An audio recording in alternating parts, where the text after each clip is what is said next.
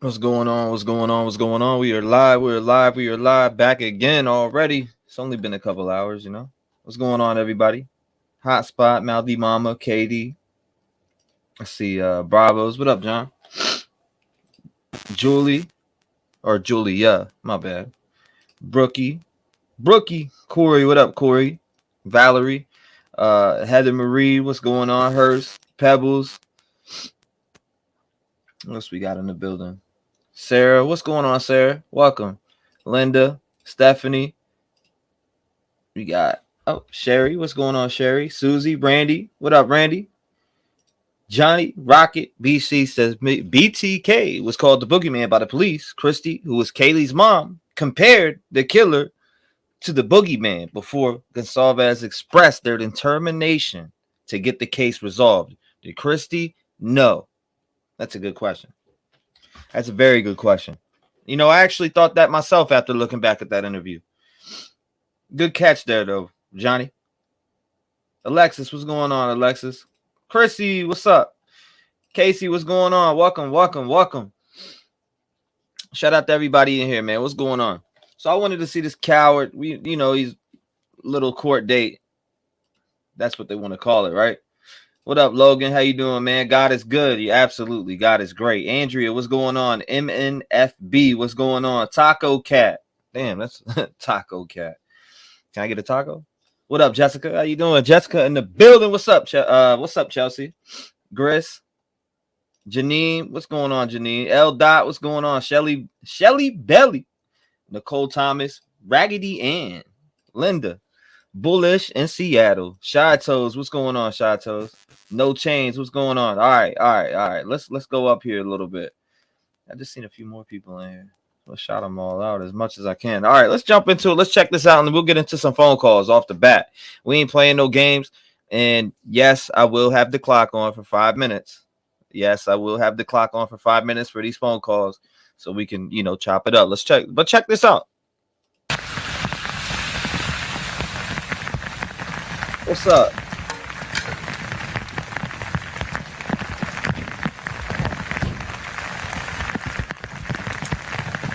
Appreciate you, Valerie. Bryan!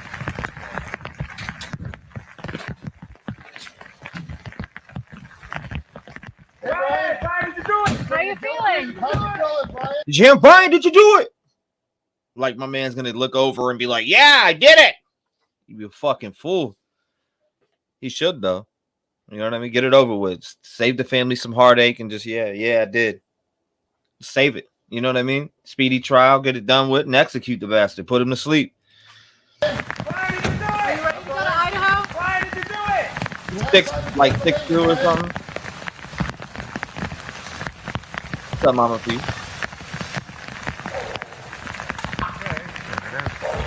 They bought the. In America, I guess we protect people who kill 4 people.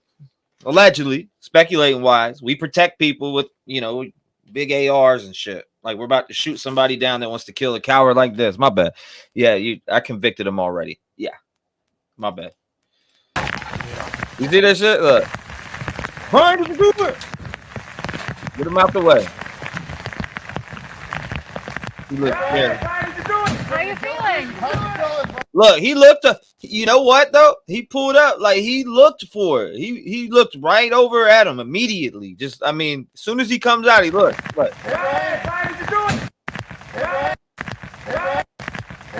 Look at that thing. Like he comes out and looks right over immediately. Like he wants that attention. Are you ready to go to Idaho? Why did you do it? Last time in Pennsylvania, Bryan.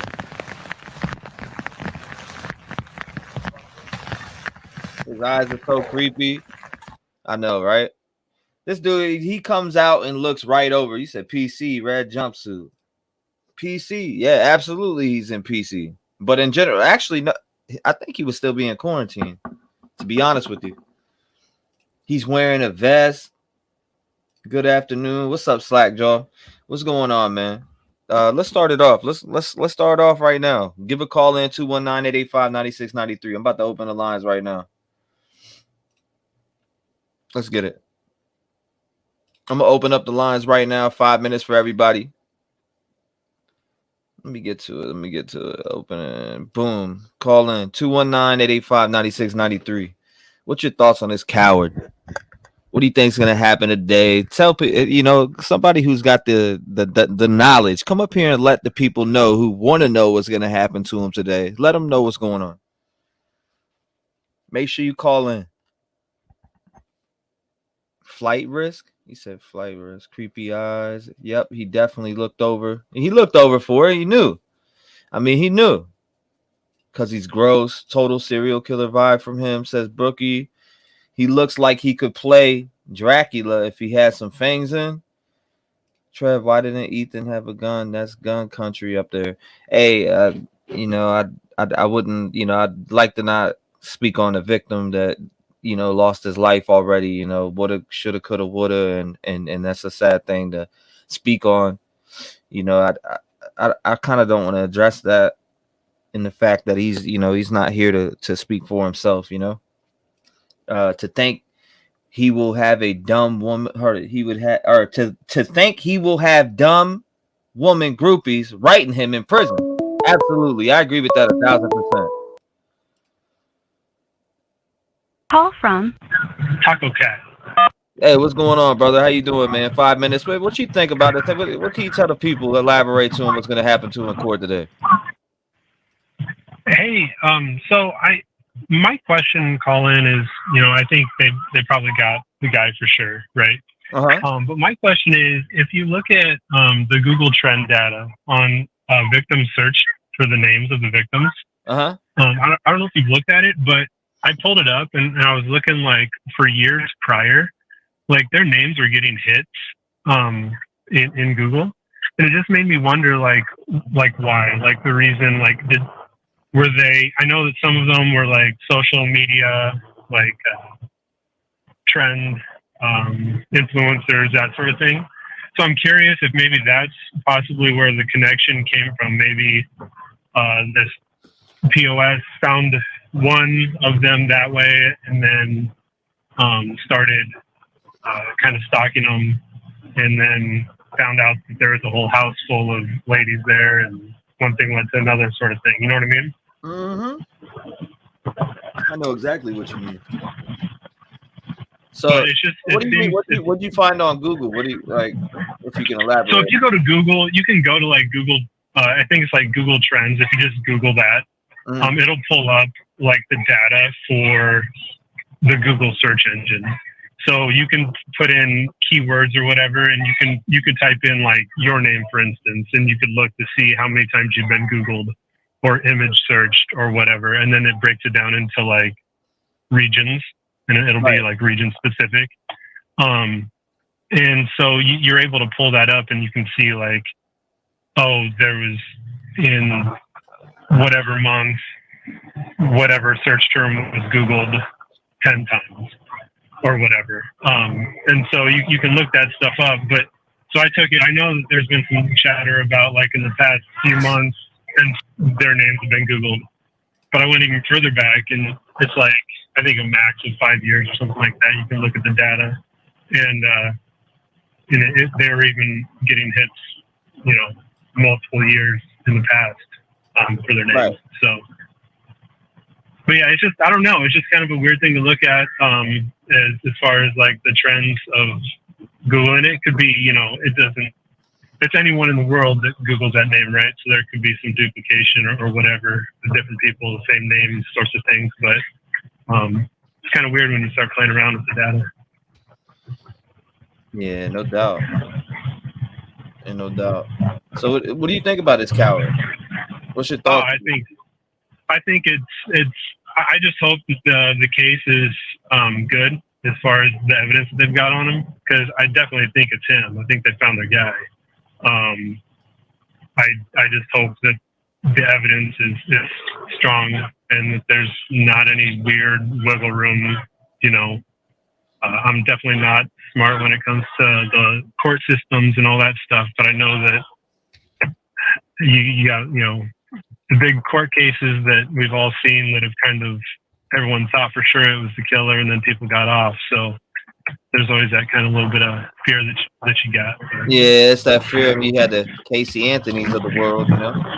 Yeah, exactly. People who walked away. I mean, let's just hope that they have a substantial amount of evidence against them that, you know, there's really not much wiggle room for no fight there, you know. Yeah, exactly.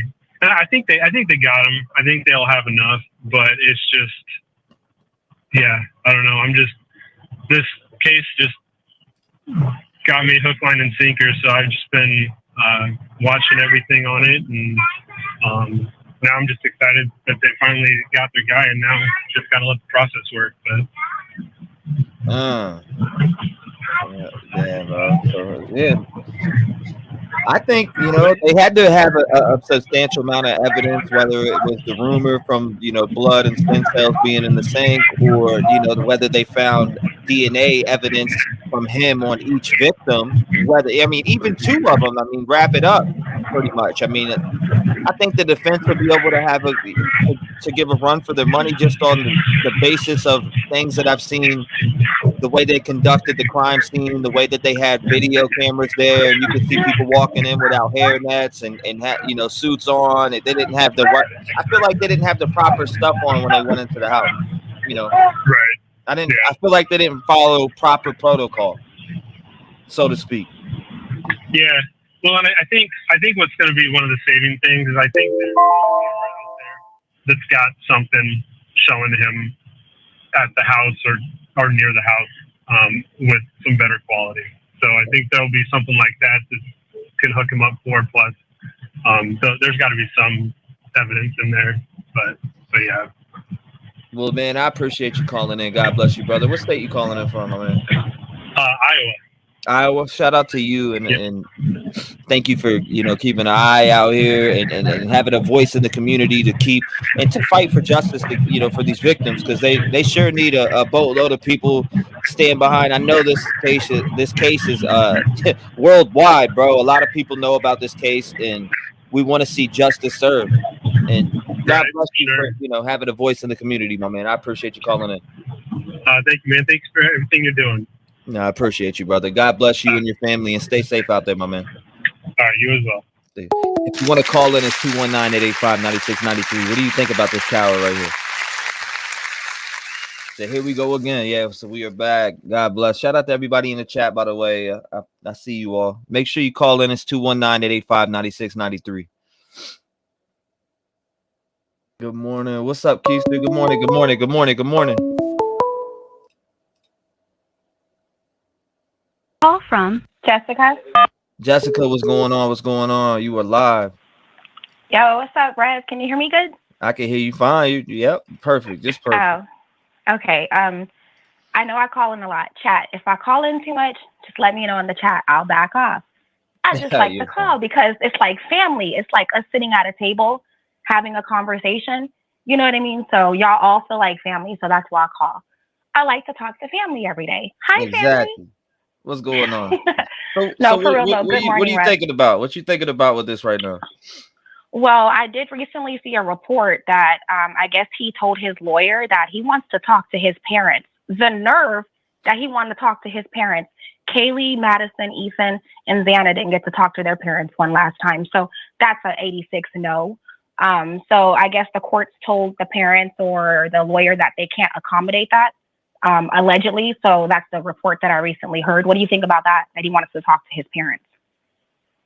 Maybe, I don't know. I think detectives will let him, just in the fact that they maybe, you know, want him to change his mind on talking, but who knows? He definitely shouldn't be able to talk to his parents, in my opinion. But, you know, there's laws and guidelines that the courts and, you know, they got to follow that. They got to follow those guidelines, and it's shitty because you're right. These victims do not get to talk to their families. Yeah, they didn't get to talk to their parents, so it just kind of struck me. I was like, wow, he wants to talk to his parents. Exactly. Maybe he wants to confess. Maybe he wants to say something, you know. But also, I wanted to say, like, even though we only got like a 3-second glimpse of him getting out the van, Rev, I don't care how skinny this guy is, bro. When your adrenaline's going. Once he took out Ethan, like the women did not stand a chance. Like my heart breaks just to think like the rage in this man. And if the Reddit posts are him, the inside looking guy, like, my God, we all have an inside look on this case before the trial. You know what I mean? So I'm just saying, like, as far as everybody's like, oh, they got DNA. My opinion, Rev, is forget the DNA. The digital footprint is enough to convict him if this all traced back to his IP, his phone. My God, this man just couldn't help himself, the narcissism in him. What do you think? Oh yeah, and if he did that, you guarantee if he's done that, they're gonna be able to track that. I feel like, you know, they're definitely gonna be able to see if he was on Reddit taunting. They're definitely gonna be able to see what he has done. There's a digital footprint with everything that this dude's done, or this. I don't And even remember, call him a dude. He's a he fucking just got coward. arrested on Friday. So with the FBI not reaching out to you about that phone call yet, Rev, it's so many tips coming in over the weekend. It's the holiday. I wouldn't be surprised if somebody from law enforcement reached out to you this week regarding that phone call, because I definitely believe that it's him. He is a narcissist. He had to involve himself. It was almost 45 days. I mean, the man couldn't help himself. So he definitely couldn't help himself. And everybody was talking about him. And just like you said, when he goes to prison, unfortunately, it's going to be a lot of cornball women out there that's going to be writing this man, giving him the attention he always wanted. And God bless y'all's hearts for doing some mess like that, keeping this man's ego up, because he definitely doesn't deserve, any type of correspondence from any type of women. What do you think about that?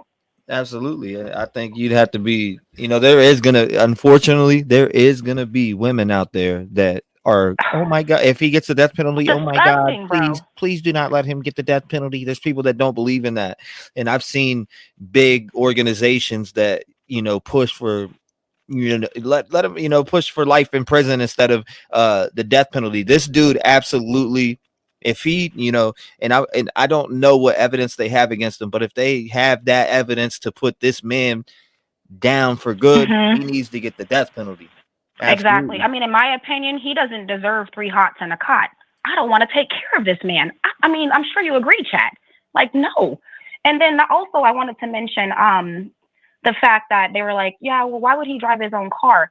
If the Reddit posts are true, in his own words, it was the fastest getaway.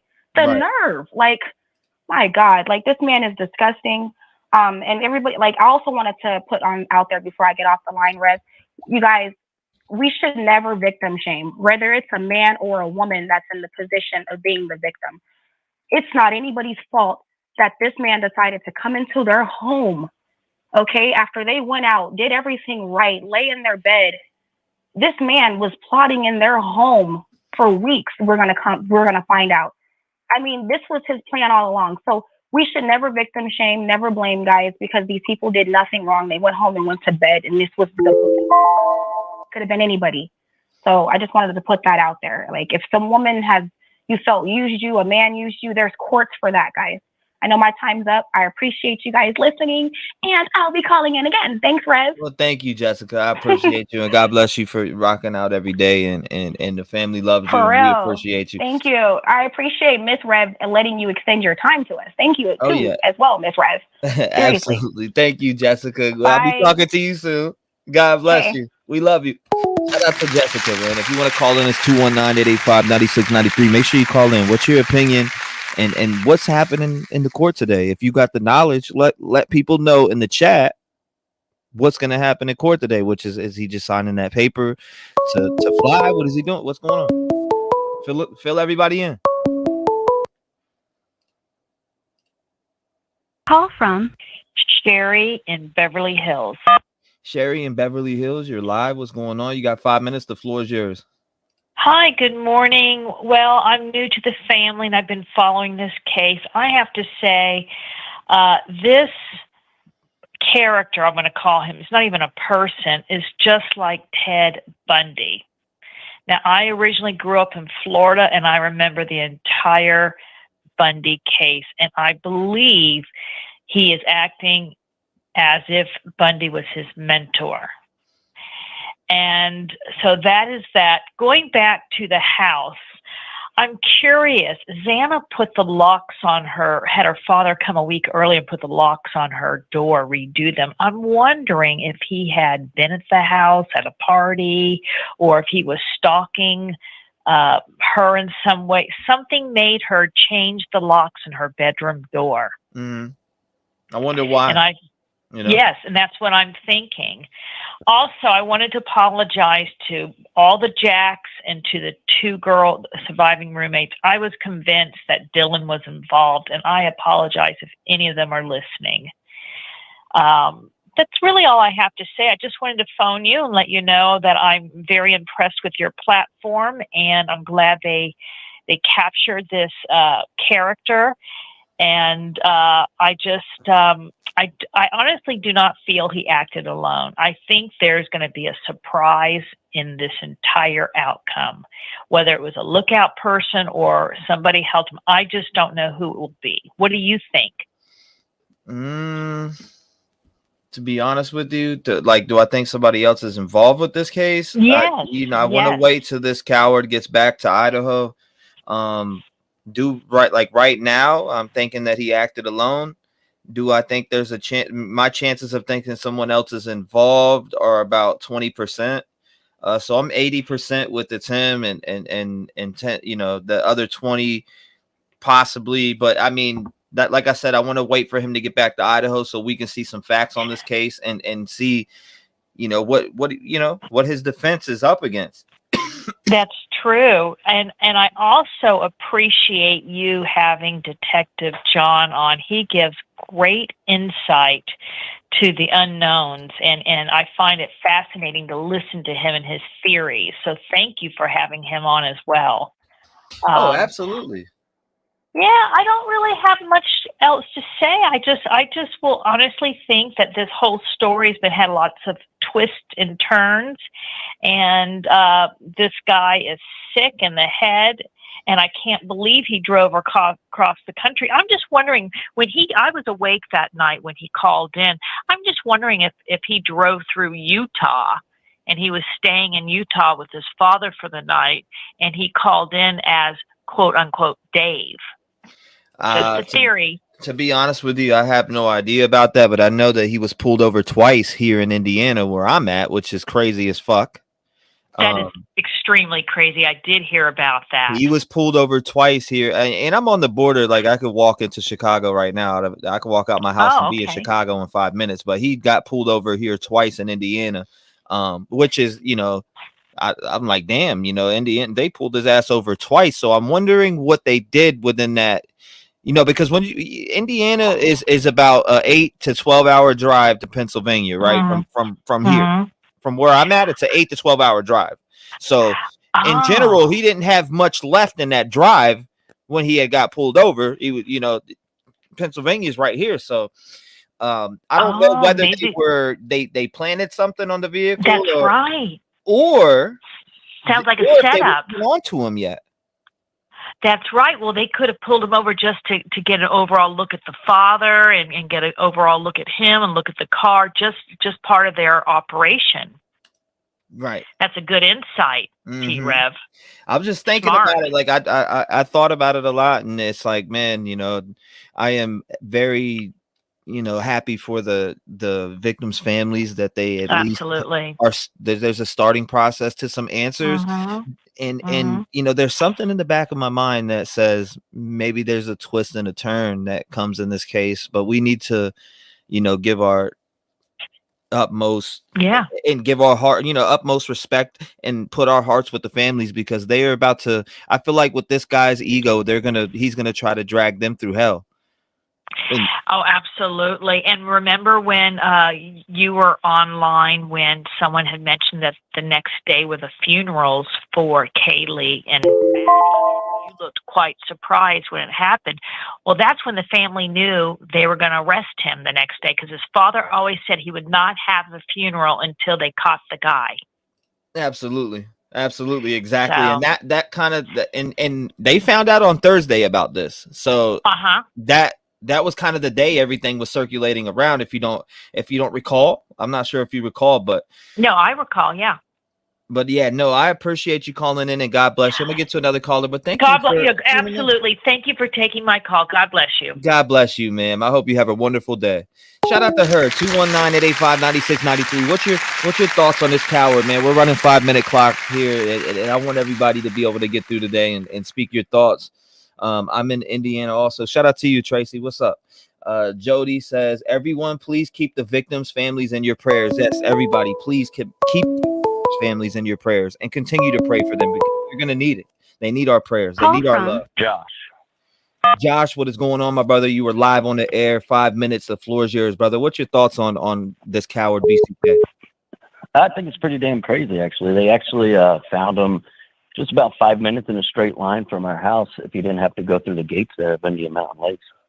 Yeah, it's pretty crazy. But my brother actually lives up in Boise, Idaho as well. Watching the show and everything, just trying to figure out, just looking into it. But it's pretty damn crazy. I think actually for the, following them pretty much from Idaho to Pennsylvania is where they pretty much were like, just pull them over for something little, just make sure that they're still tracking the same car and everything. Yeah, I don't know what date. I'd have to go back and look and find the dates on the Indiana. But I wonder, I'm wondering if we would be able to get that body cam footage from the 2 times that he was pulled over. I actually am in the process to try to get that right now, but I don't know if we'll even be able to obtain that and get it and look at it, because just think about the magnitude of the crime that alleged that he committed, So I don't know if they'll even come up off that body cam footage, to be honest with you. But it is all right. Yeah. Probably once we get further into it and everything, they probably release it just kind of after the fact. Usually what they do with stuff like that. But it's one of those things where even like the last person was saying about changing the locks and everything, you would think maybe they just had somebody like going through through her stuff or something like that. And then maybe he was in there prior. Yeah, I mean, so what's your theory on how how do you think somebody like this, or the things that you've heard over the last couple of days, how would you think this coward would commit these crimes? I mean, a lot of people we speculated on my channel for damn near day one of this case, right? And we speculated, how would you just go about something like this? I can't think into a mind like that. I've watched plenty of documentaries on, cowards like this, and I just, I can't comprehend what would make you want to squeeze into somewhere and unalive 4 victims like this, and now their families, the fact that they got to go through hell in court, and he's gonna I feel like he's gonna drag them through hell in court. I really do. I feel like he's gonna go up on the stand. I feel like he's gonna make, and I'm in a sense, if he does do that, I'm glad, because I know Steve will be right there looking him dead in his fucking eyes. Right. Yeah, it's one of those things too. It kind of like he sold himself to his own project. Kind of got wrapped up into his own head with, by the way, just hearing everything and looking at it all. Kind of looks like he was doing a project and he kind of got tied up into it and then became that person. Like, kind of like people that write books, and then kind of get too into it and become that person. Yeah, this guy wanted to become somebody. From hearing a lot of things too, he was pretty much bullied as a kid. I mean, I went to the same school, Pleasant Valley. My daughter's in that school right now. It seems like he's bullied as a kid for being a little on the heavier side, and then became a vegetarian and everything. He's done kickboxing and stuff. So he might not have been an easy person to to take down for all 4 of them, really. Yeah, I mean, I don't know what to say about this goofball. Yeah. I want to see the evidence, and I hope they have. I really hope they have. And I know it's alleged that he got caught with DNA, genealogy, etc. So I hope they have what they need to bypass the bullshit that the defense will bring for this coward. Yeah, I wonder too, like if they were following him, if they would if you stop somewhere to eat or something like that, and then or anything, you can go to the bathroom at a rest area or something like that, if they were able to have some DNA from that. I heard Steve's there today. From what I've seen, when I watched, I dropped the interview of Steve on my channel earlier, so Mm-hmm. I dropped it at 8 this morning. There's an interview that Steve had, and he's putting feet on the ground and looking this coward in the eye. Yeah. Whether it's for 2 seconds, Steve, Steve was getting his glance at this coward. Yeah, yeah. And they're saying the court hearing here is at 3:30 at the courthouse. So they're saying the news stations will be there. People will be inside, but they're not allowed any cameras or anything. Well, what state you calling in from? You calling in from Pennsylvania? Pennsylvania, yeah. I'm right here in Mono County. Oh wow, you're in right, Monroe right in County. Effort. Yep, address is Effort as well, right in Chestnut Hill. Oh wow, so I'm surprised you didn't pull up out there locally today. We tried. Well, I work from home and everything, but we tried to go up to Indian Mountain, and they had the gates all locked in and stuff like that. So just checking it out. Ain't no doubt about that, brother. Well, I appreciate you calling in, and God bless you, man. And thank you for being and having a voice in the community and being a part of the Rap Game family. We appreciate you, man. Absolutely. So you have a good one. God bless you. Shout out to him. And if you want to call in, it's 219-885-9693. Phone number is at the bottom of the screen. I've also tweeted it out so multiple people can see it. If you want to come by, speak your opinion, let people know if you have the court knowledge. I mean, Pennsylvania is a Commonwealth state, ladies and gentlemen. Pennsylvania, Virginia, those are Commonwealth states. Both of them. Call from Paige. Paige, what's going on? You're live. Hey. So I didn't know if anyone mentioned it yet. Sorry, I'm kind of sick, so I sound weird. No, you're fine. But Xana's sister actually goes to the same college that Bryan does. Her sister, I believe her name is, I looked her up last night. I think it's Jasmine. She actually goes to Washington State. Okay. So I found that kind of interesting. Also, I was, I'm sure you've read all about the Reddit threads and under the username Inside Looking or whatever it was called. Oh, absolutely. Yeah, I feel like that could really possibly be him, but I guess we won't know until we get any of the details, really. But he was on there correcting people like, no, the white Elantra is directly related. Police fumbled waiting so long to ask about it. Well, he was wrong. Yeah. I mean, yeah, he's wrong. If you don't think if you don't think the FBI will hawk your ass down, now there's certain people that get away with certain things, but you're not getting away with much in 2023. I'm sorry, the technology has came too far. There's a lot of people that there's a lot of people that get caught up. Period. If you think you're gonna go into a house and unalive people and you're not gonna be caught in any way, and you're gonna be able to just get away with things, best believe you better retrace those thoughts, because you were dead wrong. Yeah, exactly. It's not happening in this day and age with cell phones, social media, just everything they have. You're not going to get away with it. But I'm like, I see, okay, yes, he's intelligent when it comes to book smart, but clearly he's not that intelligent when it comes to actually committing the crime. I mean, rule number 1, you don't drive your car to the crime scene. Exactly.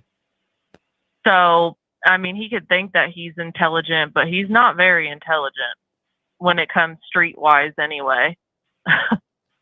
No, I mean, absolutely not. And what do you think? I mean, I don't know how long you've been following this case, right?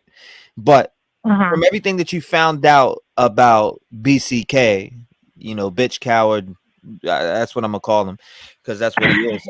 And people are like, you're convicting him beforehand. Well, I mean, DNA doesn't lie, so I'm standing with the DNA. Yeah, I stand with DNA. I mean, even though it's a party house, etc.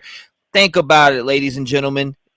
DNA, it's got to be on victims. Right. And I heard that it was, which I don't know how true it is, but I heard that it was actually from out of the sink. Like he had washed his hands off wash the knife off, whatever. So it's upstairs. So Right. if that's the case, then hello. Yeah, okay.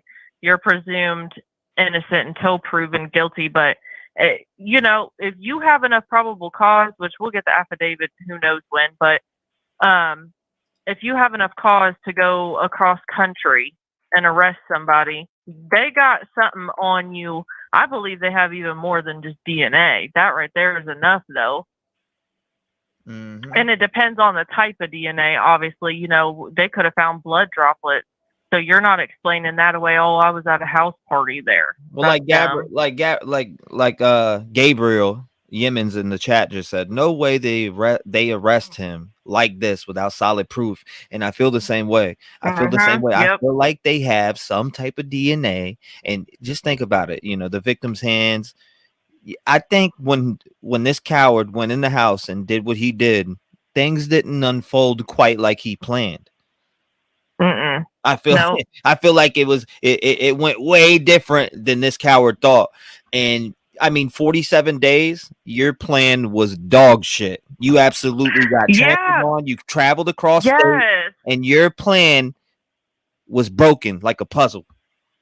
Yeah, that's what I'm saying. People are saying, you know, oh, it's taken so long. And I'm like, bro, 47 days ain't nothing, really. Hell no, it ain't. You got people that are still on Unsolved Mysteries that have been on the run for 20 plus. Exactly. So he ain't smart. And then there was something else. Oh, never mind. There's my time. It's okay. It's okay. You. If you want to, you can call back anytime you want. I'm just trying to get everybody in here and talk. But I do appreciate you having a voice in the community, and I'm sure I will hear from you again because I'm pretty much on every day. Open podcast lines are wide open, and we talk about these things. I've been on a few times. I appreciate you calling in and having a voice in the community, and we love you. God bless you. Thank you. God bless you. Yeah. Shout out to her, man. If you want to call in, it's 219-885-9693. We are getting to all phone calls today. Yes, we are. While we are live, we will be taking 5-minute phone calls all day. The time limits are going to be a little stricter today because I want to try to get everybody in. I do see your emails. I do see you guys, please 5 minutes and be a little more strict. Well, I'm going to try to stick to that the best way I can for you guys, okay? Call from Tammy. Hey, you said Tammy, right? Yep. Tammy, what's From going on, Minnesota. sweetie? You're on the line. Minnesota.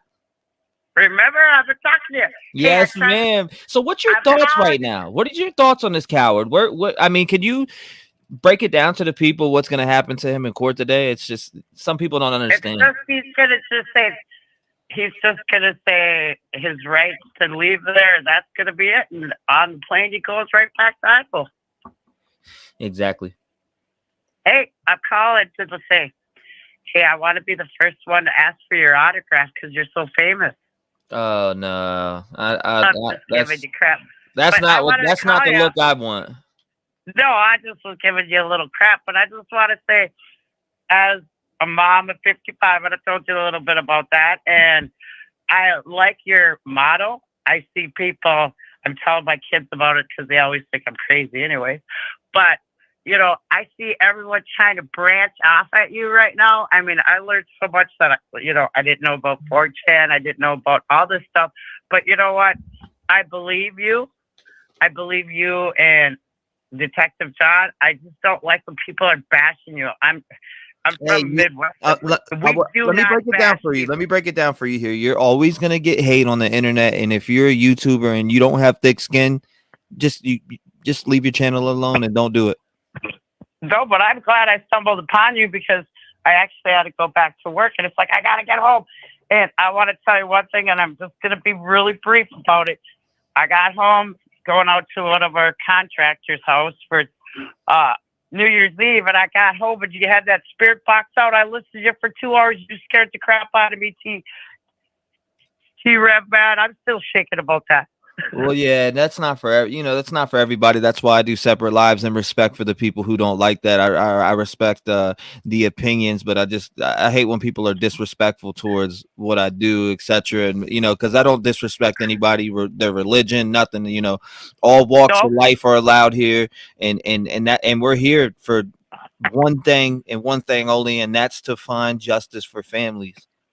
Exactly, but I was reading into that box, and I want to just I want to ask you a couple questions. Is how long have you been doing that? Because that was 15 totally years. real. How long? 15 years. That was totally bizarre. I mean, I could handle it, but it's like, man, my mind was thinking when I was sleeping. I'll tell you that. Oh yeah, no doubt. Thank you, yeah, Sherry. I appreciate it. That's what's gonna happen today. I'm on this other page when I got home, and they're just starting to bash these children again, which I call the college students. It's like, just let it lay and let the courts do their system. But what I do think happened is people are saying he might represent himself. I think I feel that there's an attorney involved right now on his side, because the reason why I feel that is because they stopped production of cleaning that house. Right. So that's the only thing I can see. And we I just don't know gotta why people think that this dude's gonna be in court. Like, like just be standing there for a hot minute. Nah, they're just getting off some papers, and he's about to find his way to Idaho. Yeah, he'll be to Idaho by probably 8:00 tonight. But we got this big storm coming through. Exactly. We're just gotta play it out. I mean, let's see if they got enough evidence. I believe what Detective John said, and that's what my husband said right away. They stopped that car for a reason, because it got out of sight on them, or someone was down. Someone was sleeping. They knew where that car was going all the way. You think so? You think that they were trailing him because it's alleged that he was followed, or the FBI was at least surveilling him for 4 days. So if we break it down like that, what, he got arrested on the 30th, 31st within that day, or I think the 30th, right? So they probably got the 26 results back, and they probably knew the car and everything. They were just watching, and he took off. And I know your state. I've traveled down you're through your state. Those cops are pretty rough there. They're gonna pull you over, man. Indiana has some rough state patrol. You got to do the speed limit through your state. They'll actually pull your ass. They pull your ass over for the dumbest stuff here. They will. I've been pulled over, so.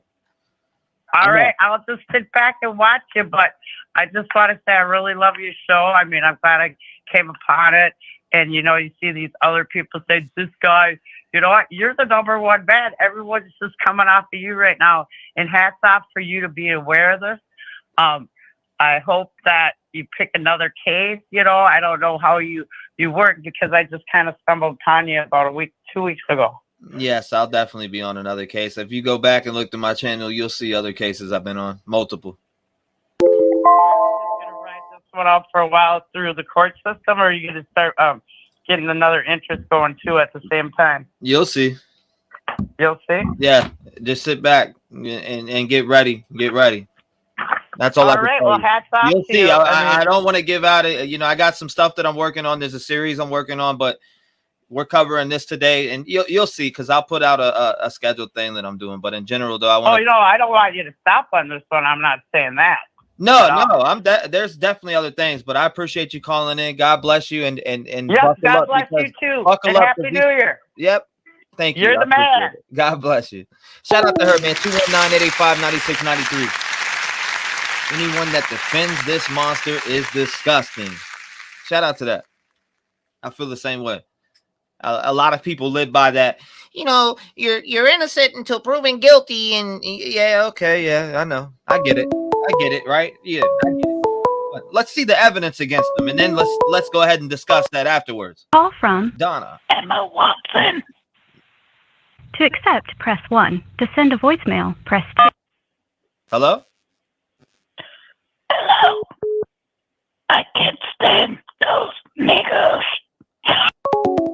Get that shit out of here. Call from Susie. Hey, what's going on? How you doing?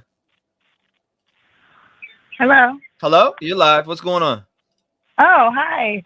I was calling because I was wondering, have they found any details or connection onto how that Bryan knew these girls, or Kaylee maybe?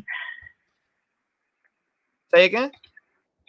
I was wondering if they had found a connection with Bryan, and if how he was connected to these girls, how he could have possibly known them. Do they know? I'm still waiting. I mean, I know I'm pretty sure it was Kaylee's dad that spoke out. He didn't speak out directly, but from rumor and everything that we're hearing is that allegedly he's now connecting some dots.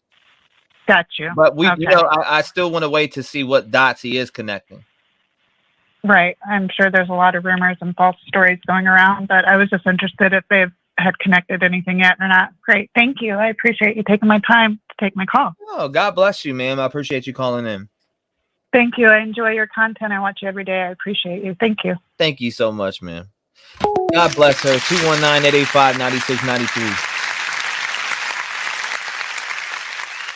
I'm glad I got that number.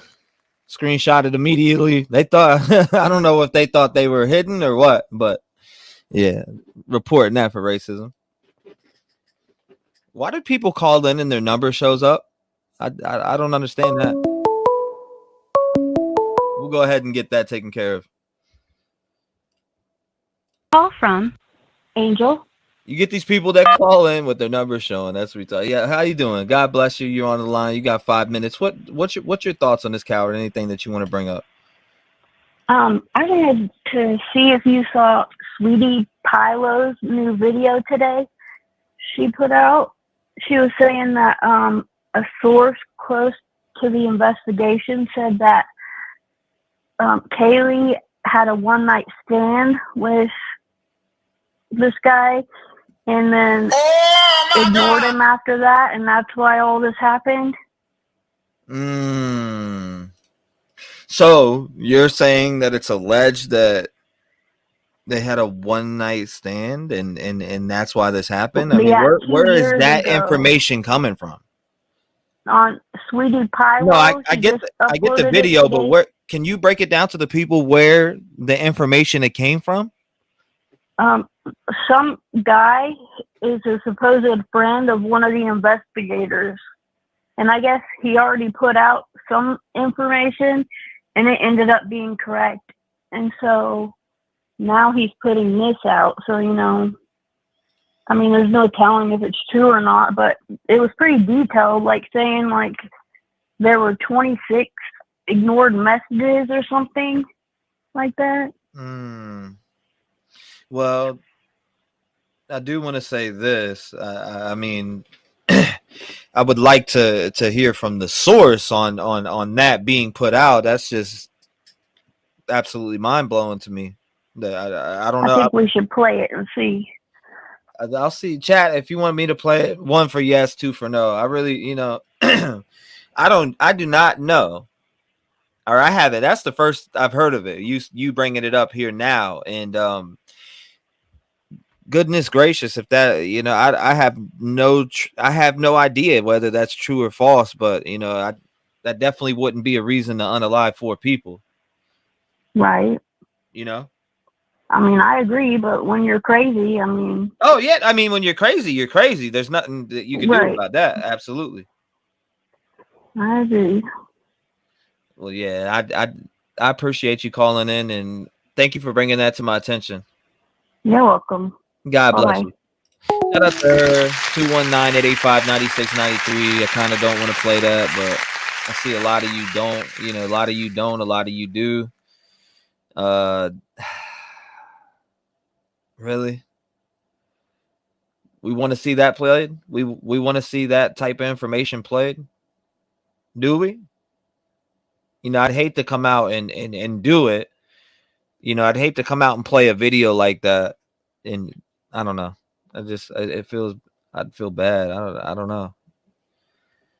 I do see a lot of you want to see it. It's a short video. Please, T, please. No, man, no.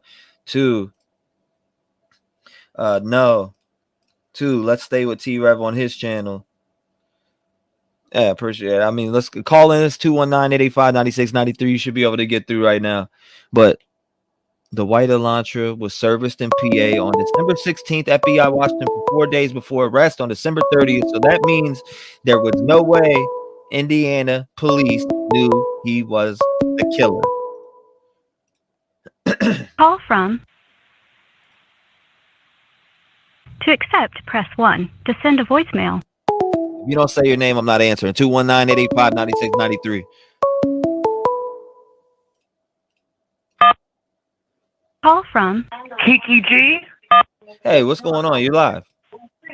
Hey, hi there. How you doing today? I'm doing great. How you doing, man? 5 minutes. The floor is yours. What's your thoughts? Okay, my thoughts are I watched another channel last night called In the Interview Room. On the panel, they had Dr. Ann Burgess. She is what's the show they named? It's based Mindhunter on Netflix. Is based on her. Okay, and she was a psychiatric nurse. She actually helped devise the system for profiling criminals. They were delving into the Reddit post last evening. And what they ascertained from that is that most of the questions on there were very standard for profiling. But it got to a few questions at the end that were very odd, and they pointed them out. And the poster of this Reddit post added those questions himself or herself. And the questions were, if you were at a friend's house and you spilled red wine on the floor, would you cover it up? Would you tell your friend? Or would you just ignore it? There was 3 or 4 questions related to that. They thought that was very odd and added by him. If you another spilled thing, red wine, would you clean it up? Now, thank you for bringing that to the people's attention. Keep going. The floor is yours. Yes. Another thing they brought up was that this was posted in May. Okay. He graduated from DeSales University in June. One of the things they brought up, they said to do that kind of study, and they said that it was most likely done in a way somebody would do a thesis. And they all were familiar with that type of questioning. Those questions, they said, were very standardized questions until the last 4, which they said were add-ons. But one of the things they mentioned was to gather that kind of information in a survey in the manner that he was would take months. They did theses themselves. They said it can take up to a year to gather that information. So they found it very odd that it was posted 1 month before he graduated because essentially it wasn't needed. Do you understand what I mean? Yes, ma'am. Absolutely. Yes.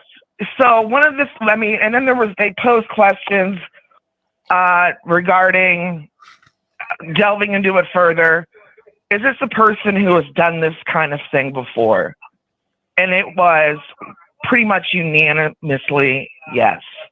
To go to that level of violence, somebody just doesn't wake up and say, I'm gonna go and mutilate 4 people. It starts out on a smaller scale and they graduate, for lack of a better term, to that level. So that's all I wanted to bring up. I appreciate your insight, down to earth and very relatable. So that's about it. Well, thank you so much for bringing, what you've researched and found on this coward and informing people on the type of coward we're dealing with here. And I appreciate you being a voice in the community and even having the cojones to call in and share what you feel. Like, I really do appreciate it. And that's the reason why I'm building this platform, is to give everybody a voice that feels like they don't have one. I mean, a lot of us were in chat rooms, screaming to be heard at one point. And that's why I made this platform, so people can be heard. And I appreciate you calling up and sharing your thoughts, opinions, theories, etc. God bless you, ma'am. Shout out to you, and I hope you have a wonderful day. Thank you. Bye-bye. God bless you. Shout out to her, man. If you want to call in, it's 219-885-9693. Let me know your thoughts. Let me know how you're feeling. What's your thoughts about this dude? Like, what were you able to find on him that's interesting? Let's hear it. Let me read some comments here while we're waiting for the next call. We're about to find out, Steve, the connection was, right? Exactly. So we're waiting for that. We're going to wait for the information from the families and the law enforcement, right? That's what we're here for. Call from Nick. Nick, what's going on, my man? You're live. Hey, T-REV, community, how's everything all right? Yeah, what's going on, my man? What's your thoughts on this man?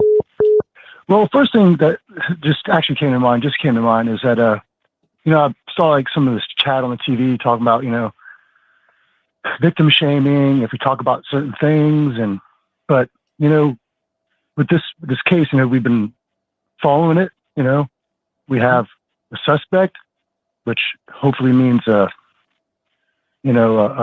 peace for the family. Yes, but sir. We're going to have to realize that when this trial starts, it's going to be everywhere. I hope we still follow it, right? Oh, absolutely. For the families and just to know what's going on. But we're going to have to be adults about this. And, I'm sure the defense is going to be coming out with some stuff, personally about the victims. And is some of it true? Maybe. Is some of it false? Maybe. And these are individuals also, and they're human beings. And no one's perfect. And there's stuff that's going to come out, that might be a little dirty, and might put some light on some things. And, obviously this man's a horrible human being, but we just have to be adults and realize this is the process. And we're going to have some backbone and have some thick skin about stuff we're going to hear in the future, and no, absolutely. And, you bring up a good point right there, Butter. All right, buddy. I appreciate you bringing up that good point. And that's a point that everybody in here needs to understand. We're going to see aspects that are dark of this case and things that we don't want to hear and things that are going to upset us, and our hearts are for the families. And we're definitely going to feel that emotion with them. I mean, for people like me and a lot of us that have been following it from pretty much around day one, then our emotions are tied in this case. Oh yeah. Cause I mean, even leading up to this, I was like always thinking like, look, these are still individuals that might have enemies, and, whether they know it or not, they might have pissed somebody off or something like that, because that's stuff you got to think about, it's just thinking outside the box, and that's what I always kind of said, we got to think outside the box, keep our minds open, and that's why even in this case, it's like innocent until proven guilty, we got to be patient. And again, just be adults about this. And you know what, it's your right. If you want to put stuff out that might have stuff that might counter what we all have been perceived to know, that's okay. I mean, it's always good to know that that's your right. That's your First Amendment right. I mean, you are to me media, and I respect that, and I respect you and what you've been doing, and that's why we all have to keep an open mind. Unfiltered media. What's that? I said unfiltered media. Yes. Independent. Yes.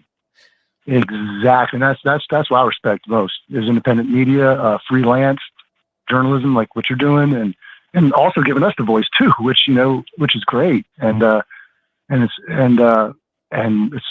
so appreciative, and just realize that we got to have some thick skin. We're going to be hearing some stuff, and we're going to be having steam coming out of our ears sometimes, I'm sure, but we just got to keep an open mind and just stick with this case and do this for the family. And again, thank you, T-REV. I appreciate it. I'm glad you had me on today. I'm always so thankful when I get through, and I really appreciate the voice and just keep doing what you're doing, brother. We appreciate it. God bless you. God bless you, brother, and thank you for having a voice in the community, and thank you for your opinions and thoughts on this, because a lot of people need to hear every aspect of it when it comes to opinions and thoughts, because like you just said, we're gonna have to get some thick skin for the stuff we're gonna hear when this trial comes forward. I'll tell you that much right now. Like, and I'm glad you brought that to everybody's attention in here, because that holds a big truth.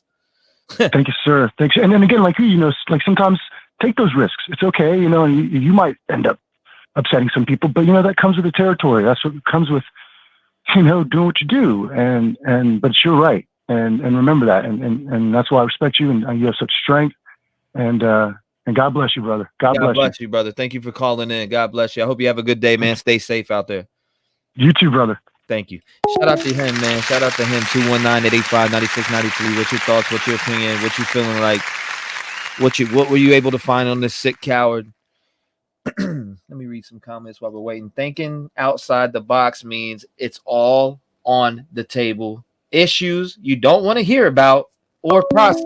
Oh, and Shannon's right too about that. She is. I just want to wait for some facts to drop out there. So if that what that caller brought to the floor was a fact, we'll hear about it. Hey, what's going on? You're live. Hi. And I talked to you a couple of days ago. Yes, ma'am. From Lancaster, Pennsylvania. How are you doing? I'm great. How about yourself? I'm great. I was just going to tell you my opinion about what might have happened with him and the girls that night. Okay. Mm-hmm. Okay. So, do you remember Steve Goncalves said that his daughter might have had a date, and she went there, and the guy called her bitch, Yes, make ma'am. me some quesadilla. So probably was this guy, and then when they went to the bar, she probably, Maddie probably told Adam about this, and Adam probably told her ex-boyfriend, and she probably said, "Oh my gosh, I'm afraid he's stalking me," and all that stuff. So that's probably what happened. And when she went home, he did what he did allegedly, this Bryan guy, yeah, that's I think that's what happened, and he probably went for her, and the other ones were in the way. And I think about the 911 call, probably one of the where Dana were blocking the door, and they couldn't see that they're dead, so they just called 911 and said that they're unconscious. So that's my theory about 911 call. And can I ask you something off the clock? You were saying that you're taking medication. Yes, I do take medication. What is it for, if you don't mind me asking? Yeah, I suffer from panic attack disorder and PTSD. So. Oh, I'm sorry, but you were talking about blood pressure medication. Yeah, that too, a beta blocker. Oh, I work in cardiology, and I wanted to ask you last time, but my kids were going crazy, so I didn't have time. Oh, interesting. Yeah. Do you have heart issues? You said, do I have heart conditions? Yeah. No. Okay. Sorry, I know that's personal probably. I was just wondering because you're too young, that's why. Yeah, no, nothing like that. I'm completely healthy other than that. Okay. Well, but yeah, no, like, I mean, so what are your thoughts on everything that you were able to find on BCK, this coward that is a wannabe serial killer? I mean, that's what he is to me. He's a wannabe. He 47 days he got folded. I think he wants maybe to copy whatever the guy that would be BTK, the BTK guy, because that lady who wrote the professor that wrote the book on him was actually this coward professor. So I think he probably was looking up to him, and also this allegedly insanity that he's like doing right now, because I've heard that he's like trying to got himself into a donut position in that cell, and he's trying to maybe full insanity. He also, remember the I-95 killer that he did that in the courthouse, like he was pretending that he's incapacitated, like he was in a wheelchair. So I think he looked at all the serial killers and trying to copy them, just to try to get away with this. So I don't know. I think he probably did it. We'll just see. I think he'll be extradited because this extradition hearing is about actually identifying him, that yes, he is this guy, but it's not about if he did it or not, or it's not even it's kind of like they held him there in order to bring him back to Idaho and arrest him. That's what that was. So yeah, thank you for letting the people know, because some people I've noticed are misinformed on what today's for, and a lot of people need to realize that he's got to go to Idaho. And another thing that I've been seeing going around, I seen 2 videos last night on YouTube, or this morning when I got off. Oh, he's going to go with the insanity plea. I had to go on their channel and let them know there is no insanity in Idaho. In Idaho. There is no. So I don't know why they were making those videos, but I had to go inform them. There's no insanity defense in Idaho whatsoever. Maybe he's doing this for people who are close to him. Maybe this way he's trying to prove his mom and dad that, look, I'm actually crazy, and that's what I did. And although they're gonna, charge like they're gonna convict me for not insanity. You know what I mean? Yes, ma'am. Even if he gets, okay, my 5 minutes are up. Well, I appreciate you calling, and I know I'm gonna hear from you again. I've heard from you before, and I appreciate you having a voice in the Oh yeah, I'll community call again. and speaking out and talking. It takes heart to make a phone call and have your voice heard to thousands of people. So I appreciate you having a voice in the community and being somebody that is for justice. And God bless your heart, and thank you so much for God bless calling. you too, and thanks for doing what you're doing, and keep doing this. Okay. Absolutely, ma'am. God bless you. Okay. Oops, I didn't mean to hang up on her. 219-885-9693. Let's hear what you think. Let me read some comments while we're waiting for the next phone call. Okay, that was fast. Him on panel, the chat says. Get Detective John on panel. Call from Green Dynasty. to accept, press 1. Green Dynasty, 5 minutes. The floor is yours. I got to be strict with the time limits today. You got 5 minutes. What's going on, Green Dynasty? It's nice to hear from you today, and I'm glad you're calling. Just hang me up when I'm done. I was here yesterday jumping from the rooftops, and I know you get new people. But it's good that you let people know, like you said, you haven't let people know, no insanity plea. It's like Pennsylvania, common, well, there is no extradition. Like everybody thinks extradition, you get to do these 30 days and all that. No, prove who you are, put you on a plane, send you here. Then you go before a judge or magistrate in Idaho. I'm not sure how they do it. And then as soon as he's been notified of his charges, the probable cause affidavit will be released and we will know what's in it. And let's say redact it on, make it look like black marker. That's a possibility. I did hear there is nobody allowed in the courtroom today. However, I hear it can be streamed live, but not live. Like, you know how you sign into a Zoom and you can go in and watch it?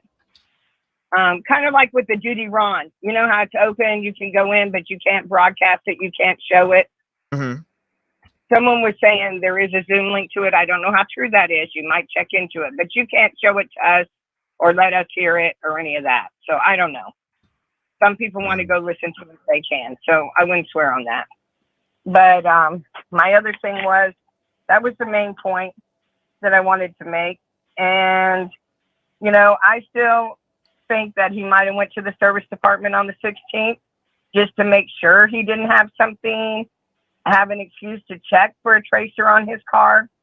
I still think Kayla might have gave him something to go on because the FBI was only on him for 5 days. That would be Christmas or the 26th till the 30th when they were watching him. I think genealogy. And remember when Jana's brother was passing all those flyers to those houses above their house, begging for stuff? He went passing all those flyers. Soon after that is when they got onto that Elantra. So I'm thinking he went all through that neighborhood begging people for video and the lower part of the neighborhood. Shortly after that is when they talked about the Elantra and they were looking for it. And then, of course, that mobile station came out with it. And I'm thinking maybe that was the first tip-off for Atlanta. And then I just think, guess what? They put it all together. They got the genealogy back. They knew where the Elantra was. They had been already watching videos through Troy, through everywhere, all the way back. You know, they were already following that Elantra all across the country through videos. But I think he might have buried that knife in his parents' property yard. I'm sure they're going to be on that. I think this dude will use that as a pawn in this trial. I think they like to watch know where their weapons are. You know, like they want to know where their bodies are, like Bundy, Greenridge River, all that. But you know, he was only there for 3 months and he killed them. I think he had every intention of going there to just do what he did, to just kill people. And then maybe return to Pennsylvania, just see what it felt like. Because all those research papers and stuff that were by Ramsan, his professor, who did make that assignment, by the way. He didn't create that assignment. Ramsan created the assignment. I think that he got the ideal. Then I just think he wanted to go to Washington. I can't get off of that. And he was only there 3 months. He kills 4 people. Not that he maybe intended to. And then what was he going to do? Disappear? In today's age, you don't get away with stuff you got away with during BKU. As a matter of fact, all these people are getting caught because of DNA. So it just is crazy how he thought he could do the perfect murder. He knows about vacuum DNA. He knows about cell DNA, touch DNA, genealogy. I don't know. I think there was a mess in that kitchen. I think he rinsed the knife in the kitchen or whatever. Those kitchen cabinets had blood running down them in those Daily Mail pictures. And I'm with Detective John. I've seen that blood from those forensics on that other wall too, which would have been the living room, hallway / stairway. So I'm beginning to think that Ethan wasn't in that room either. And I thought that from the beginning because he said the roommate saw the second floor victim on the second floor, called over friends. The call was made by someone else on the roommate's phone inside the house. So nobody ever left the house. It was all done inside the house. Right. Well, Okay, I appreciate you. I Yeah. appreciate you calling in, Green Dynasty. As Bye. always, I love hearing from you, and I hope to hear from you again, sweetie. God bless Thank you, and you. thank you for having a voice in the community. We appreciate you. Shout out to her, man. 219-885-9693. What's up, man? Captain Kurt, I see you, brother. Hopefully you've been good, man. God bless you. I definitely need to get up with you and catch up, my man. Shout out to Captain Kurt, man. Yeah, I don't know who that is. They were trashing my name. I don't know. I just don't pay no attention to these negative folks out here. If man, I'm staying in the light, positive light, and that's what we're gonna stay focused on. Is positive things. So let's see. Who do we got here? Call from Regina. Regina, what is going on? You're live. You got 5 minutes. What's your thoughts on everything going on right now within this case, and or do you have any questions, or do you want to enlighten the people on any knowledge that you may know? I have no knowledge. I've been watching your show, and Rev, I really appreciate the way you conduct your show. My thoughts is I looked on Fox News. They covered them taking Bryan to the courthouse, and he looked at the reporters twice. In one photo, it was a blank stare, like I dare you. The other photo, if you look at it, he sticks his tongue out at the reporters. He's very arrogant. You'll have to go on Fox News app and look at both pictures, but it shows the arrogance in this guy. And Rev, I wish you could go, and I'll be glad to help fund the trip to go cover that trial. You would be very good at that. Oh, absolutely. That's already in the plans. I want to see when the date is, and I've already planned on going. I've been invested in this case pretty much from between day 2 and day 4. And when I first had picked up and heard about it, because a lot of people were bringing it to my attention. And when I looked at it, this one it tugged at me like Delphi. Delphi I followed from day 1. This one I jumped on between 3 day. I believe it was day 3 or 4. And it's just, it's been in my heart since. And I woke up daily on a daily basis, ready to get on panel. Or, at first it started with panel, then we started with the phone calls, and the phone calls have been awesome because it's been giving everybody a voice. And that's kind of the reason why I started doing phone calls, because I see a lot of you guys in the comments, you have a lot of things to say, and you deserve to be heard. Well, how do I donate, Rev, to the cause to get you there? You have covered it so well and spent so many hours up all night, and I've been up all night with you, watching you. You just stick to the facts, and I really appreciate your show. I love it. Yes, ma'am. I mean, I have but how do I donate to you? I mean, you could do it in chat, or you can donate just by being in being a watcher or just watching and listening. I mean, I'm not out here with my hand out saying, can you send me some money right now? I mean, that's not what I'm about. I've seen people that do super chat trains and all this goofy shit. That's not what I'm here for. I just want to cover the case and give everybody a voice. And that's what I'm here for. But anything that you need, if you want to donate or anything, you can get with my mods and they'll lead you in that direction. But I just don't want to promote that. Do I need to click? Well, do I need to click on? I've been watching on my phone. Do I click on the? I've never donated. Do you have a donate button that I need to click on? In the chat, the mods will get you there. There's Cash App, etc. like that. But I really don't like to sit here and promote that. That's just something that I don't like to promote. But if you get with the mods in the chat, they will lead you to that. Okay. And I know you don't promote the cash, and you do it from your heart. But I would love for you to be there and cover it, because you just stick to the facts, and I really appreciate you. Yes, ma'am. That's God bless you and your family. Mm-hmm. Okay, I'll go and let you get to the next caller. Well, thank you so much, ma'am. I'll check that out. Thank you so much for everything you do. God bless you, man. Yeah, God bless you. Calling in. All right, bye-bye. Bye-bye. Shout out to her, man. 219-885-9693. This wants to sponsor you to the moon, Brianna says. Thank you, Gypsy Girl. Thank you, everybody. I appreciate you. Thank you, Lisa. Thank you. He's a big dude. I think he's just 6'1", tall, lanky, sausage link looking motherfucker that needs his ass whooped. I'd be glad to hand it to him. Call from Sassy Butt. Sassy Butt, what is going on? You're live. 5 minutes. I'm starting the clock now. The floor is yours. Okay, thank you. How you doing? I'm doing great. How about yourself? I'm doing wonderful. So, I understand that Idaho doesn't have an insanity plea, but can they make him go and be institutionalized if they feel like he's not competent to? Oh my God, my mind just went freaking blank. Competent to stand trial. Like go to a psych hospital or something? Yes. Hell nah.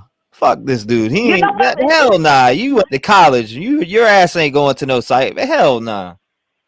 No, just hear me out. Hear me out. Because you're already playing crazy, probably, right?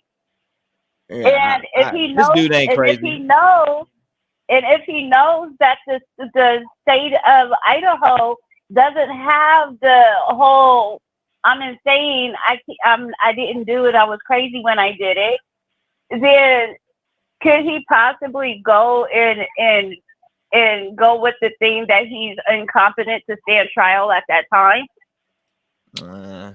That's a Detective John question. God. I'm just gonna be honest with you. That's a Detective John question. Ask him later. No, I'll definitely ask him that for you. And that was asked last night. I'm pretty sure that question that you just asked was asked last night, and he answered it pretty well. No, absolutely not. I mean, this dude, what is he gonna do? Go to the hospital every time it's near his trial date? Listen, I don't know what he's gonna do. I was sitting here and I was listening to you, and that question popped in my mind, and I said, "And I need to ask him this." Absolutely, and you deserve to ask that, and you deserve to know the right answer. And I definitely gonna get you that right answer. I'm gonna find it for you. Okay, and my next thing is if you oh, never mind, I forget. I haven't. I'm just now drinking my first cup of coffee of the day. I'm sorry. Oh, you're fine. You're absolutely fine, man. Don't stress that. I mean, I should have had my coffee, but I skipped coffee and came right in here as soon as I opened my eyes. Oh, I do need to ask you where you got your cup from, though. Oh, this cup. Your tumbler. Your 420 tumbler. My fiance she gave it to me. Oh my God, I seen that on the screen one night, and I said, "Oh my God, I love this tumbler." And I don't think you ever seen it, but I was like, "That is the shit. I love that." Okay, anyway, but I just think that he's supposedly, allegedly, already doing these weird ass things, and I just was kind of thinking if that may have been something that he may go for, is that he's incompetent to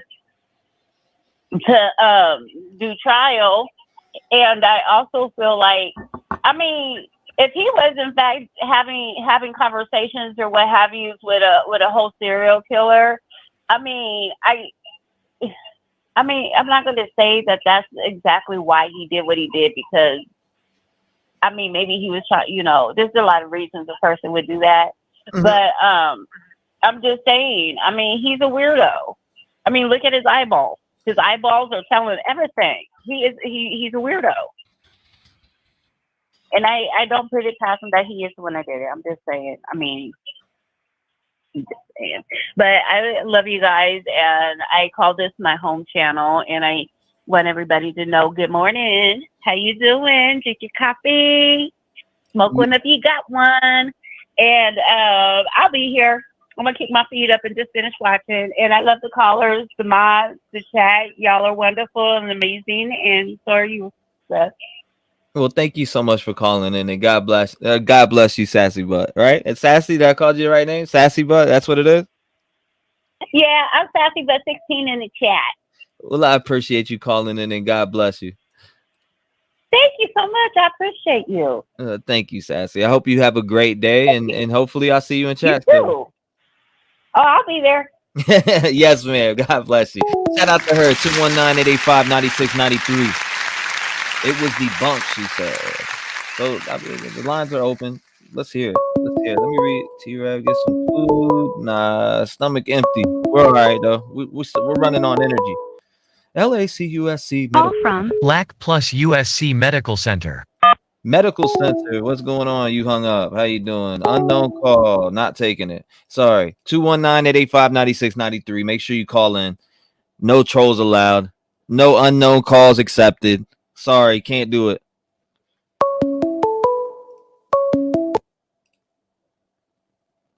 Call from Gina.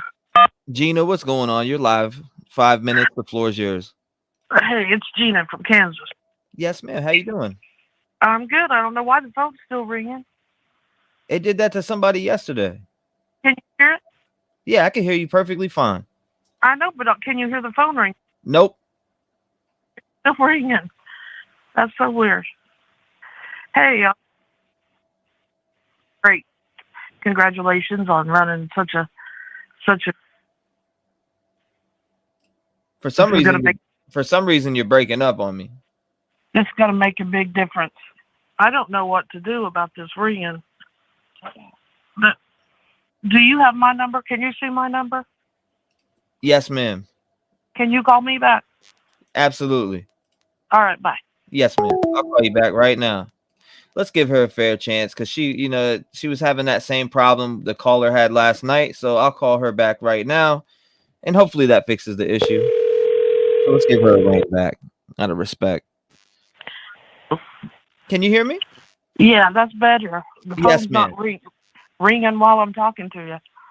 Anyway, congratulations. You got a great show going on here. Thank you. I wanted to tell you that, first of all, this is the only way this can be a serial killer is if he kills other people in other places. In order to be a serial killer, you have to kill several people in several places over a period of time. It can't all be at the same place. This would be a mass murder. I've heard you say that, but I know a lot of your callers don't understand the difference.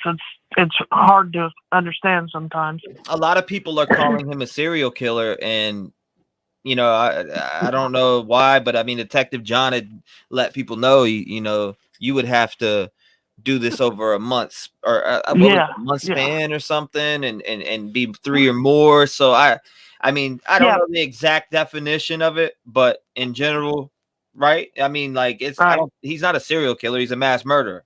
Right. If they could prove that he killed like somebody in Oregon and somebody else, then they can call him a serial killer. But as far as what he's done right there in Idaho, that's just a mass murder, which is still bad. I didn't mean to, make it sound like it wasn't anything.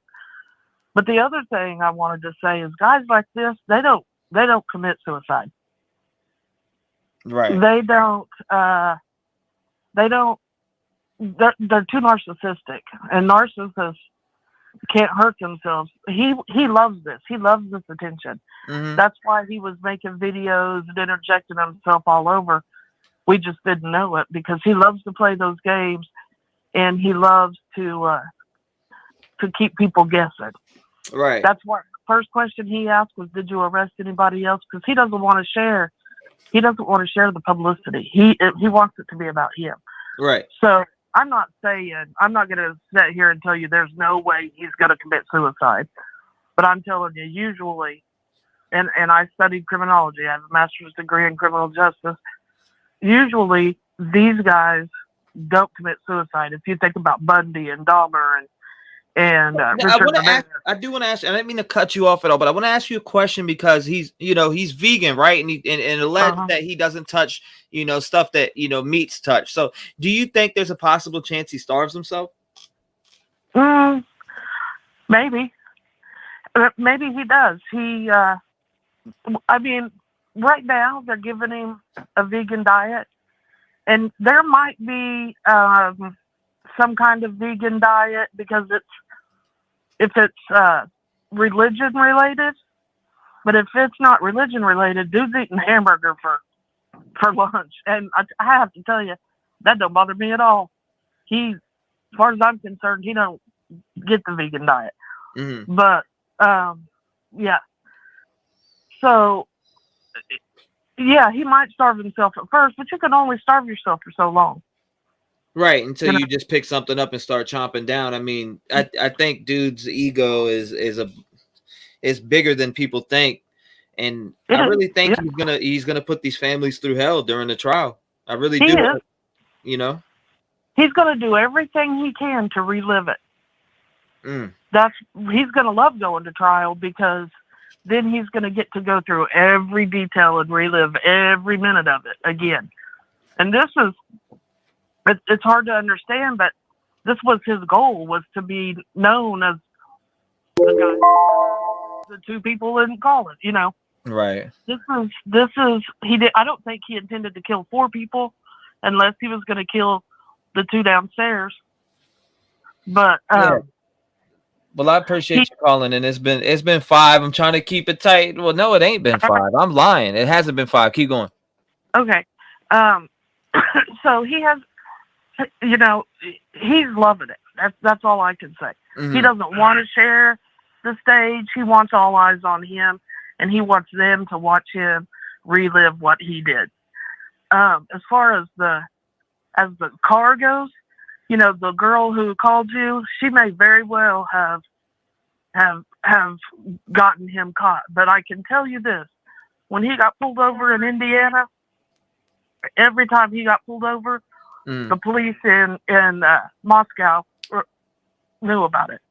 They knew. They have been on him all along, and they know things that we don't know. They have evidence still that we don't know about.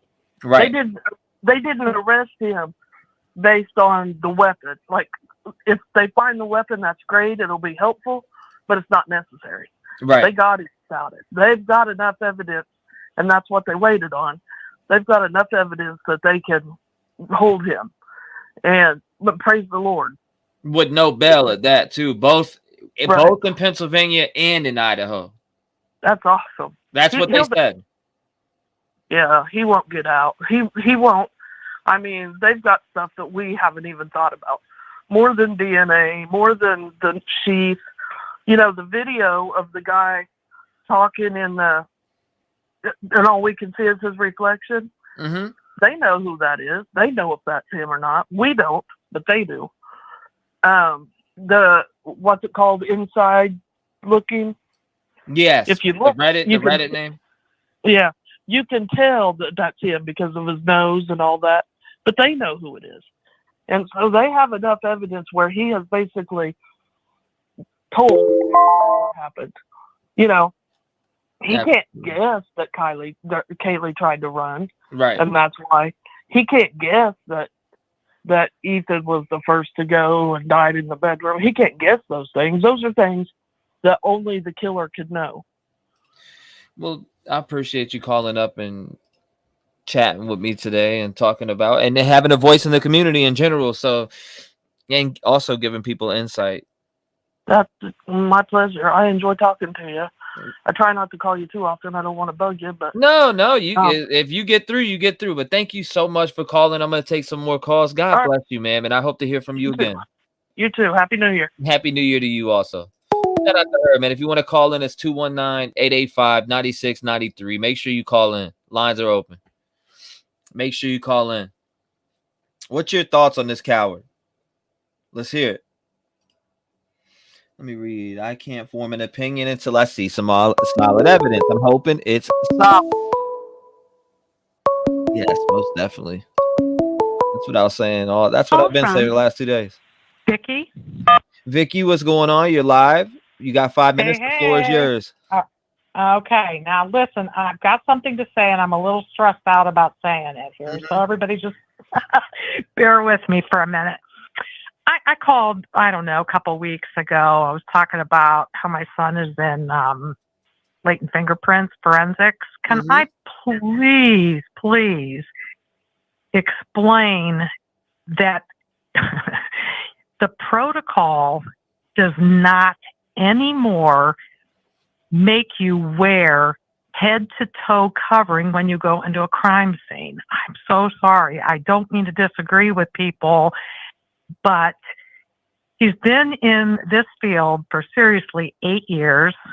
He has, first of all, spent 5 years at one of the top 10 cities for homicides and never had to be dressed from head to toe. So forensics has changed. DNA has changed. I don't mean to be an ass, but it was driving me crazy last night listening to this. And I please understand that, yes, you must wear gloves in there. You do not need a hat. There's standard issued attire were to wear boots, like kind of high top boot thingies. And then the booties over it, to wear some sort of cargo pants with different loops where you could hang things, pockets to put things in. They wore polo shirts. Sometimes the guys wore hats. If the girl's hair's long enough, they pulled it back. I swear to God.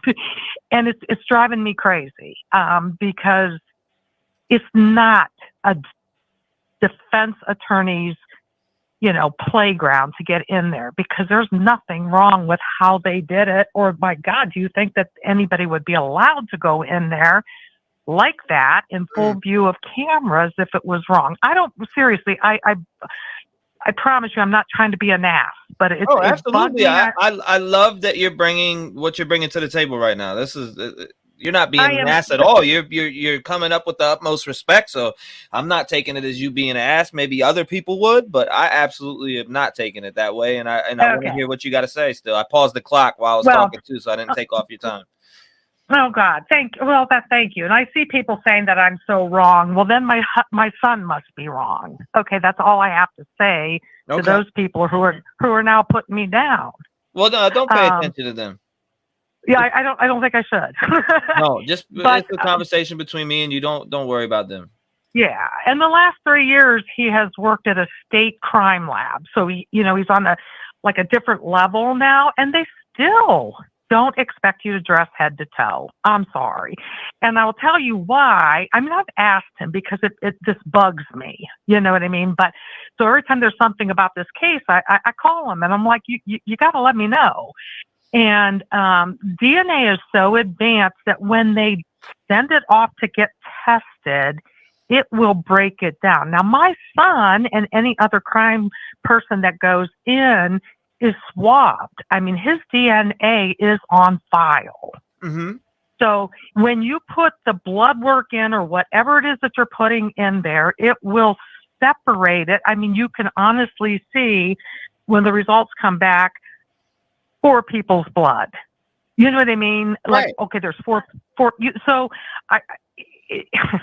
so then he's eliminated, and anybody else in that crime scene is eliminated. So I don't know.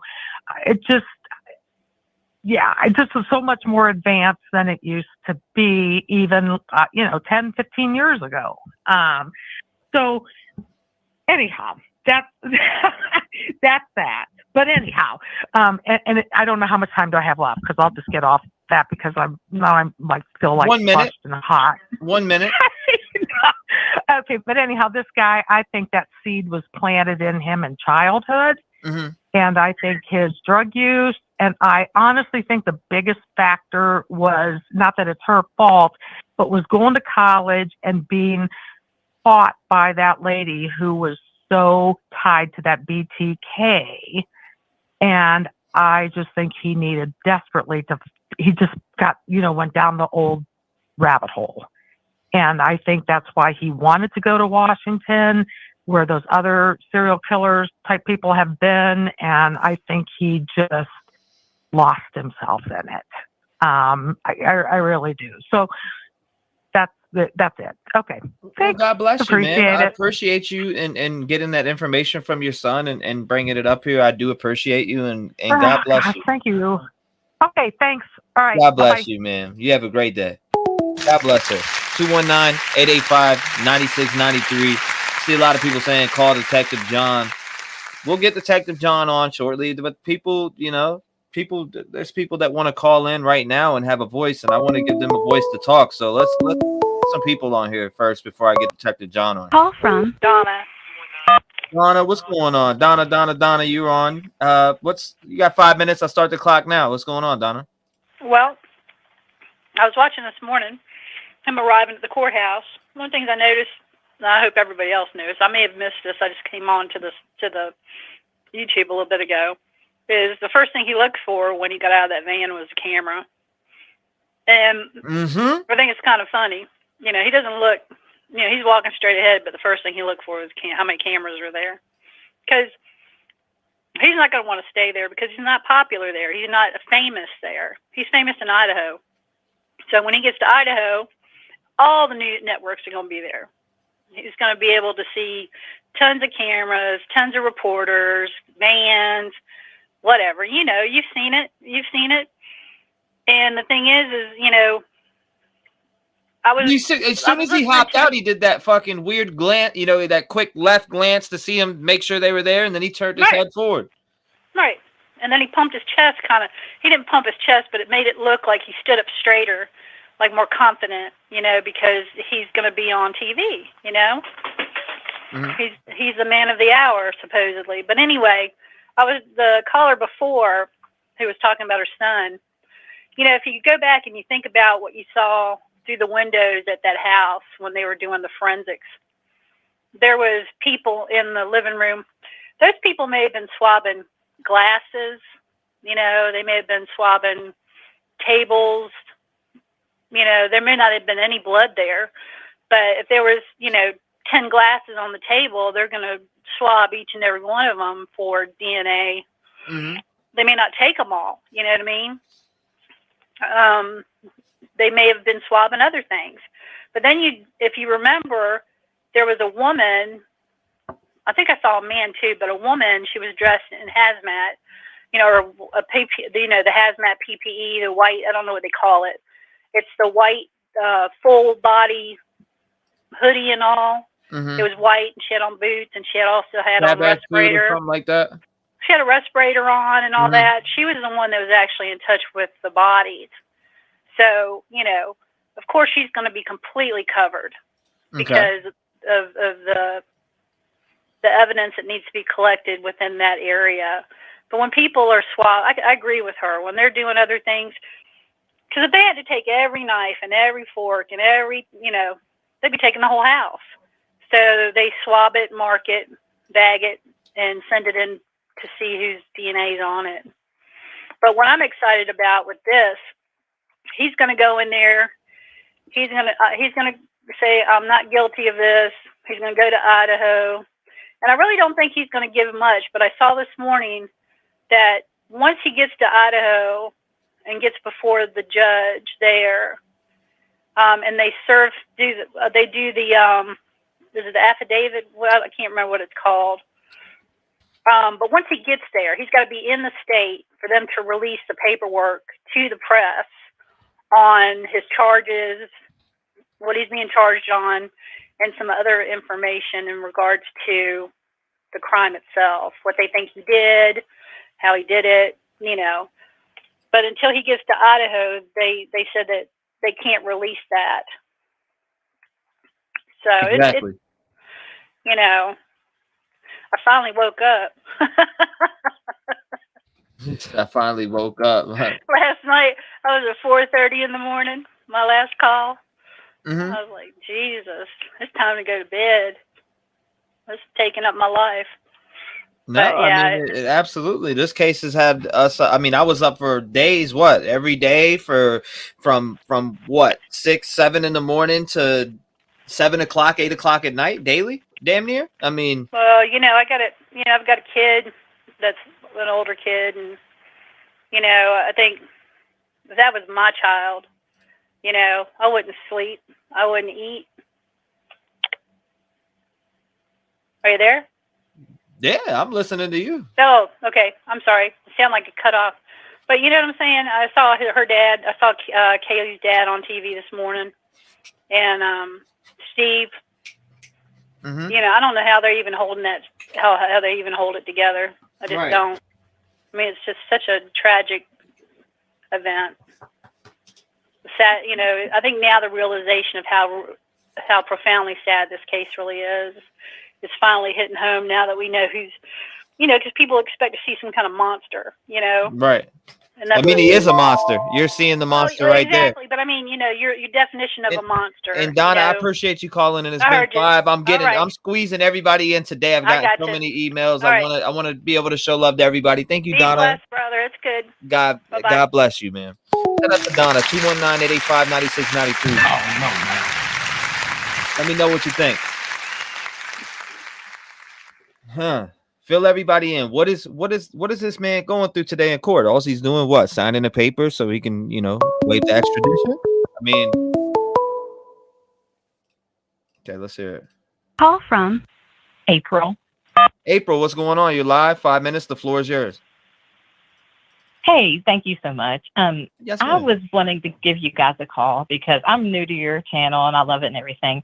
I'm a sociologist. I got a bachelor's of arts degree from Marshall University. Anyway, I'm just telling y'all that because he did that study and we know that he's on the doctorate level. So he's done an undergraduate and a master's level study in order to present his paper and get his degree. So when you do that, even though it's liberal arts, criminal justice, and sociology, so you have to go through the Integrity Review Board. So the Integrity Review Board is just a board of people who make sure they're just like ethics. And like, if anybody doesn't know about the Milgram experiment, you can Google it. But essentially, after that happened, they had this board come together to make sure that they know what you're doing to people out there and you're doing ethical stuff. So the reason I'm bringing that up is because whenever you give out your survey to the people you're studying, you have to have them to sign consent that says, hey, I know I'm participating in this. I won't be harmed. Sometimes you pay people like $1 or something for their time, but it says we guarantee confidentiality, but not anonymity. And the reason it says that is because if something like this happens, the IRB is totally going to work with the prosecution or any investigation and turn over the names of all the people who have participated in all of his studies. And that would be so helpful to the prosecution. And I just wanted to share that because, like, I'm a sociology dork and I've known that and been thinking about that. But I think, like, well, maybe the average person, some people, anybody who's gotten a degree or even gone to college for a while or just works at a college would probably know that. But that's something that would be really interesting for them and the case, I think, that would help a lot. And he seems so, narcissistic that he'd almost be proud. And usually in your paper, when you present your final paper, you've written an ethnography, which means you have interviewed someone who's spoken about what you're studying. And those ethnographies, you record them and then transcribe them. Right. So they'll have those too, and not just like the final draft. Like when I was watching them take all of the stuff out of his apartment, I told my husband, I said, I'm 49, so I'm a big dork about stuff, and I've done like some teaching or what have you. But anyway, I said, I'm waiting for them to come out, not necessarily with towers or anything, because there's laptops and stuff, but I want them to come out with what looks like, you know, those plastic bins that they came out with. That's going to have flash drives in it. That's going to have the consent forms. Like, he'll have the original hard copy of those from all the people who participated in his study. And when I saw that come out, I was like, hell yeah. That's exactly what you need. Like that, he doesn't have to confess anything, but we know he's going to, you know, he's proud of himself. He thinks he's done something, you know, in his mind. So, but I just wanted to share that because like I said, I know that that's just something that's going to help out. It'll help the families. It'll help the prosecution. And that's, you know, they do that because legally, you know, they want to make sure they're not out here hurting people. So that'll all work really well. And I that's all I wanted to share. I love the show. Well, thank you so much for calling in, and I appreciate you bringing your expertise to the table. That is, I like when people call in with knowledge and is able to, you know, give the audience, the, you know, everybody that's listening, a good look into the mind. You know, that, like, I'm glad that you called in. Thank you so much for calling in and having a voice in the community and being heard. You know, I'd like to bring you on one time, sometimes in the future, so you can maybe give people a look into the mind.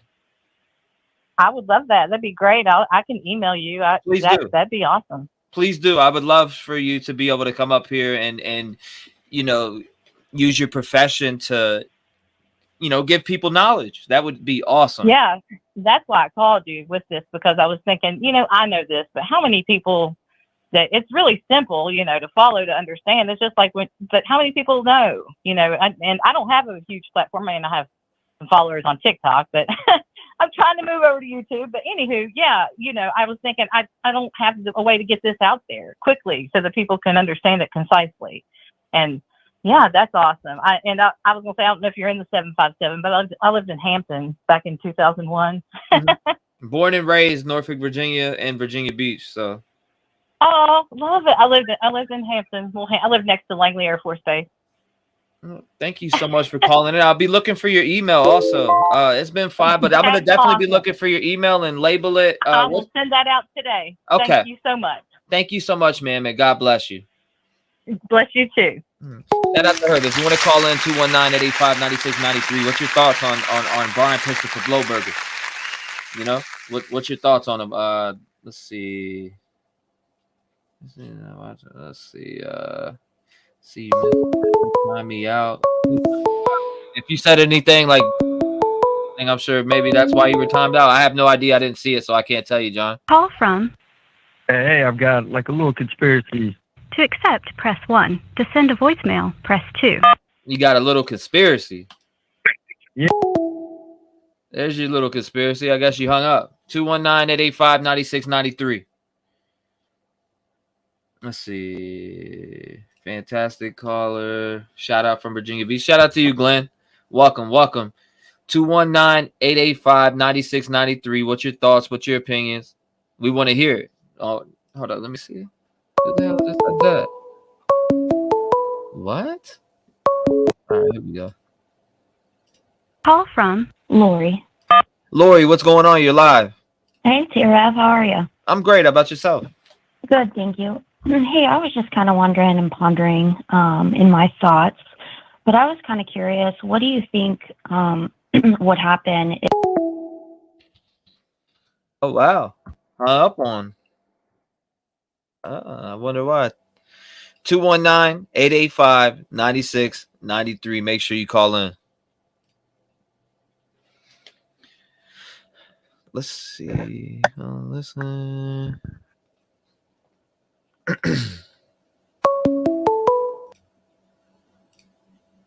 Call from Lori. Lori, what's up? You're live. Hey, I don't know what happened there. I got disconnected. Yeah, I was wondering what happened. That's all good. But anyways, I was just kind of thinking, I know I've got 5 minutes, but I probably won't even take that long. What is your thoughts if Bryan decides not to talk, even though we all think that he probably will, just because he wants to gloat on what he has done? Do you think that the police would be apt to give him like, hey, you talk and we'll take the death penalty off? Or if you don't talk and give us the whole story, then the death penalty is going to apply? That's kind of what I'm thinking. I don't know if he, I had a thought last night. I'm like, man, I wonder if he'll use this murder weapon as a get off, because I feel like he wants to see their hand. You know what I mean? He Yeah. wants to see what they have. And Yeah, I mean, I feel like he'll use that. He'll use that because maybe he went and put the murder weapon somewhere. We don't know if they, you know what I mean? We don't know where he put it at, from what I'm hearing. true.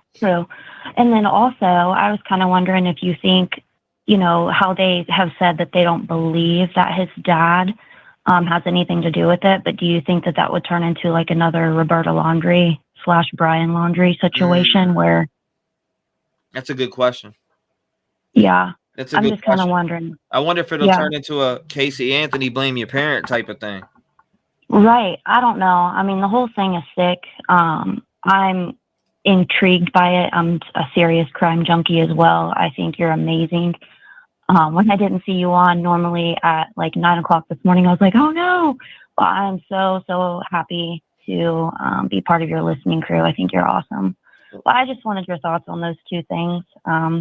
Hopefully everything will come out, but I just kind of wonder if they'll give him that bargain deal, like you tell us, or you're dying, basically. Yeah, I mean, you never know. We'll see, because in general, I think there's gonna be defense lawyers taking this shit pro bono. Right. Seriously, I'm dead serious, because I mean, look how big and the attention that this case has gotten. Right. Well, and I wonder too how they talked earlier in the case about, there was some sort of mail. Do you think that maybe he was stalking via mail if for some reason he did go on this quote unquote date with Kaylee, or maybe wanted to go on this date with her, she declined him, and then he started stalking her via mail? I just haven't really heard any more on that since it originally was brought up kind of towards the beginning of the case. I mean, that's a good point. Yeah, kind of like the Zodiac killer, like I know it's been forever ago since that happened, but same, You mean like mail, like as in USPS? Yeah, I remember kind of at the beginning of the case, Kaylee's dad did an interview before anything was ever, brought up as to Bryan or anything. He said that they wanted a police, I don't remember his exact verbiage, but they wanted to sign off for potential mail. Right. I just kind of wonder if maybe he was stalking her through the mail and she was just kind of like, this shit is crazy. Like, I don't know. And then all of a sudden he's back.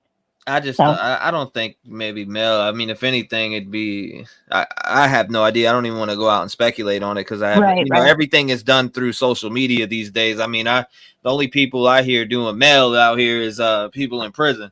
So I haven't heard nobody writing each other since damn near what, 2005, 2006, like. Seriously. Yeah, I was just curious because he did mention it, at the beginning of the case, but I never heard any more about it. Again, everything's alleged. Obviously, truth will be told eventually, some point. But I was just curious on your thoughts of that as well. But yeah, I just don't. I mean, is it possible? Absolutely, it's possible. But do I think that? Absolutely not. But I mean, hey, I just think everything is mostly in today's world, everything is mostly social media, especially for the younger generation. I mean, what does everybody have in their hand today? A phone, right? Everybody constantly has phones in their hands, and that's what, if he was doing it by mail, that's definitely creepy, and I'm sure she would have said something. Well, and that's kind of just, I was just kind of curious because I'm like, man, it was like giving that little blurb out there, and then we've never really heard any more about it, but. Right on. I appreciate you, T-REV. I'll keep listening. You're the bomb.com, and I appreciate your time today. Thank you so much, and I appreciate you calling. Thank you. God bless you, man. Same to you, man. Bye. Thank you. Look at her. 219-885-9693. What's your thought? Says, what is mail? Hey, I mean, like Freckles said, anything is possible, right? Anything is possible. Possible, but it's usually social media. That's my first thoughts when she said it, but hey. I mean, anything is possible at this point. Call from Truth Finder. Truth Finder, what's going on? You're live. Hey, babe. This is Geraldine. I've been on your show a couple of times, especially through the spirit boxes, but I changed my name because you know why?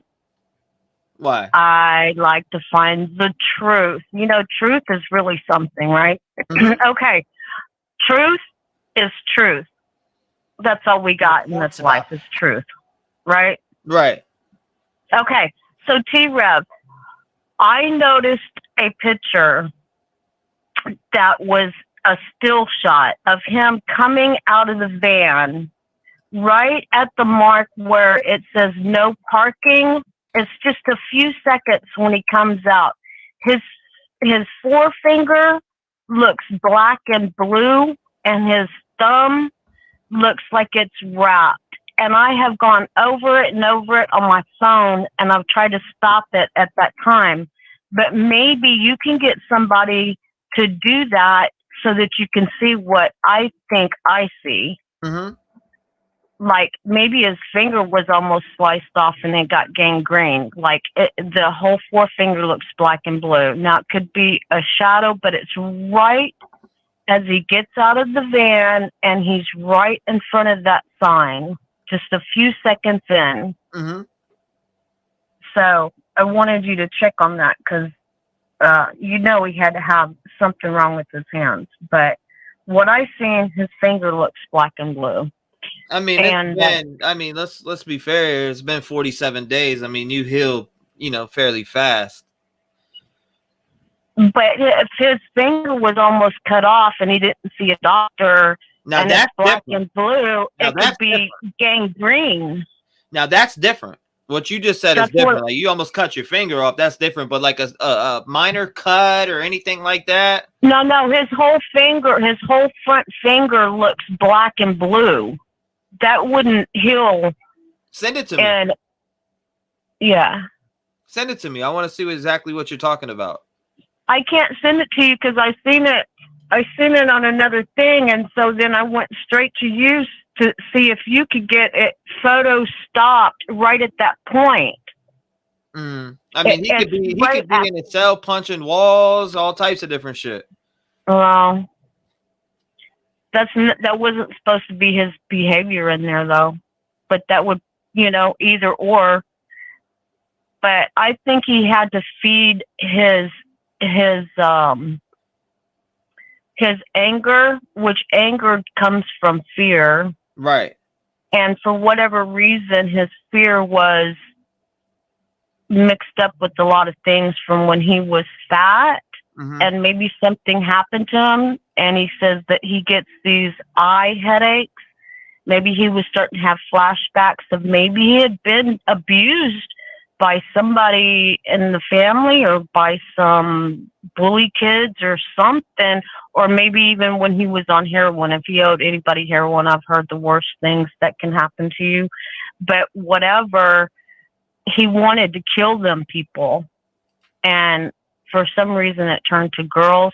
But after he killed, it was such a quick rush. It's like heroin. You can't get enough. I think he immediately wants to kill again, or wanted to kill again. Right, This wasn't going to be a quick fix for him. I think this was going to be. I don't think he could have planned out the next thing fast enough for him to want to kill again. Right. But I love you, T-REV. I love what you're doing, and I can't believe I got in. I probably called in like only 40 times, and I'm so glad I got you. Keep doing the Lord's work. Please pray every time you do a spirit box. I was the one that asked you to ask for my son Mark when we was looking for Quentin, and I said, where did Paul put you? And Simon said, bad uncle. Remember I said, where did Paul put you? And he said, bad. Right. Remember that? Yeah, I do. I mean, there's been so many lives. I had to go back and look. I kind of remember, but I've been doing a lot. Yeah, I know. But when the spirit box is saying that they're coming, I think what they're saying was they're coming for him. Right, they're coming for him, and you think it's for you, but they're coming for him. All right. right. I heard the ding. Love you. Thank you so much for calling in, and God bless you. Thank you for being here. And God thank you bless for having you. a voice in the community. We appreciate you. Thank you so much. All right, so hold up, guys. We got something that we need to watch here. The extradition hearing, although unfortunately, as I said, there will be no cameras allowed in that hearing, but we will report back to you the latest information So as we get it. And everybody's of course, getting we're all going to take hype more and of your talking this, questions. coming in Let's take here a quick talking about the break. We'll court's be right live back right after now. this. There's no cameras. So I mean, people are talking about there's cameras in the courtroom. I seen somebody say that. I don't know why, but I seen people saying that. Oh my God, they're doing it live. They're not doing this shit live. People are talking. They're not able to get into the courtroom with no cameras. Absolutely no cameras in the courtroom whatsoever. We need updates. What updates do you need? That he's signing a paper and going to he's signing papers to go to Idaho? I mean, that's the updates you're gonna get today. I promise you that right now. Send an email. 18 minutes. Let's see. I mean, this is what you got going on right here. So hold up. 219-885-9693. Make sure you call in. Or matter of fact, let me make a phone call real quick. Let me make a phone call real quick. Let's fill everyone in here.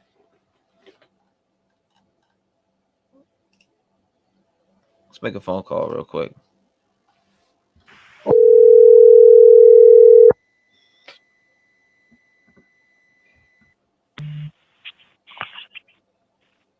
What's up, brother? What's going on, brother? How you doing? Good, man. So fill Am I everybody live? in that, you know, is speaking on what's going to happen to him today, etc. He's go for the hearing, an extradition hearing. Judge is going to speak with all the attorneys and it's going to be a pretty cool stuff. You're breaking up. You're breaking up. You're breaking up. I have an internet problem, so I work on the internet. Well, you sound. They're going to have a hearing. Can you hear me now? Yeah. They're going to have a hearing today, and just an extradition hearing, and it's going to be a simple process. He's going to look at the probable cause affidavit and, you know, determine that you know, Idaho has jurisdiction, and he's going to order extradition. Boy, you were chopping up big time, John. Can you hear me? Yeah, you're chopping up bad. You need good service wherever you're at. You're chopping. Yeah, hold on. John. Detective John on the line, ladies and gentlemen. Chop it up. He's getting in a good spot. Can you hear me? Yeah. All right. So what he's doing is he's gonna go before magistrate. I'm not sure what they call him. You're still chopping. Technical difficulties, ladies and gentlemen.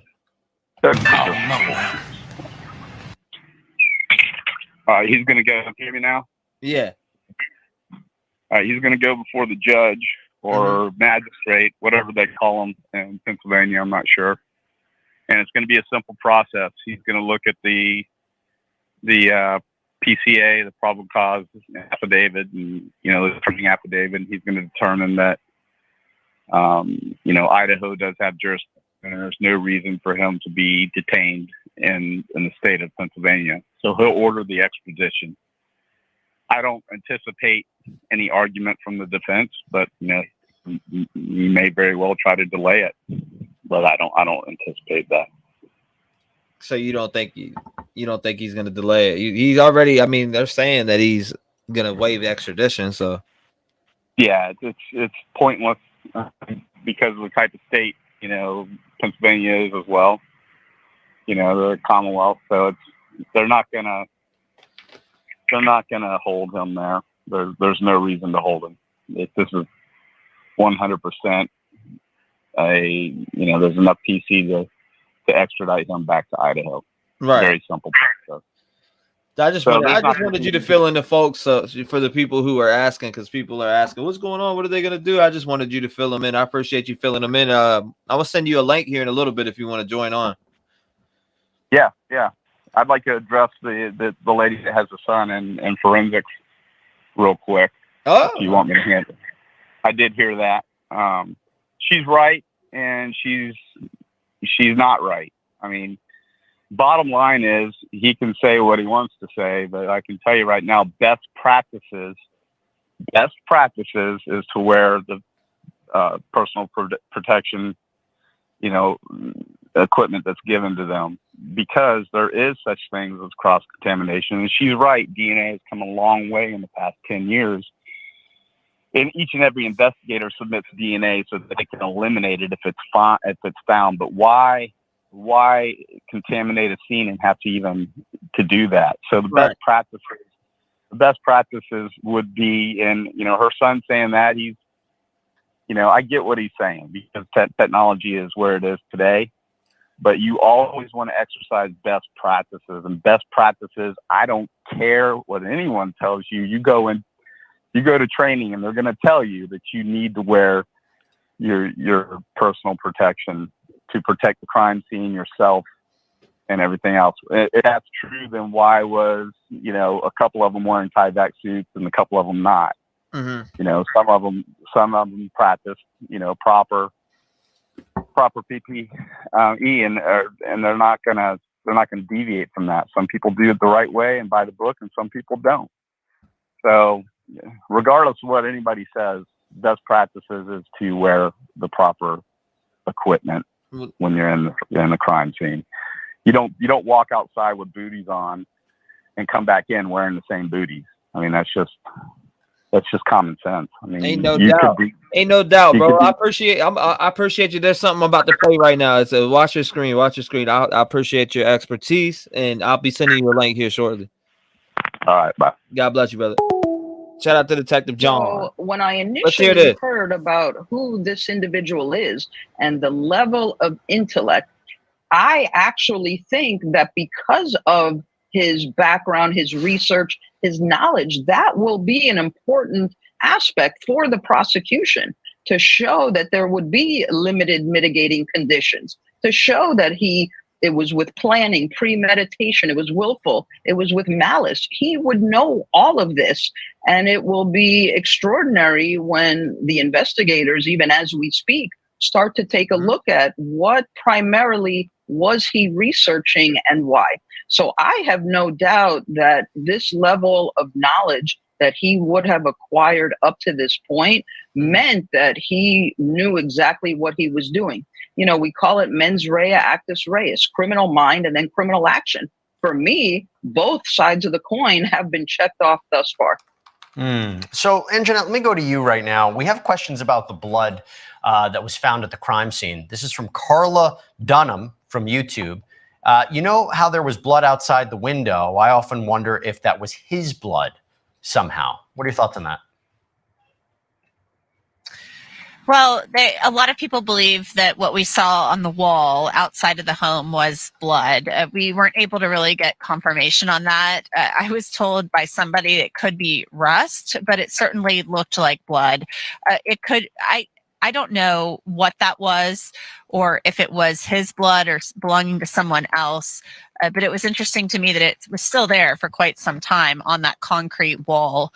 Kind of shocking to see something like that. So we really just don't know if it was his or not. We do know, and we should, I couch all of this with the fact that he is maintaining his innocence at this point in time. And, there hasn't been a trial yet. He hasn't even appeared here in Idaho for this case. So we need to keep that in mind.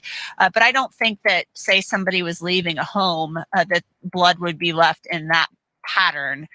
And even though I'm not a blood spatter expert, I don't think it would be left like that, because it looked like something that had kind of dripped down from the home, possibly under the siding. Just my thought.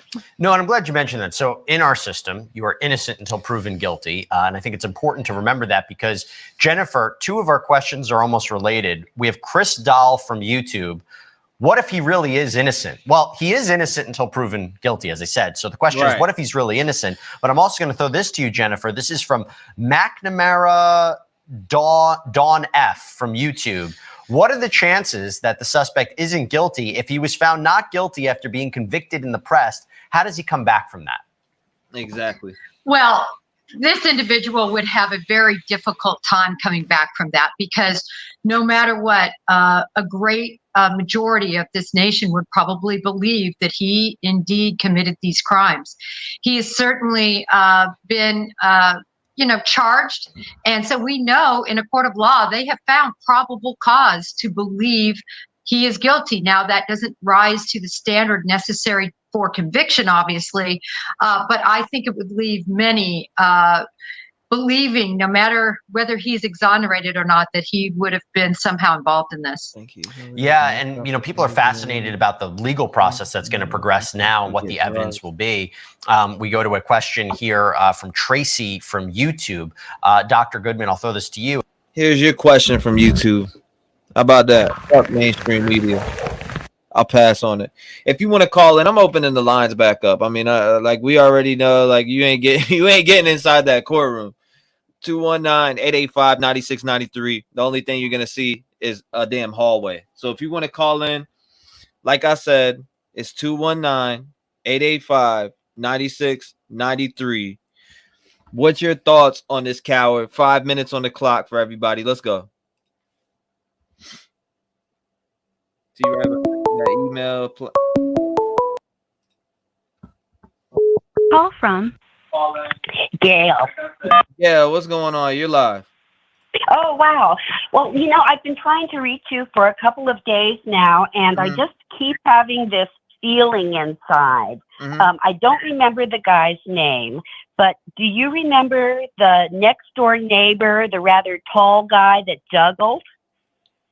Yes, I do. Absolutely. Okay. Yeah, Ian and Harsh. Okay, I knew he has a name that just doesn't come easy to me. But anyway, I'm thinking that he reminds me sort of Bryan or BK, and about the same size. They're both a little out of the box, and like they really don't belong in that area. They're just a few years too old for it. And that guy got off on it so much when he made the comment about, and they think I'm the killer. Oh, ha, ha, ha, ha, ha. And it was really eerie. Now, the thing I'm thinking about is that guy moved out. I don't know when, but it seems like shortly after the murders. And I'm just wondering if he perhaps had known BK and even might be responsible for hiding the weapon. It's just a thought that I want to put out there because I haven't heard anyone else discuss it. But he does seem like an unusual sort of person, as I'm sure the killer is, and they might have just had something in common. So I'm just wondering if that's a possibility, and I wanted to put it out there. Right. Well, I mean, doesn't that make sense to you? I mean, is it a possibility? Anything's a possibility, but I have no idea. I'm going to wait for the facts to come out.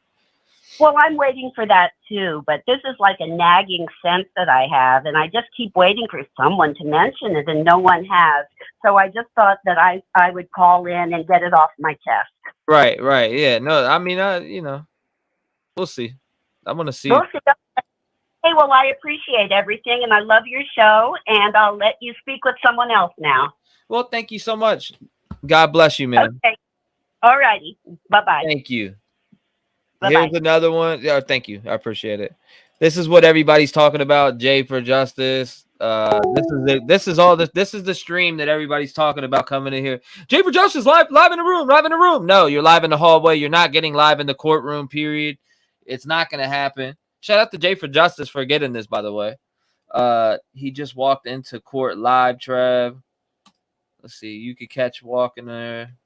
JV FLA on YouTube. All right, so we'll go to FLA on YouTube. WFLA. What? WFLA on YouTube. Let's see. WFLA. Let's check it. WFLA. Okay, here you go.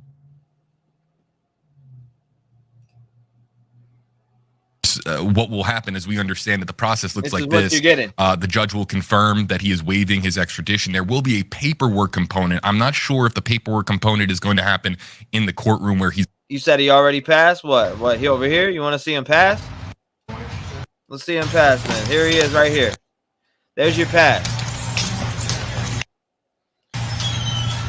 Let's get it is almost courtroom. Oh, it is almost 3:30. Here's the door open. There it is. Here is Bryan Kohberger. Let's listen in. There you go. This is him walking by.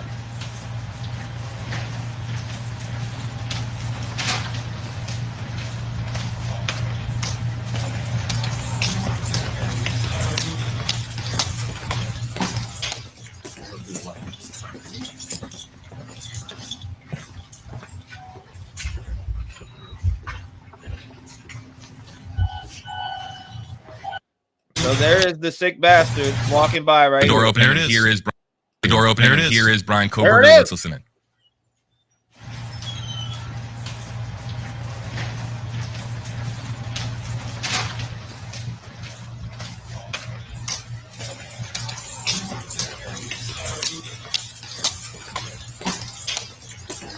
There you go.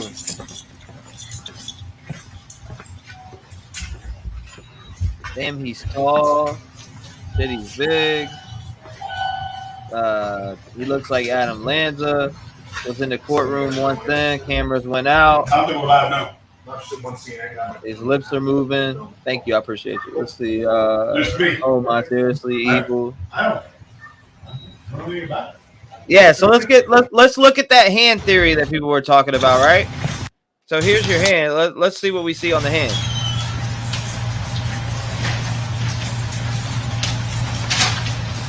Let's see what they see on the hand.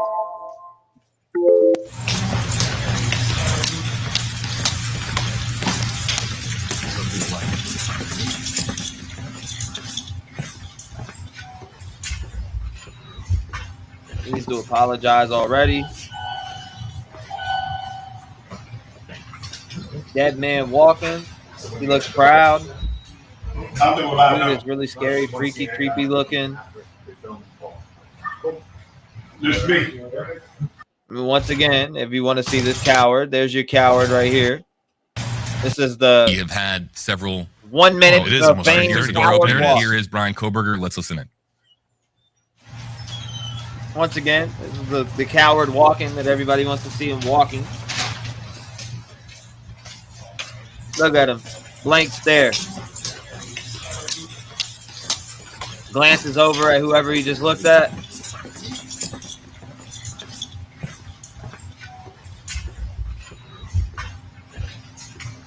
Got these thunder nice and clean.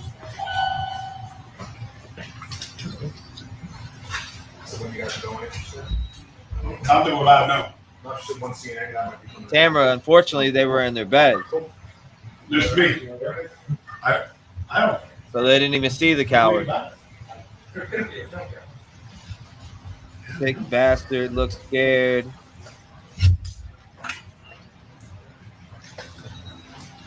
So they were able to squeeze those in, right?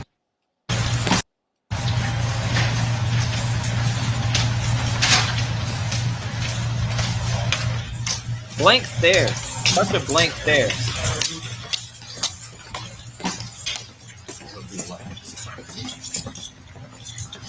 Nothing on hands. Yeah, that you can't really see hands. I don't see hands. Do you guys see hands? Do you guys see hands at all? I don't see no hands on this one at all whatsoever.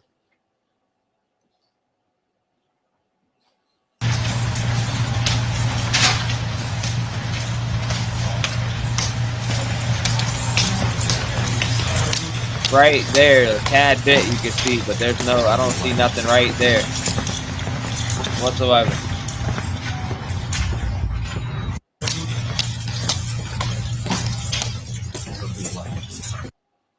There's your hand shot. I mean, you got to get like a still shot of it, but yeah, I mean, there it is. There you are.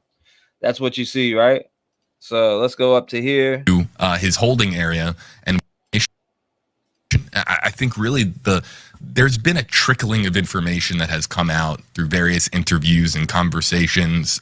Some media outlets really doing a lot of digging on this story, Josh. And then, of course, but really the big thing that everybody's waiting for is the release of the arrest affidavit, because then we'll get. But also, and you brought it up, the 4:30 presser today with the police. Oh, yeah. That could be a lot of information into what happened That was a how big they got pussy. him.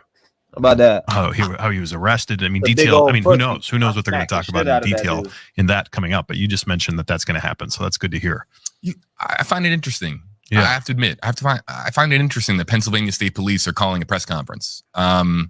Maybe they got inundated with so many different requests for interviews. They said, you know what, look, as this, AR-15, departs no doubt. Pennsylvania, quite literally, this case leaves Pennsylvania and becomes, permanently settled in Idaho.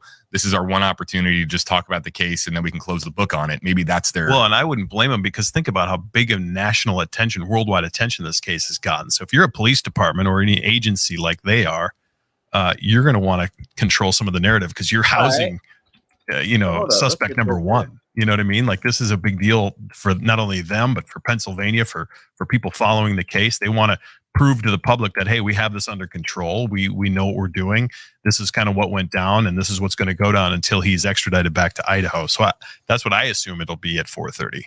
Jamie in our comment section says not a #KJB. genius. How long do you think that this will take? And not smart. Yeah, I think it's going to be exactly. extremely brief. Yeah, I don't think it'll be long. Yeah. More of a Kickboxing, formality body is for what sure. we've been reading and learning Probably about knock this his scenario. ass I out. mean, it's just the opportunity for the judge to Cameras are on in hallway. to have Kohberger in front of him in his courtroom. Okay, here we go. Here's some. Oh, they're waving. Okay, so this might be it. Let's bring up audio. Let's Let's listen. see what happens, guys. You saw the camera photographer wave. That is usually the universal sign for actions about to happen, communicating back to us at various news stations across the country. The time now, I just want to make note of this, 3:32. So if this really, if this is it, that was extremely brief. We do need to stop somewhere for dinner. Yeah, think about that. As we pick up on some of the side chatter from inside the courthouse as well.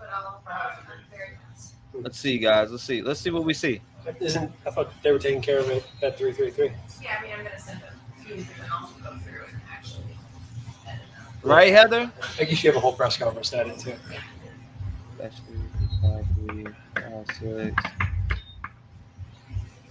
6'1", 185 is a good size.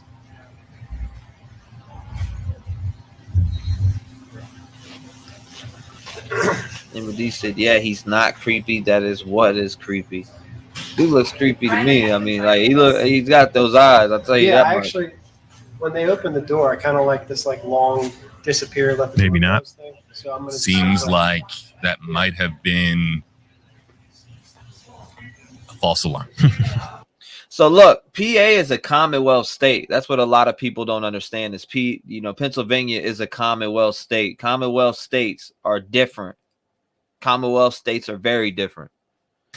So let's talk more about the Pennsylvania press conference. Yeah. The PA State Police press conference. He will have fans.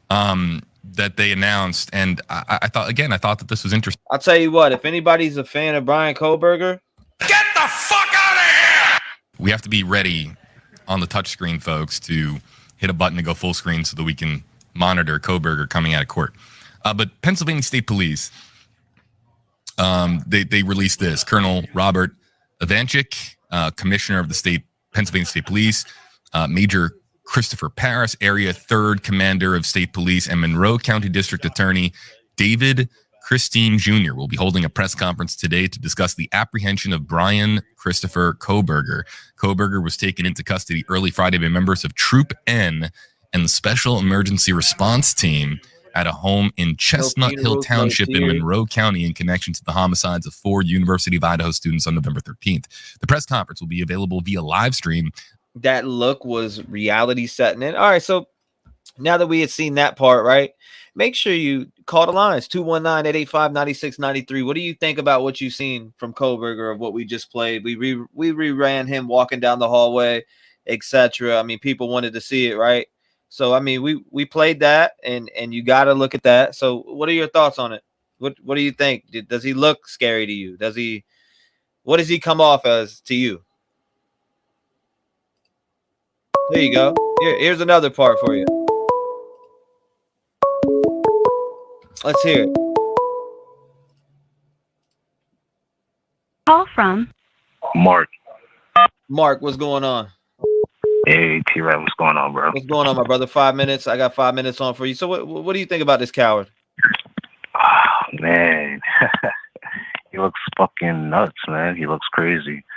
I remember I was listening to the other caller. She said something about his thumb, and it looks like he's hiding it. It looks like it may be injured. It looks like he may have an injury for sure. His hand kind of looks a little swollen. Yeah, but how He long might is have the been. injury gonna last of a small little? If he say he did cut himself during the murders, how long is that gonna be? 47 days? Yeah, I'm not saying he cut himself. No, I'm not saying he cut himself. I'm just saying like he could have been punching the wall or something. I'm just saying his hand is like injured. It looks swollen.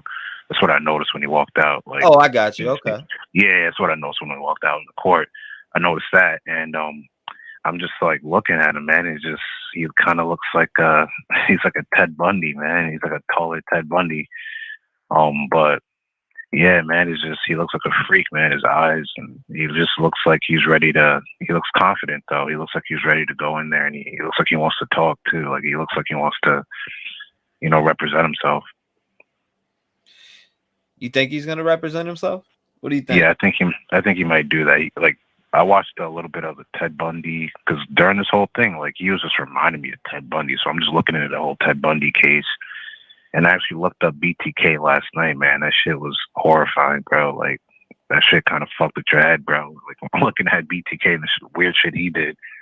But yeah, man. Like, Bundy was on the seats, on the defending himself. He was talking to the judge and getting aggressive with the judge. He was getting aggressive in the court. So I think he might do the same thing. I think he's influenced by these guys, man. You think he's influenced by these serial killers from the past? That's hell yeah, BTK and Bundy, and I think he was influenced, and I think he thought he was smart enough to get away, and I think he looked into their flaws and thought, he might have been smarter, but he has to realize, like, yeah, you could do something like this in these days of times, but you're not going to get away with it. It's like rare. It's like no one's really the Zodiac killer. You know what I mean? I feel like the Zodiac killer only got away because it was the fucking 50s. You know what I mean? So. Yeah, this dude, I don't know, man. This dude's a coward. I don't even. Hell yeah.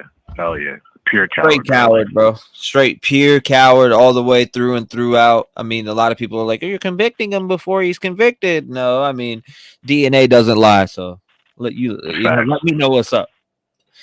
Hell yeah, bro. I want to see the evidence. I want to see all that. So we just got to wait and see.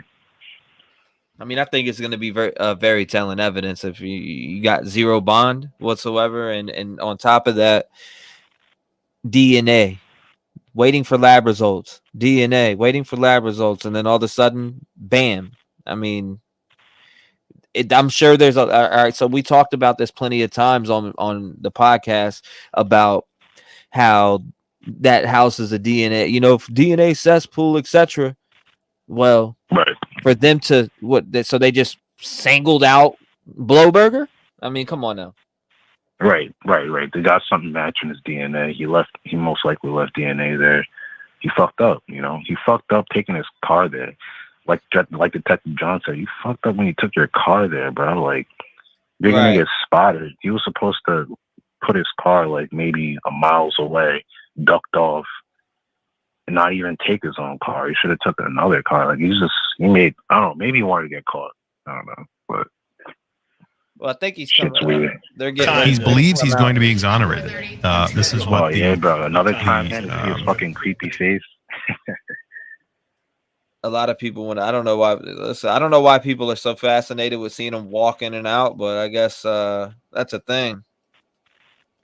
Yeah, I mean, you kind of want to read him. You know what I mean? You want to see. I've seen what I need to see already with just the two. But you know what? I mean, it's like who's a coward.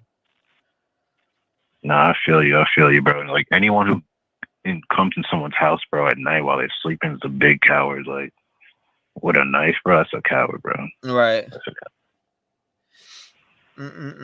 Why is this guy telling us how to get away with murder? I'm just saying, like, I'm just looking at his flaws. Like, that shit it seems like he wanted to get caught. Like, he just seems sloppy. But he's like a criminal major, so it's kind of stupid. Right. Yeah, this dude. Well, I appreciate you calling in, brother. I'm gonna get to some other callers, but I appreciate you calling in, my man. God bless you, and I appreciate you rocking out with me. All right, bro. I'm gonna be tuned in, bro. Checking in with you. No doubt, brother. Shout out to him. And if you want to call in, it's 219-885-9693. What's your thoughts on this coward? Allegedly, speculation, opinion, figuratively, legal disclaimer, stuff, trigger. Let's see it. It's one ugly ink. Yep. All right, here we go. One sec. Call from Aubrey. Hey, what's going on? You're live. Hey, what's up? It's Aubrey. How you doing, Aubrey? I'm doing awesome. I love your show. Ooh. Said bang bang. 219-885-9693. Make sure you call in. Look at this cop. He's like, man, what's going on, man? Yeah, y'all good? Look, the f is he doing? Dancing for the camera? Get the fuck out of here! Oh man, it's dancing on camera and shit. Gotta show some respect to the victims. Natasha. Natasha, what's going on? You're live. Oh my God. Okay. So this is going to sound really weird, but I feel like I can say this to you because you're kind of like intuitive too. Like in my life, I can tell when people are like really evil. I absorb energy.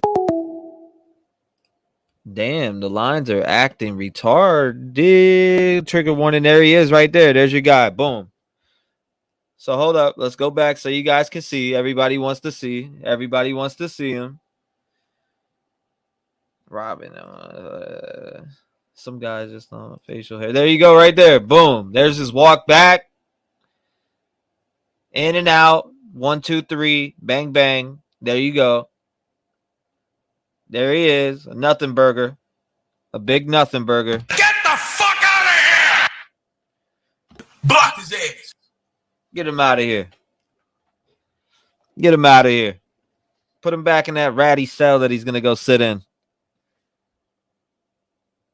Put him back in that ratty cell that he's going to sit in. There he is right there. There you go right there. Done. There's the walk. There you go. There's the walk right there.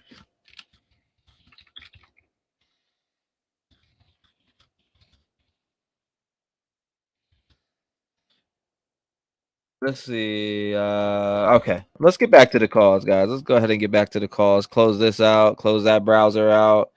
Let me see what else. Do we got anything else open? I mean, there's the coward that everybody wanted to see. There, we got it. So make sure you call in. It's 219-885-9693. Let me know what you feel. Let me know your thoughts on what you've seen from this dude. Does he look cold? Is his expression cold on his face? I mean, we know he's about to go to Idaho. I can't wait to find out the actual facts that they have on Kohberger is what I'm going to call him. To be honest with you. I don't want to really give him any other name but coward. Call from Salvatore. Salvatore, what's up, my man from West Virginia? How you doing, brother? It's nice to hear you. What do you think about the look on this coward's face, man? My brother. Let me tell you something. He's got the look of death on his face. This guy has no expression, those sunken eyes and that big nose. I tell you what, going back to these serial killers like Bundy and BTK, I watched the movie the other night, kind of old. It's called American Psycho. And if you look at the poster for American Psycho with Christian Bale, God, put them side to side, and whoa, they look a lot alike. Now, I'd say Christian Bale's a great-looking guy. Don't get me wrong. I love the guy. I love it. He's a great actor. But, if they are going to do a movie like that, they should call it American Douchebag. You know what I mean? Fuck American Psycho. He's a douchebag, this prick. It gets me so aggravated. And as far as him walking in the court, walking out of the court, I'd much rather see him being carried in and out of the court. Right, right on the bag, right in the bag. That's right. Have him carried out, and as far as his hands go, across his chest. Absolutely. Goodbye. Goodbye. You know what I mean? I'm gonna pull this fucking coward up off the screen because I'm sick of looking at him. Sorry, guys. Yeah. If you want to go look at him, I guess go to a different YouTuber because I'm sick and tired of looking at this coward's fucking face. We've seen it. We've seen it already. There you go. Let's check that out. There's your information right here. Let me quote tweet or let me quote tweet here. I'm gonna say what Salvatore said. They should have carried him out in a body bag. You know what I mean? Yep. I don't care. Absolutely. Absolutely, bro. That's what I'm saying. That's what I'm putting up here. Yeah. And let me make sure I do this so people don't hop on my ass. Allegedly, how about that? They should have carried this coward out on a body bag, like my man Salvatore just said. Absolutely. That's right. This dude's a coward, bro. He's a coward. Go to the other channels if you want to go keep watching that douchebag, because I sure don't want to. I personally don't care.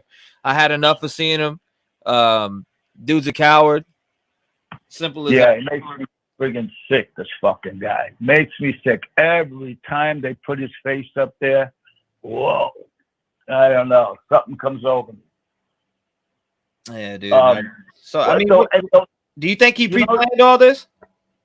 Do I think he what? Pre-planned all this? Like a sick serial killer bastard would?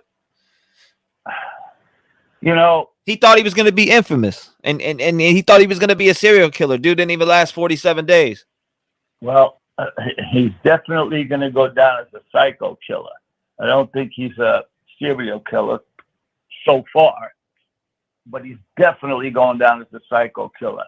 And to think those poor girls had to look at this prick over their bed as they would, makes me sick. Absolutely. Makes me sick. What about those? This is what we need to do. Here, go ahead. Keep going, Salvatore. You good? I'm sorry. Nah, what you're about fine. Those tweets on that website? I'm not too good with the names of these websites. I think he's down as inside looking. Yeah, Reddit. I think that's him. I really do. I think that was him. Ain't no doubt, bro. It probably was. I mean, it's allegedly he had that account hasn't been active since the day he's been arrested. So yeah, might be him. And nobody else has posted on it since he's been arrested. So that's true. That's very true. Yeah. Well, go ahead. I don't want to take up any more of your time. I know you got a lot of callers and you want to take as many as you can. I love your show, brother. I think you're the best.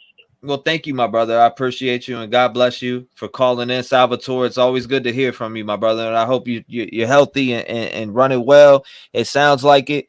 God bless you and your family up there in West Virginia, man, and stay safe, please. Same to you, brother. Take care. Thank you, Salvatore. Shout out to Salvatore, man. If you want to call in, it's 219-885-9693. Let's put the victims on the page here, okay? We seen enough of this guy, right? We seen enough of him. Let's put the victims up here.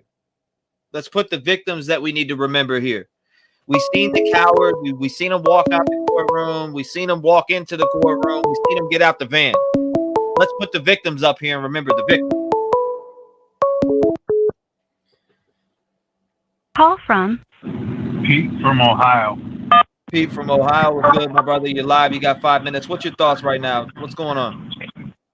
I actually just sent you an email. Something I was working on. I'm not sure if it's been disproven yet, though. You know the what was it? A TikTok account, I think. Something Josie. Yeah, you talk about the video with the picture or what? Correct. Was that proven to not be him? I have no idea. The evidence ain't come out yet, and we won't know till then. If you know what I mean? If you get a second, look, and I sent you I put Pete from Ohio in the subject line. I want you to take a look at it, and if you you need to or want to give me a call back or reply, just do that and let me know what you think. Yeah, absolutely. I'll definitely check it out. I've already seen it though a million times. So. Oh no, I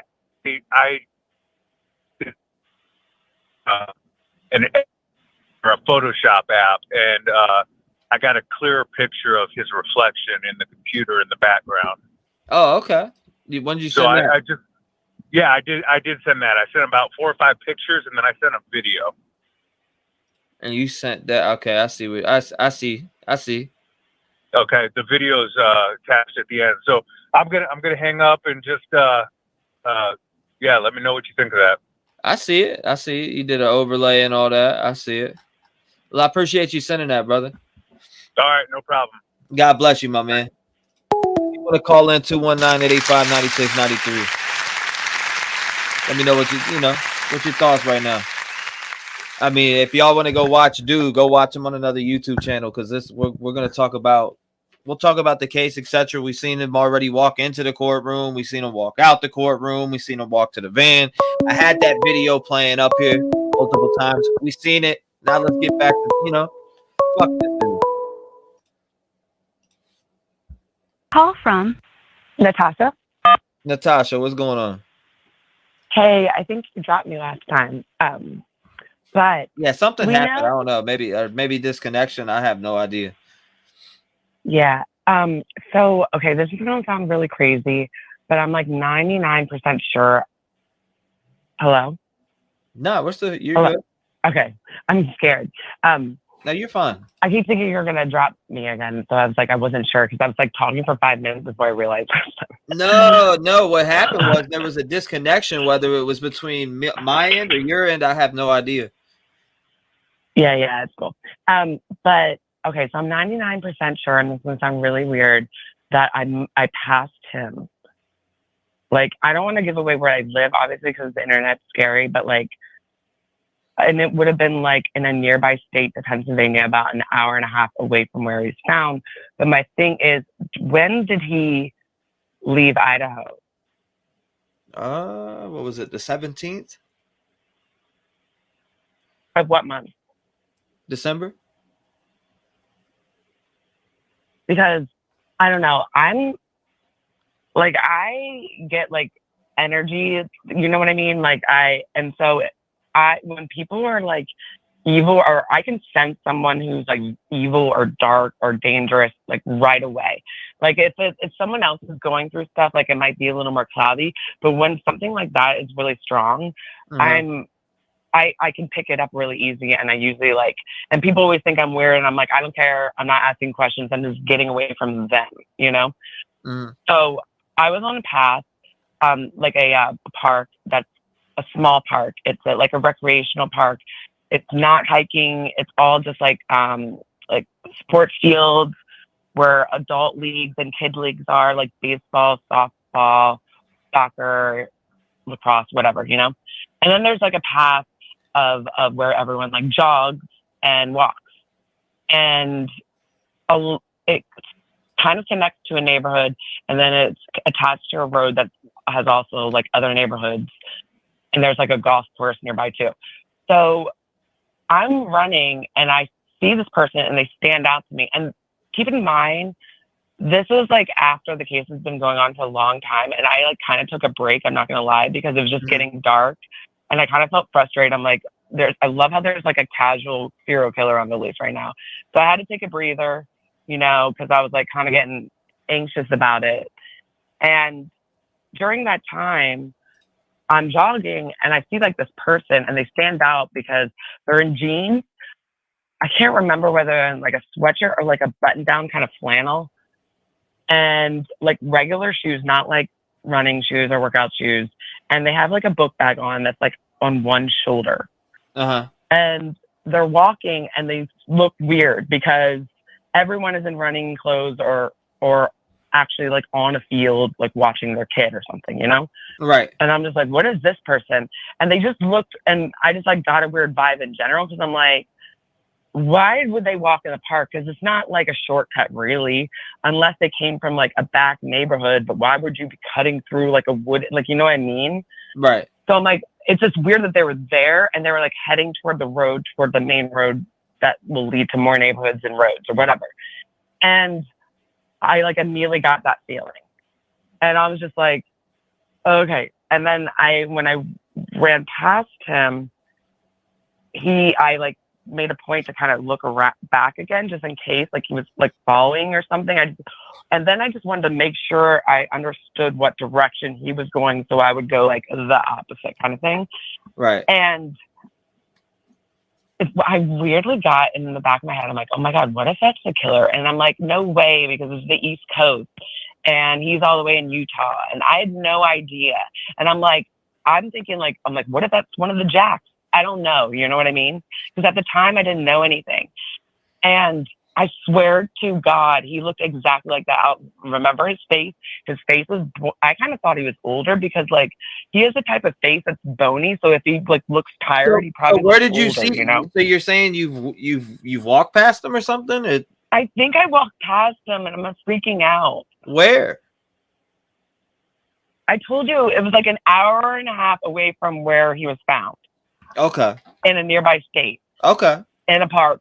And I got the impression that this person, he seemed like he was like in a rush. He had that same face where he was like on a mission and he was like cutting through. I thought he was like a hitchhiker or something. Cause like, he wasn't walking the parking lot. He was on foot. He clearly wasn't working out. He was cutting through and it was weird. And I got a weird, scary killer vibe from him. Wow, so that's crazy. I appreciate you sharing. It's been 5. I'm gonna get somebody else on, but thank you so much for calling in and sharing your experience. I mean, if you walk past them, that's crazy.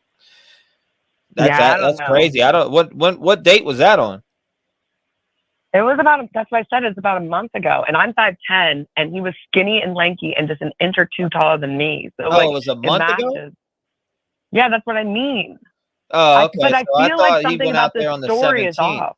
I thought he went out there on the 17th. That's from things that I've read, but I know, but you never know. No, I hear you. You never know. You never know. You're right. Yeah, you're absolutely right. You never know. I don't know. The facts haven't came out, so you could be right. And I appreciate you sharing with everybody and sharing with me. God bless you, and I hopefully hear from you again. All right, later. Thank you. Shout out to you. 219-885-9693. Shout out to her. I mean, you never know. You never know. Did he say I'm the killer too? No, I have no idea. I need to go look for the night. Yeah. That would be a very good suggestion. Call from Nanu. Nanu, what's going on? You're live. Hey, I am just freaking out about this whole thing, and I didn't mean to blow up chat. I was just going off. So I apologize to anybody for my big caps. No, you're fine. But anyway, you know how I was wanting to know about that Papa Rogers profile picture on Facebook? Okay. As he was walking out, I got a picture. I took a screenshot on my TV. I sent it to you. It looks just like that Papa Rogers photo. Right.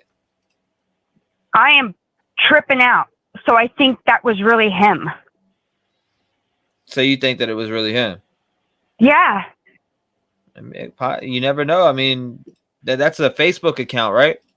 Yeah, and I think that was deleted, but I sent you the screenshot that I got, and I've been looking for a picture of that actual Papa Rogers profile picture, but it looks just like him. Yeah, that's crazy.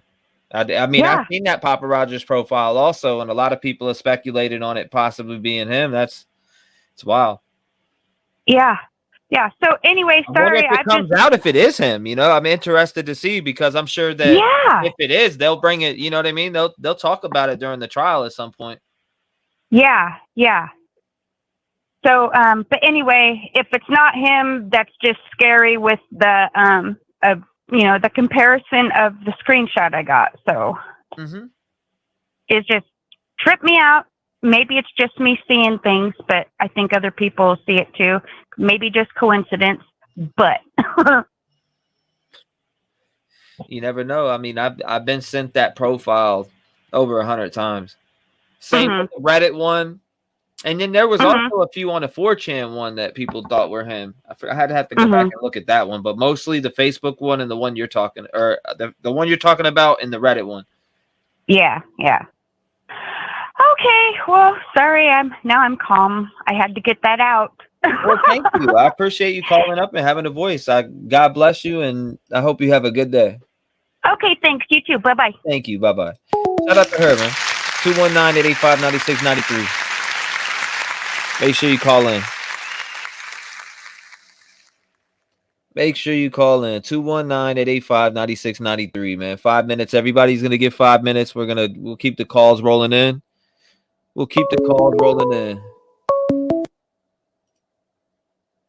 Call from Caleb. Caleb, what's going on, man? You're live. Hey, how are you doing today, man? You know, same old, brother, hanging in there. Hey, I had to pull a picture of him up and a picture of my ex-girlfriend's brother up, right? My ex-girlfriend's brother is doing time for stabbing his stepfather massive amount of times, and they both have the same eyes, like the time after you know what I mean? You know what I'm talking about? Like the death look that they both have. Right. Yeah. Absolutely. Like they have that death stare. That's one thing that like I was noticing on both of them. Number two, like I remember her brother talking about the one thing that he remembers from doing everything. He's like, if I could do it all over again, I wouldn't stab him, because with it being stabbed, you leave a lot of DNA back. Right. So the DNA's got him. There's no doubt about that. He's going to be fried from the DNA. That's my feeling, but you know, I want to see if hopefully, you know, he left it on the victim so it could just be shut, you know, open and shut. You know, they'll have a defense here and there, but hey, you know. Right. I mean, and that's the thing. Like, I'm sitting outside of my lawyer's office right now, waiting for him to get back. Right? Because like everybody does, right? Like everyone deserves a defense counsel. Right. You know what I'm saying? Like, I'm not going to take that away from him. Along with the bail shit, like you have to go through the bail hearing. Like, it is what it is. You know what I mean? So there's that too. You know, but it's not until the evidence comes out and everything else until he gets fried, like innocent until proven guilty. Like, I believe that 110%. You know? Also. But I also feel like this dude is going to get fried, but he's also, look at his major as a PhD. Like, I feel like he's somewhat tried to clean up his tracks, but he did it all the wrong way. Right. That's my feeling on all this. But the ones that really count are the victims. Those are the ones that really matter in all this. Exactly. You know, so there's my thoughts and feelings on all of this case. Man, this case is tragic, and like you said, innocent till proven guilty. But hey, DNA is gonna fry this motherfucker. I absolutely agree with that too. DNA is gonna fry him, bro. Like, I mean, yeah. No, obviously they got him for a good reason already, right? Right, 100%, and I absolutely believe it's DNA. Oh yeah, me too. Like, if you're gonna do something, don't like Cody, like my I heard you saying before you like murder, like the like snapped and all that. Yep. Well, my ex-girlfriend's mom and brother was on Snapped. It's Pandora's Inn. I don't remember what episode it was, but looked up the Pandora's Inn episode. That was my ex-girlfriend's mom and brother one. Like, yeah. A little bit of back history on who I used to date and the people I date. Hey, I mean, it happens. It's life, and you never know. You can't, right. You know what I mean? You can't choose. You don't know if you know, go into being with somebody if they're capable of things like that, especially if they stand out to normal and loving it to you. You know what I mean? Right. Exactly. You know what I mean? And I still talk to Pandora today. Like, love that lady to death. You know what I mean? Like, and the thing is like I saw something in prison. Like I was watching another channel and they're like, oh, he's not gonna get the drugs in prison. I was like, the fuck he's not. Like, all you have to do is go to the next cell. Exactly. Like, he's going to get whatever he wants, right? Like, if you want someone not to get anything, you have to fry them. You get classes, you get a CDCA, you get whatever you pretty much want. You get a job. You know what I'm saying? Mm-hmm. Prison isn't what people think it is. It's to rehabilitate, not to shun you from society. Well, it's to shun you too, but it's to rehabilitate. So you get classes, you get all this shit on the inside. There's no rehabilitating this fucking piece of shit. Exactly. Fry him, kill him. Bye. Exactly, brother. I appreciate you calling in, man. I appreciate you calling in. Can I say that, or can I say that, or can you mute that? All right. You can say whatever you want on my channel. All right. I don't care. Right. Bye. Appreciate you, my brother. God bless you, man. Shout out to him, man. 219-885-9693. What's your thoughts? How you feeling right now? I know you guys have seen the little video clips of him first getting out the van, second walking into the courtroom, third walking out the courtroom. I mean, we've seen it. We've seen the police there, etc. Right?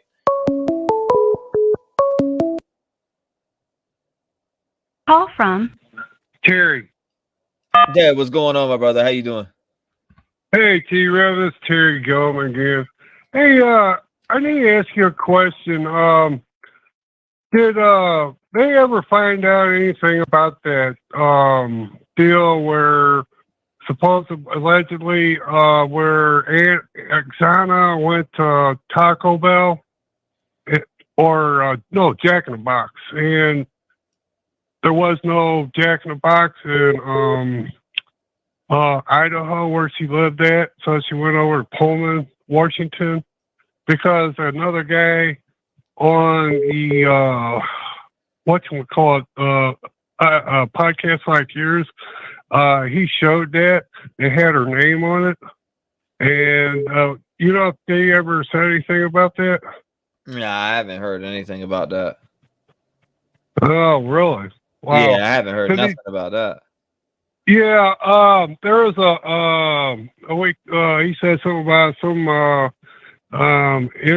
person who interviews, people, reporters. They took pictures of it, and he seen that paper bag with Jack in the Box with her name on it, and he looked it up and never found any Jack in the Box in Moscow, Idaho. So somebody had to drive over to Pullman, Washington, and then back over. But anyway, the point is that he made a alleged statement that Warren Xana might have crossed paths with him over there. I mean, is it possible? Yeah, but I haven't heard that one. That Jack in the Box story that you're talking about. I never heard that one or even read it. Yeah, he's on there. He's one of those podcast guys like you. He's got that cap. He's pretty sharp-minded, he does the same kind of stuff you guys do. And so that's why I've seen it. He's on YouTube. So yeah, I haven't seen that, man. Yeah, he's on there. I got the time to search through it, but he's on there. If you want to check it out, man. So yeah, I'll definitely check it out. Can you email it to me? Well, hold on a second. Let me get a pen and paper and get your email. I can keep trying to find it on the tube, but on the podcast I'm on right now, but it's not what you call not on there, so I couldn't find it anywhere. Hold on a second. Let me try to find it. Let me know, because I haven't heard of that one. Yeah. Hold on a second. Let me try to find a pen here. Gosh dang it. Oh, gee. What do I do with that pen here? Dang. Is there any way I can give you my email and I can get yours back, or? Yeah, it's Trev757 PSN. At gmail.com. So it's Trev757 at gmail.com. And at PSN at gmail.com, right? Yes, sir. And is there a dot in there between the T-REV 757 and the PSN? No, nothing. Nope. No. Oh, okay. I'll send it to you, man. Thank you, man. I Thanks. appreciate it. God bless you, brother. Thank you. Thank you for calling in. Appreciate you. Shout out to him, man. 219-885-9693, man. Make sure you call in. What's your thought? What is your thoughts? What do you think? Let me know. Anybody who wants to see that coward walk into court, here's your video right here. There it is right there.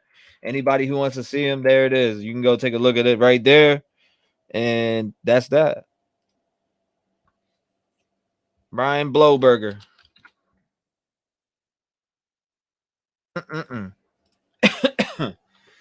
Let's see. Hold up. He's full of bullshit. That's right, T-REV. Let's see. After likely conviction, hang it. 219-885-9693. My bad. I had it on D&D. Jack in the Box, 3 miles from Bryan. I haven't heard of it personally. I personally haven't heard of it. I'm not going to pretend I have heard of something that I haven't heard of. But I see it where y'all are saying in chat. But I haven't seen it. I haven't watched the video from JLR on that at all. I can't even look at him anymore.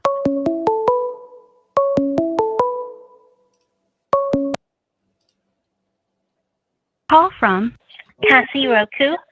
Cassie, what's going on? How you doing? Good. How are you? I'm hanging in there. You know. All right. I sent you snapshots of when he got out to arrive in court. Mm-hmm. It looks like he's sticking out his tongue when he turns toward the camera. Mm-hmm. So you can check those out. It does look like he's sticking out his tongue at us. Yeah. I'm gonna look right now. Let me see. Yeah. Cassie. I see Cassie right here. I mean, yeah, it does actually. What do you guys think? Does it look like he's sticking out his tongue, guys? I saw that. What? Whoa. Public defender already lined up in Idaho. There, I mean, there it is, guys. There's what Cassie's talking about. Whoa, first time seeing that video clip, says Lindsay. Gabe's is saying presser in 20. Okay, well, what presser? We'll watch it. I mean, the presser, they're gonna go up and say, yeah, he waived extradition and he should be in Idaho within the next couple days. I think that's what we're about to hear. I'm gonna go look. But yeah, no, I pulled it up on screen just now. The one that you sent me. Yeah. Also, okay, you know the guy, the TikTok guy that's making all these videos, right? Okay. Another podcaster, JS for Justice. If I can find that video clip, but she does like a deep dive on the backgrounds and everything. You know, the guy that says he's the family member of a law enforcement guy. You know who I'm talking about. Uh-huh. Okay, so she, you know, does like a really good look on the backgrounds and everything of that video, the computer and everything. Okay, so he's like at a wooden desk, and it looks in the background, it looks like there's desks behind him. It looks like he's in a classroom.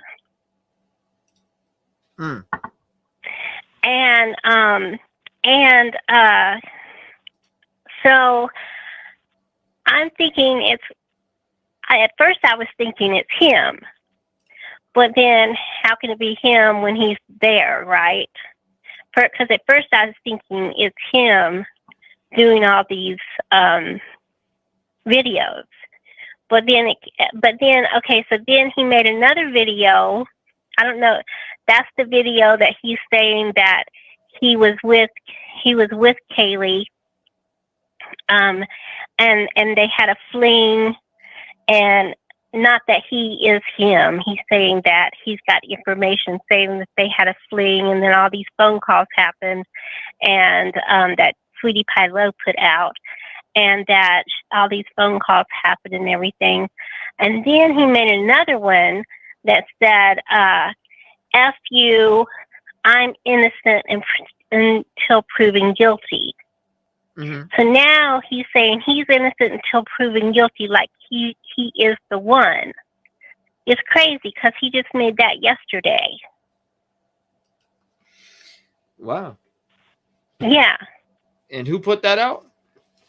The guy that's making the TikTok, the same guy that made the last video, you know, the TikTok guy. Yeah.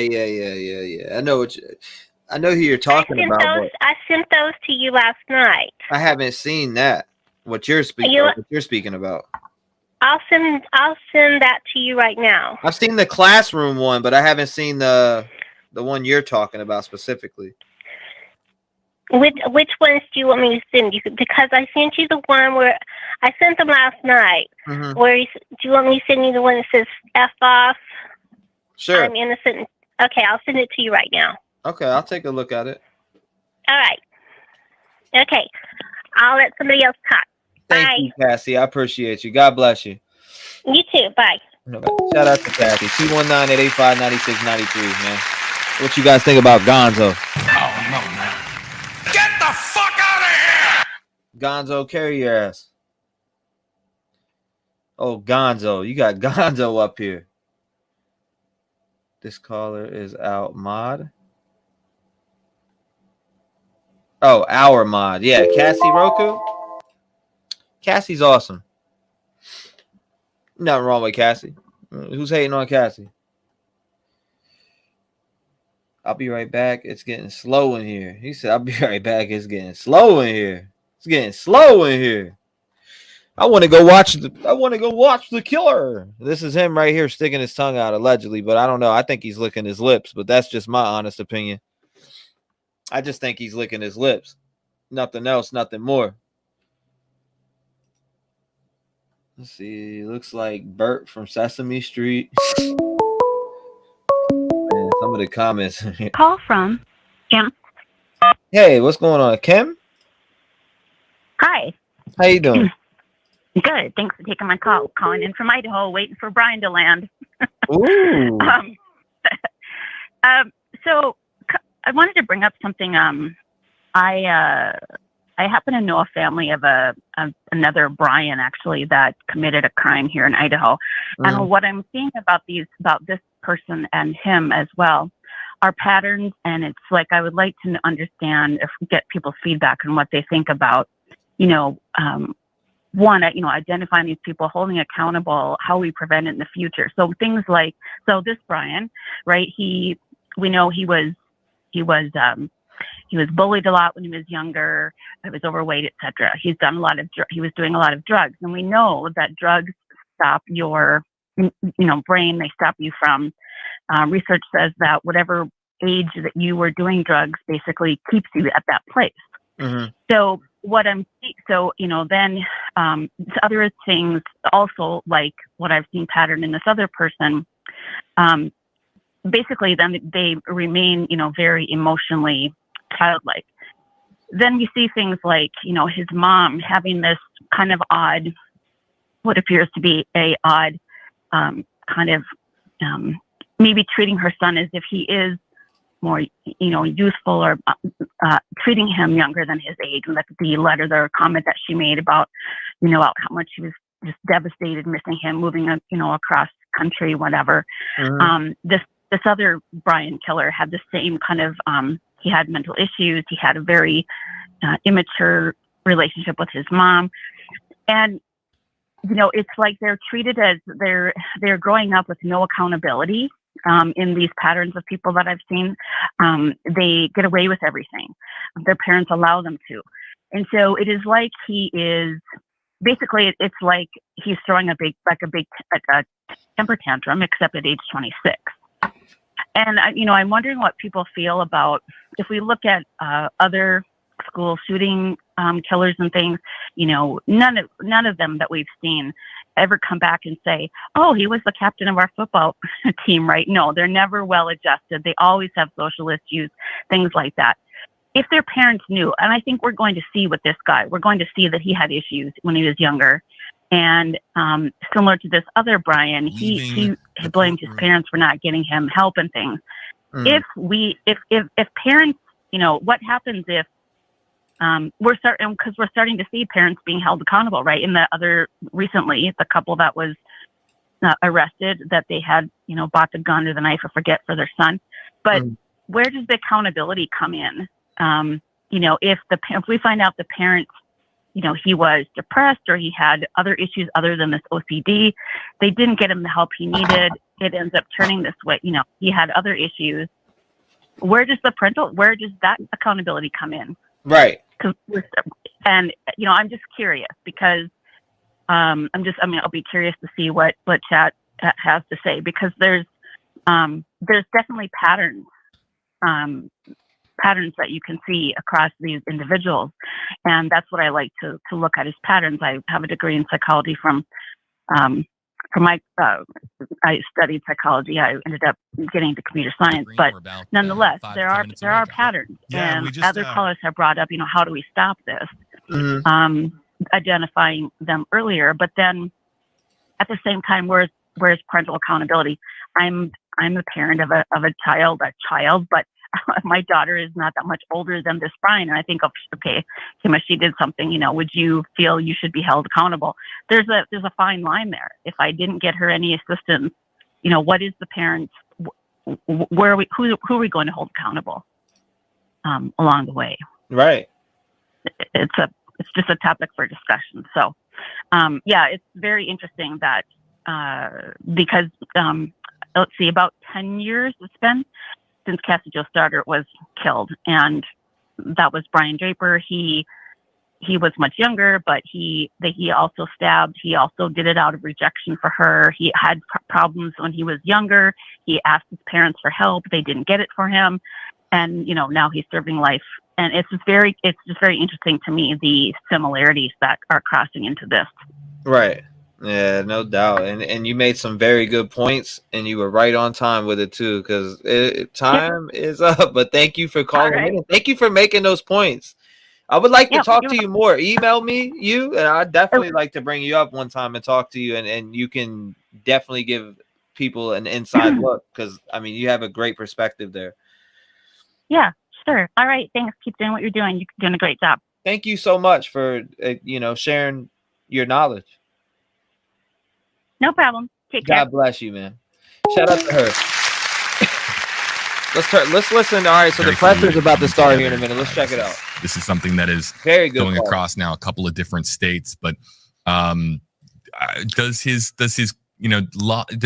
degree in criminology inform him on having a plan? Hey, email me. I'm gonna call you. We really don't know the answer to this question. Well, I think, and the bigger question is, he's dealing with public defenders. Does he not have an attorney, nor maybe doesn't have the money to afford an attorney, a high-profile attorney that's going to come out and represent him in this case?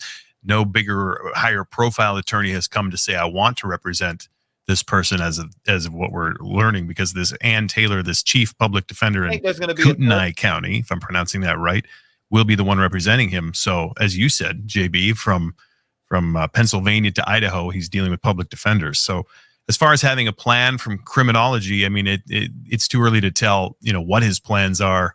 Does he have a knowledge of, well, we're not going to go down that route, because I could easily go down that route. But I think a lot of people on social media have gone down that route. What does he know from his degree in criminology or his PhD studies? What does he know about situations like this? It's all speculation. And I think right now, all he needs to focus on is getting the defender in place, going to Idaho and trying to exonerate himself from these charges. I think that's primarily the focus. We will, a lot of these questions are going to become more clear. You got it right here. Time and really, we might get some answers in this press conference, which, again, I'll admit I'm a little I'm curious as to really what the exact subject matter is going to be for this press conference. But I guess we're going to find out here momentarily. Police have something to say, and of course we're going to be listening with our pens on the ready to take notes, because this is now leaving the Pennsylvania arena and going into the legal arena in Idaho, and that's where this story will continue from this point forward. So, also too, have we heard any details on when the extradition is actually going to begin? I believe the way that it works, and I'm not speaking here with a high degree of confidence, but a relatively moderate degree of confidence in that Idaho arranges for, of course, the extradition to the actual transport from one state to the other. It's something that really Idaho is responsible for.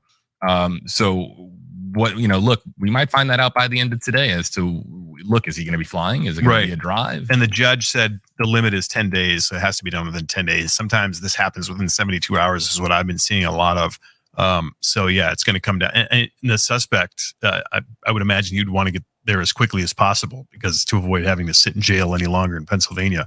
I think we'll see it in the next few days. Personally, that's what I think is going to happen. True crime junkie, #KJB. I thought that for sure he would have a high profile lawyer to represent him. I wonder if that is going to change. I was talking to my wife about this last night, and she made a good point. She's like, maybe he doesn't have the money. I mean, he's a student. Maybe he just doesn't have, if you ask yourself, if you were committed of a crime right now, do you have access to money to hire they could cost in the hundreds of thousands of dollars on a retainer, depending on how big of an attorney you get. So yeah, maybe that's the case, or maybe a higher profile attorney will come in to offer to do it and to be on his defense team. We've seen that in the past. So, I mean, just the fact that we have a name now as a public defender, that doesn't necessarily mean that's who it's going to be through the proceedings.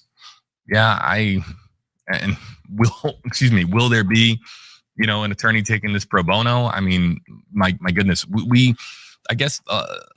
Look, a lot of that is going to be answered in the days and weeks ahead. But you got to believe there's a lot of defense attorneys out there wanting to make a name for themselves. Who said this is one of the biggest cases now in the world that people are talking about. I'm going to hitch my wagon to it and try to get this guy off the charges. Yeah, I mean, an arrest affidavit, that's not far-fetched, getting released, and then the evidence becoming more clear might also attorneys far and wide are going to be looking at that arrest affidavit to see just exactly how much they have what on they're dealing with, right? Yep.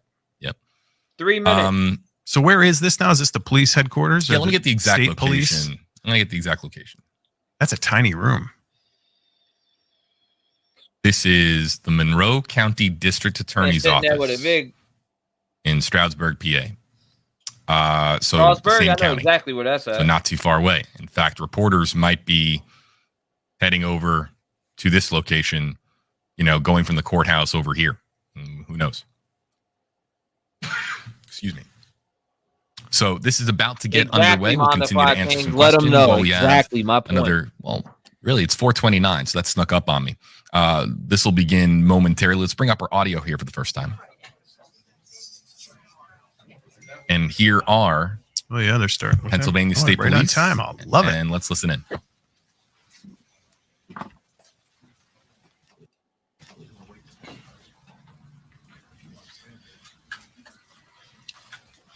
Good afternoon, everyone. My name is Lieutenant Adam Reed. I'm the Director of the Communications Office with the Pennsylvania State Police. Thank you for joining us here. The order of speakers is going to be our Pennsylvania State Police Commissioner, Colonel Robert Ivanchik, Major Christopher Paris, he's our Area 3 Commander, and First Assistant District Attorney, Monroe County, Mike Mancuso. After the speakers have finished, we will then take a handful of questions. Colonel Ivanchik. Good afternoon. I'm Colonel Robert Ivanchik, Commissioner of the Pennsylvania State Police. While I monitored the investigation into the horrific murders of the University of Idaho students, I did not imagine the investigation would lead to the Commonwealth of Pennsylvania. My heart goes out to the families of the victims, their friends, the community of Moscow, and the University of Idaho. No words can heal the pain associated with the loss of a child. Their young lives were ended far too soon.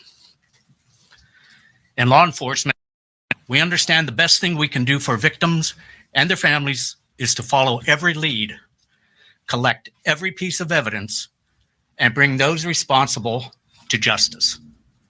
I am proud of the members of the Pennsylvania State Police who were able to help in this investigation.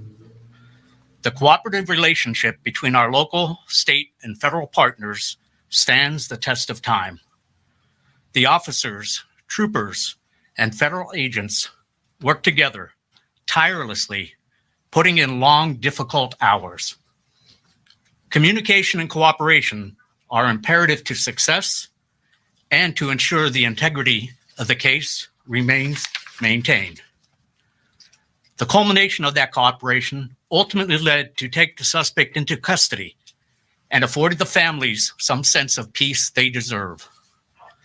I want to thank the Moscow Police Department, the Idaho State Police, and our partners in the Federal Bureau of Investigation for their support, assistance, and coordination. I also want to recognize the Monroe County District Attorney's Office. And finally, I need to acknowledge the members of the Pennsylvania State Police, specifically members of Troop N, our Bureau of Criminal Investigation, and our Bureau of Emergency and Special Operations, who assisted in safely taking the suspect into custody in the early morning hours of December 30th.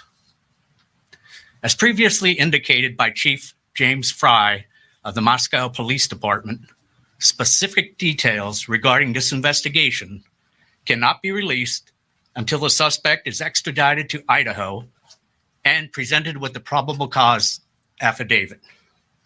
At this time, I will turn the microphone over to Major Christopher Paris, commander of Area 3, who was involved in the coordinated efforts to take the suspect into custody. Thank you, Colonel. Area 3 comprises troops F, P, N, and R, and is made up of 1,000 approximately of the women and men, civilian and enlisted, in the northeastern part of Pennsylvania. I'd like to introduce to my left Captain Norm Kramer, who's the commander of Troop N Hazelton, which is comprised of Carbon, Monroe, Columbia, and parts of Luzerne counties. I would like to reiterate, as the colonel said, that Idaho law prohibits any release of information contained within the affidavits. So we're going to do our best today to talk about what phase we are currently in the investigation. And it has entered a new phase with the waiver for extradition. And the continuing primary goal is the seeking of justice through successful prosecution and conviction, bearing the burden of proof beyond a reasonable doubt.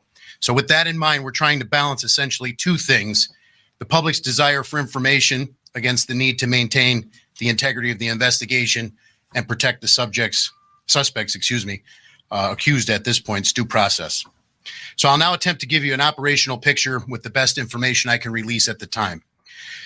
So this begins when the Pennsylvania State Police Bureau of Criminal Investigation troopers were contacted by the FBI about assisting with surveillance of the accused in this case. I'd like to take the opportunity to specifically thank several individuals.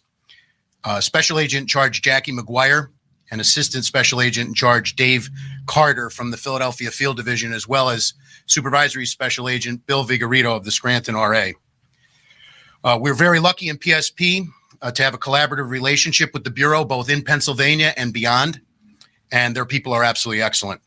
So as the investigation progressed, Troop N Criminal Investigation Section, commanded by Captain Kramer over my left shoulder here, began to collaborate with authorities in Idaho. Specifically, I'd like to acknowledge Lieutenant James Curto, who was here today, Sergeant Anthony Ferdinand, Corporal John Chulak, who is not present with us, and Troopers Leary and Knoll, who are here with us today. It was through this collaboration and the charges pending in Idaho that those troopers were able to obtain search warrants and a fugitive justice warrant that was prepared here in Monroe County for the location in Chestnut Hill Township and the fugitive from justice warrant for Mr. Kohberger, respectively. I'd like to acknowledge the Monroe County District Attorney, David Christine, as well as First Assistant Mike Mancuso and their entire office. The support that we received was absolutely excellent. Once those warrants were obtained, the Bureau of Emergency and Special Operations, BESO, coordinates our Special Emergency Response Team, CERT. They were selected to serve those warrants, the 3 search warrants and the fugitive from justice warrant. To define what CERT is, it's a full-time tactical team maintained by PSP to deal with high-risk warrant situations, barricades, and other incidents requiring specialized tactical training or other capabilities. From their perspective, we essentially task them to go out and serve a arrest warrant for someone accused of a quadruple murder. They're activated several hundred times a year throughout the Commonwealth. We don't typically hear of their work in a forum like this because they serve the warrant, the person's taken into custody, and they go about their assignment. They are the ultimate professionals. It's a volunteer team. They're highly trained and highly motivated. Captain Norm Kramer over my left shoulder was assigned as the top comm for the CERT activation, which means he was responsible for coordinating our tactical preparations. So tactical assets were then staged in the county, in Monroe County, into the evening of Thursday, December 29th, last Thursday. And in the early hours of Friday, December 30th, those warrants were executed at the location. Mr. Kohberger was taken into custody without incident. The scene was turned over to the FBI Evidence Response Team for processing. Mr. Kohberger was then turned over to the Monroe County Prison, where he has remained in their custody since. I'd like to thank the Monroe County Sheriff and the Stroud Regional Police Department for their support as well during the extradition process.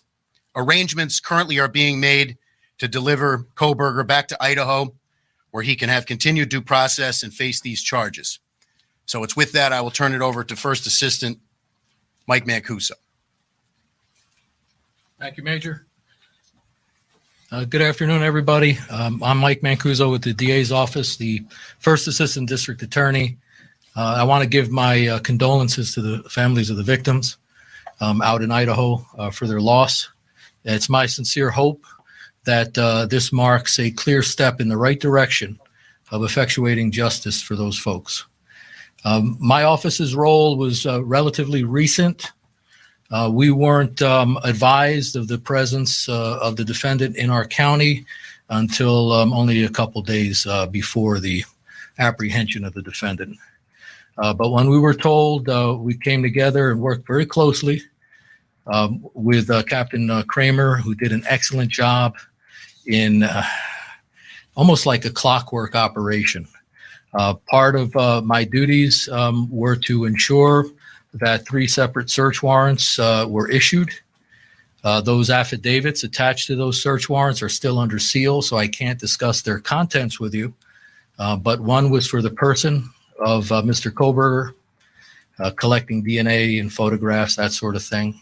One was for the white Elantra vehicle, which I understand has been seized and is being processed. And one was for the address, the residence itself that he was living in with his family.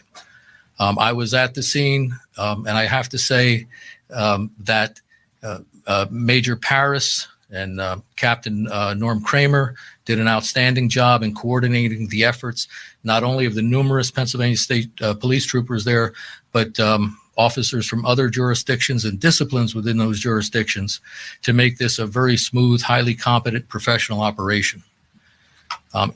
It is a quirk, apparently. It's not in the norm of the states I'm familiar with that Idaho does not release their probable cause affidavit in support of their arrest warrant until after their defendant is returned to that state. But having read those documents and the sealed affidavits of probable cause, I definitely believe that one of the main reasons the defendant chose to waive extradition and hurry his return back to Idaho was the need to know what was in those documents. So that's a significant development. Beyond that, looking at the scope of the situation and the ties this defendant has to my county, I would hold our office at the disposal of the Idaho authorities to help facilitate a complete background investigation into the defendant, both activities prior to the murders occurring within the Commonwealth of Pennsylvania and his activities after the murders in Pennsylvania. So we stand ready to assist with that effort on an ongoing basis. Thank you.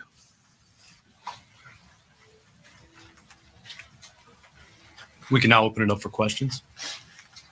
Can you tell us what state police specifically did, or can you give us any indication as to the operations of state police when you were notified? You talked about putting tactical in the area. How long were they there? And what's the? We're not in a position to give you an exact time. It was at some point prior to when the surveillance was taken, as the investigation progressed to a point where search warrants could be obtained, and the probable cause for those search warrants and an arrest warrant, a fugitive from justice warrant based on the arrest warrant out in Idaho were obtained. We began to take the tactical steps to plan to serve them. Were you collecting evidence prior to his arrest? At this point, like we said, it's very much pertinent to what's in the affidavits, which we cannot speak about. What's it about his demeanor when the arrest actually happened? Present sense impression, as likewise ongoing investigation, can't discuss it. How, Robin, 69 News, how is Kohberger being transported back to Idaho? Those arrangements are being discussed right now, as well as the logistics. The court order says, those of you who heard it today, it's within the next 10 days. So we're currently working on that in coordination with authorities out in Idaho. Sir, I can't comment. I don't know. Is he being held in the Monroe County jail until he's extradited, or is he removed to another? No, he is lodged in since he was dropped off there Friday morning. He's resided in Monroe County Prison. Still, and until he's Correct, extradited, yes. he'll be there. Are the marshals moving him, or which group? At this point, that's still being coordinated between the state police and the authorities out there. We don't know. Will the affidavit be unsealed when he arrives in Idaho? I don't want to speak out of my lane. When I watched the press conference on Friday at 1 p.m. Pacific time, I was alerted to the fact that, according to Idaho state law, that the affidavits have to be served to him once he's extradited back before they could be unsealed. Has he say has anyone else been arrested? Ongoing investigation. Has a motive been determined? I can't comment on that either. I apologize. Who transports him, sir? Does Pennsylvania State Police, the Monroe County Sheriff's Department? He's presently back. He was transported from the courthouse by Monroe County Sheriff. And the logistics of who's going to transport him out to Idaho are still being discussed. We don't know yet. Can you confirm the time of his arrest and how much law enforcement presence there actually was? I would say it was in the early morning hours of Friday, December 30th. Tactical assets on scene were probably in the neighborhood of 50. Were you afraid he was going to get tipped off before you got him? I would say overall about this entire operation, and the credit goes, this is a part that the state police played humbly.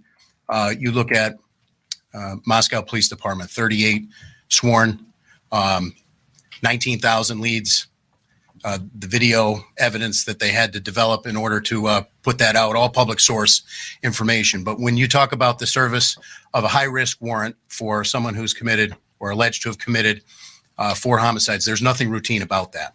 And all of those tactical steps that were taken were in conjunction with the best efforts of the authorities, local, state, and federal, both in Idaho and here, to ensure that we could do it safely and to ensure that we could get him into custody and that those service or the search warrants could occur. Sir, can we ask you a question of the first assistant? Mr. Mancuso, you described having read to a degree the contents of that affidavit of probable cause, and that you possibly speculated or theorized that he wanted to get back to read that as well, since he can't read that. Can you give us an indication, though, of the seriousness of what he did? I know you can't talk about it, but can you share with us something?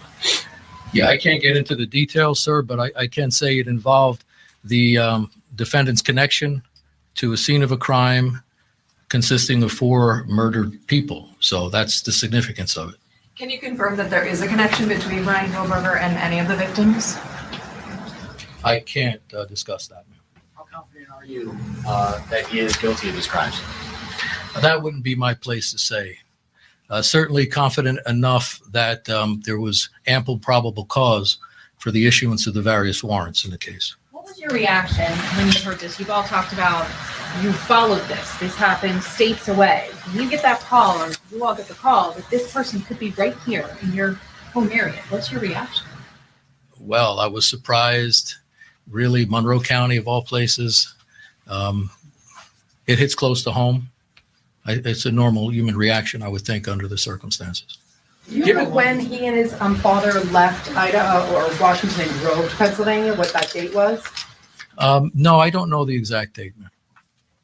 Approximately, we understand the middle of December. Is that correct? I think that's approximate. And what about, we heard reports that they were stopped not once but twice on the highway. Can you elaborate?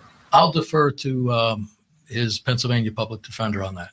Do you have reason to believe that Kohberger is connected to other crimes and unsolved mysteries in the area? I wouldn't answer that question at this time.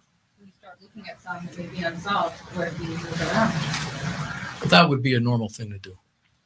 Question for the PSP here. Said he was taken without incident. Was it safe to say that, I shouldn't say it's safe to say, but did it seem like he was expecting? I would comment on what his present sense was. I would just comment that the professionalism of the CERT team and their tactical training definitely proved in a situation like this to do it in the most tactically sound and fastest way possible. Was there anybody else in the house at the time? Yes, parents were in the house at the time. Did they say anything to you? Again, present sense impression. I can't comment on that ongoing investigation. You break down the door. Force was used. The warrants were issued for evening search warrants, which in Pennsylvania requires additional probable cause in order to serve them at the hours of darkness. I would defer to the first assistant to talk about the legal burden that you bear in order to obtain those. But from a tactical standpoint, based upon all of the briefings that we had developed and all of the intelligence we had developed, we thought that was the best time to serve it.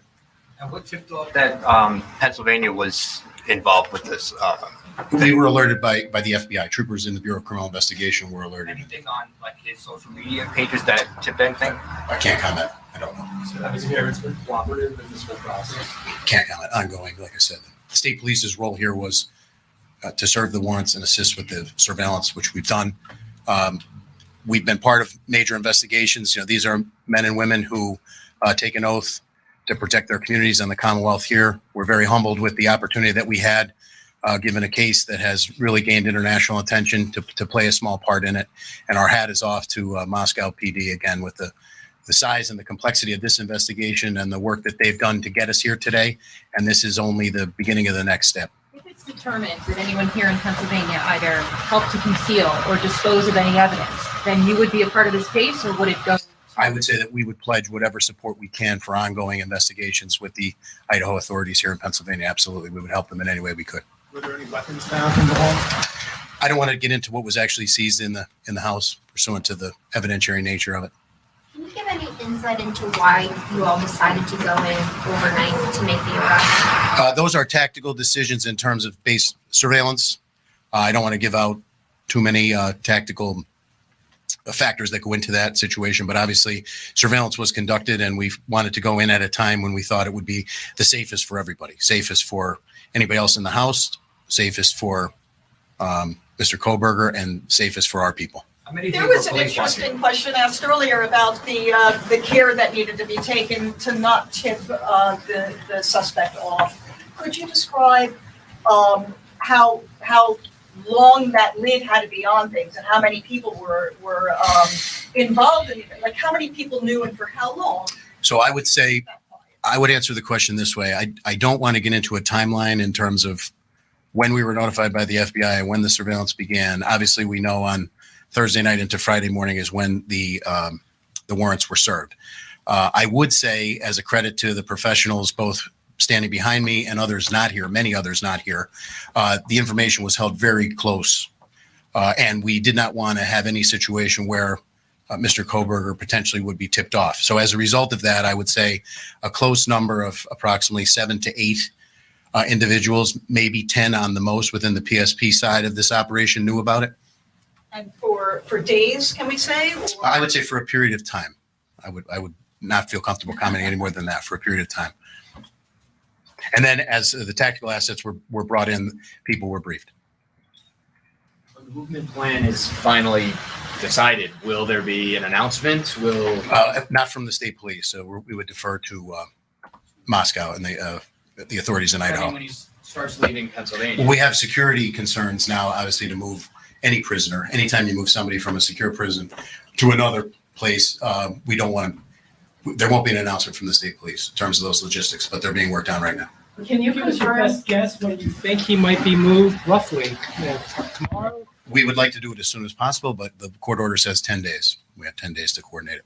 Can you potentially be on a plane tonight? Is it possible he could be on a plane tonight? That's a possibility, right? I can't. I would think that's probably not likely. Private plane, or would you fly commercial? We're looking into that right now. Can you confirm or deny that a window was broken in order to gain access into the home? There were multiple windows that were broken, I believe, to gain access, as well as multiple doors. I think the video of the house after the fact confirms that. And that would all be part of the tactical plan based on the floor plan of the house, et cetera, and what the CERT operators would do to serve those warrants. Was this suspect on your radar before, and are you looking at any connections? I wouldn't comment on that based on the ongoing nature. But how about did he have a criminal past? According to the UJS, I didn't see anything. I can't comment on a person's criminal history during an ongoing investigation. Sorry, Mr. Mancuso said that you stand ready to assist in giving you complete background of the defendant. What specifically is law enforcement interested in? That'll be the last question after Mr. Mancuso answers. In any case of this nature, and I prosecuted a fair share of homicides, double homicides, that sort of thing. You want to look at any evidence of possible motive. You want to look at any evidence of a pattern, of modus operandi or method. You want to get into the subject's character, mental state to the best you can, that sort of thing. So it'll be an all-encompassing effort, which we stand ready for. Okay. How will you do this? We have our ways. Okay, thank you. Thank you. Thanks, everyone. Just for a quick spelling, I'll give everyone the spelling of everyone's name. It was included in the media advisory, but just so we have it.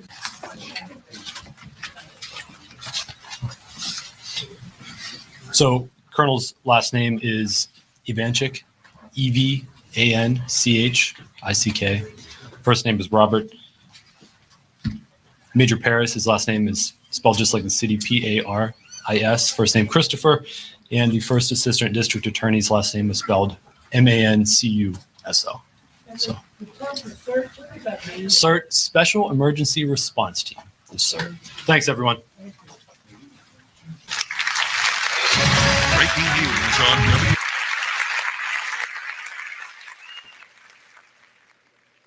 So, ladies and gentlemen, you had just seen it. That was the presser that we just watched. Trying to get he said, what a holy shit, ton of suits and badges. Trev Enton is going to release body cam of Bryan Kohberger. Oh my God! Yeah, we want to see that for sure. We definitely want to see that. I want to see if he was acting a certain way, or you know what I mean. That's what I want to see on that. But there you go. That's the presser. You're welcome, guys. You're welcome. You're welcome. Let's see. Dang, they are guarding that room. We have our ways. There we have our ways. I'm out. We have outways. Boom. So, I mean, they busted through. They busted through. I want to hear his voice. Hell yes, I want to see that. Me too. Body cam. That was fast. Yeah, that was fast. I mean, I thought it was what? Maybe 20 minutes? 20 minutes at best? I don't know. Was it 20 minutes? I feel like it was 20 minutes. We have everybody saying they want to hear his voice. I want to hear his voice. I want to hear him talk. Well, we definitely will be hearing him talk. Maybe if he goes up on, if he goes up on the stand. So much police in the theater too. Maybe we can. I seen something that's moving fast. Maybe we can hear his voice. Bryan Enton will show body cam at 5 p.m. That's interesting. No MIA on Dave. Hell, don't play at all. BK is definitely taller than 6 foot. Yeah, he's probably like maybe 6'2", 6'1", 6'1", I'd say. 6'1", what do you think? Let's see. I was waiting for somebody to join on panel, special guest, but let me see where my special guest is. Hold up. Special guest joining on panel. 1 second. Let's see. Is he joining on panel? Why is it not ringing?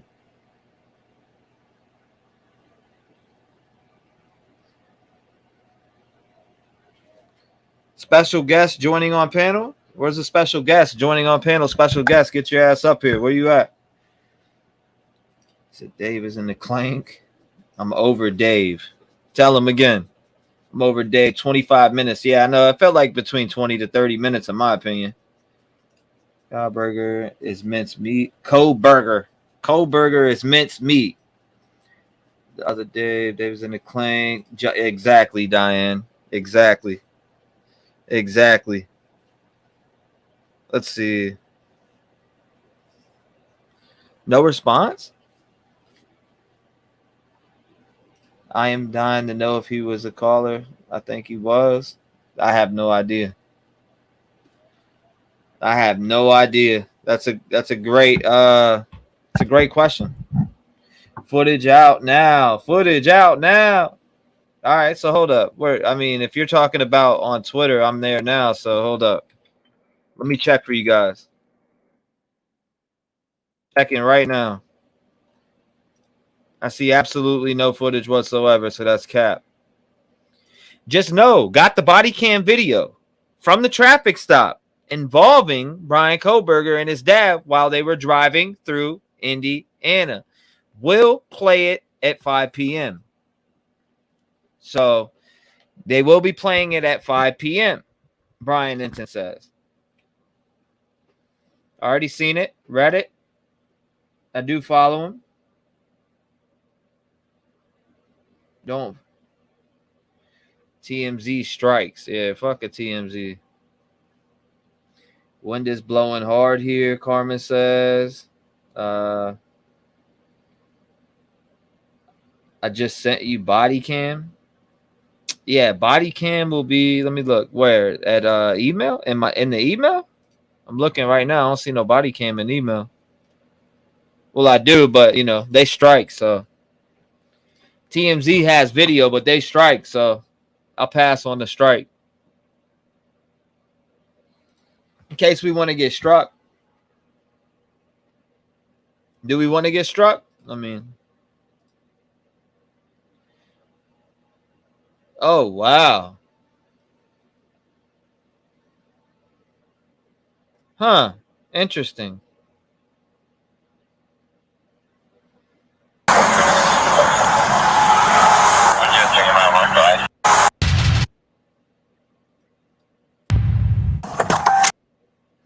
You know what? Let's see. Hold up. Let's see, guys. Hold up. Fuck it. Let's get struck up. How about that? Let's take a strike, all right? You ready? Let's take a strike together. We will take a strike together, ladies and gentlemen. If they strike, oh, well, it is what it is. I'll take a strike for the team.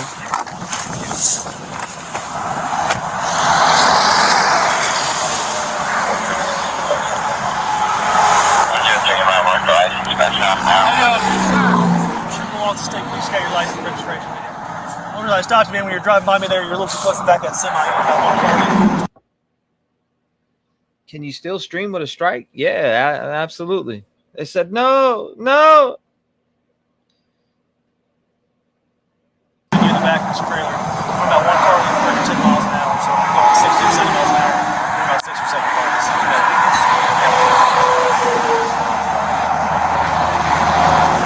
Oh, you guys did?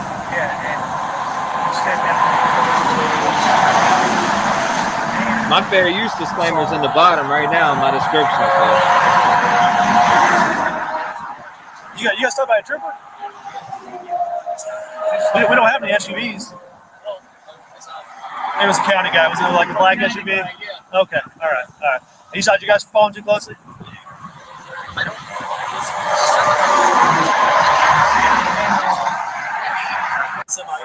Here again. In the back of this trailer. About 140, 10 miles an hour. So we're going 60 miles an hour. Hold up. Brian says, let's see what Brian's saying. Hold up. Brian sent me on Facebook. Let's check it. 6 minutes. Huh? Okay, here we go. Let's check this one.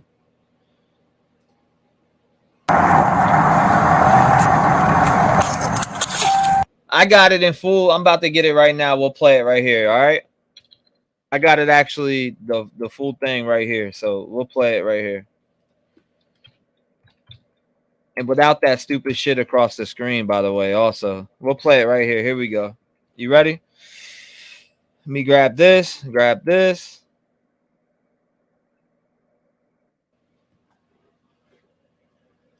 I got it right here. We're about to play it. Show and folder. Here you go, guys, ladies and gentlemen. Let's play it. There you go. In full. Thank you, Brian. Appreciate it, bro.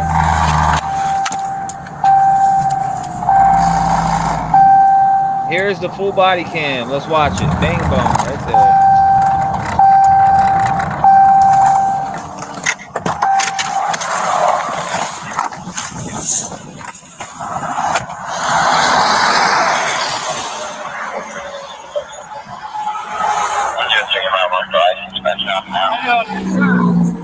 State police got your license and registration. I stopped you when you were driving by me there. You're a little too close to back that semi. About 140 in the back of this trailer. We're about 140, 10 miles an hour. So we're going 60 miles an hour. We're about 6 or 7 cars.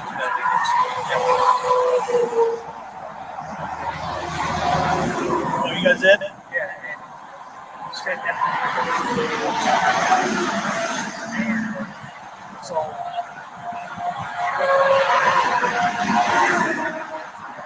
You got stopped by a trooper? We don't have any SUVs. It was a county guy. Was it like a black SUV? Okay. All right. You said you guys were following too closely?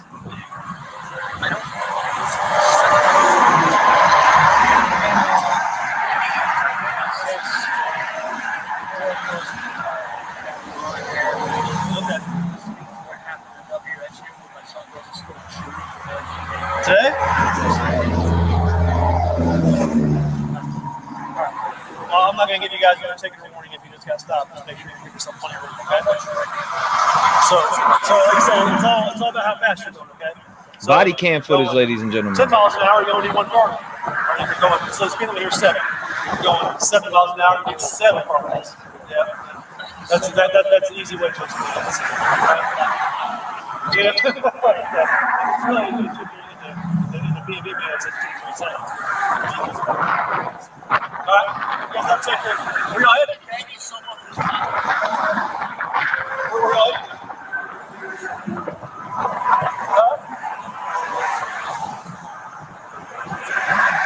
Where at? Yeah, the long haul. Got scared of airplanes? Scared of airplanes, you heard that? Did you? Okay. All right, well, hey, please have a safe trip. Thank you, sir.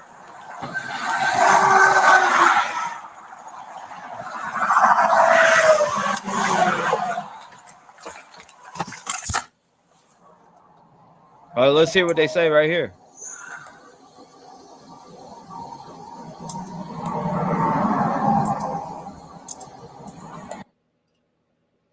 There you go right here. There's another part right there.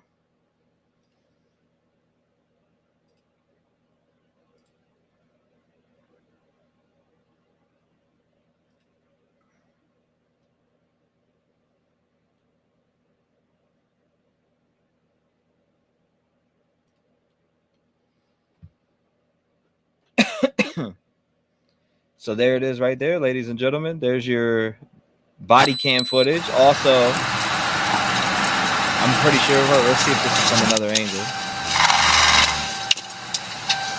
Let's see what we got here.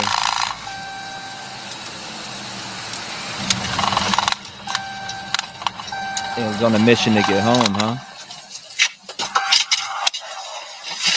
Look at that dirty ass Elantra.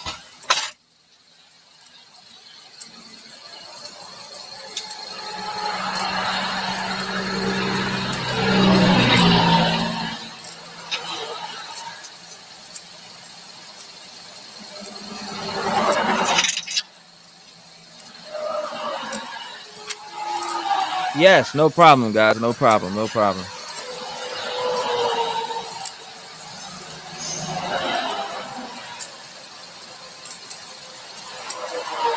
Look how dirty that Elantra is.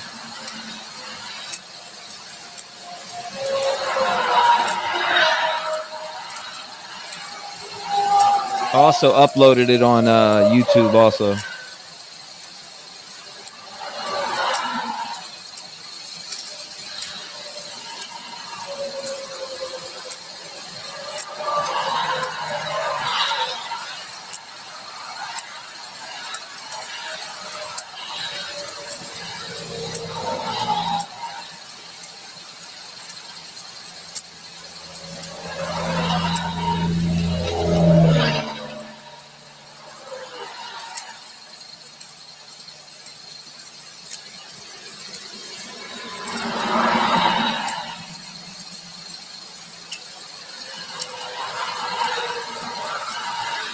Listen to him say, yeah, that's your car.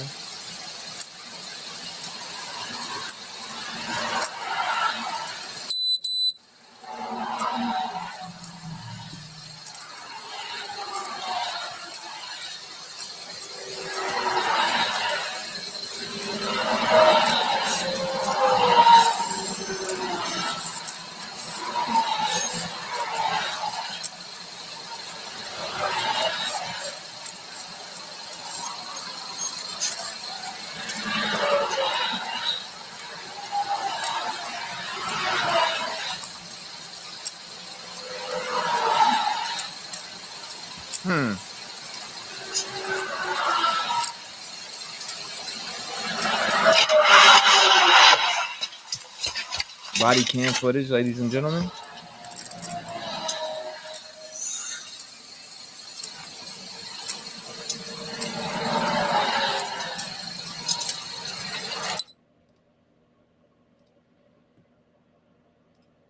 So if you just came in again, this is the body cam footage, ladies and gentlemen. Body cam footage. Get the plate number T. What do you mean? I uploaded this. This is on my channel also. The body cam footage is on my channel right now. I uploaded it as a video also.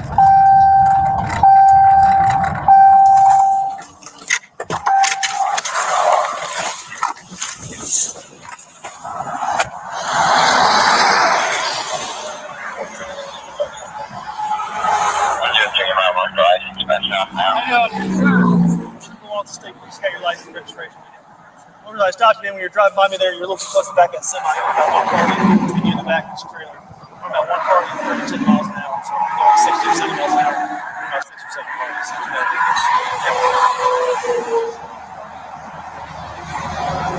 Oh, you guys did? Yeah.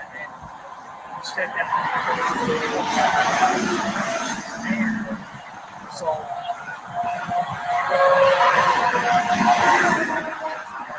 You guys stop by a trip? That car is dirty as fuck. We don't have any SUVs. Was that a light? Hold up. Let's look at that. Hold up. Was it a Washington? Hold up. Let's get up on it. Washington plate, ladies and gentlemen. Washington plate. Absolutely. That is absolutely a Washington plate.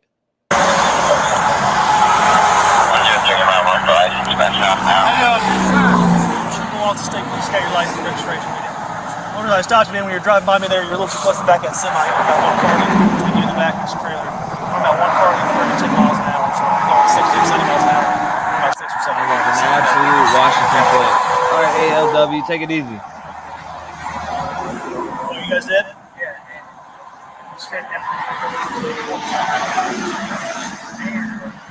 So. Can you zoom in on the hand? You guys stop by a trooper? We don't have any SUVs.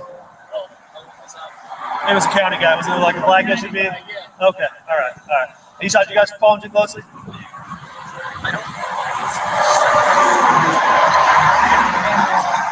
Is that blood on the door handle? Ken says.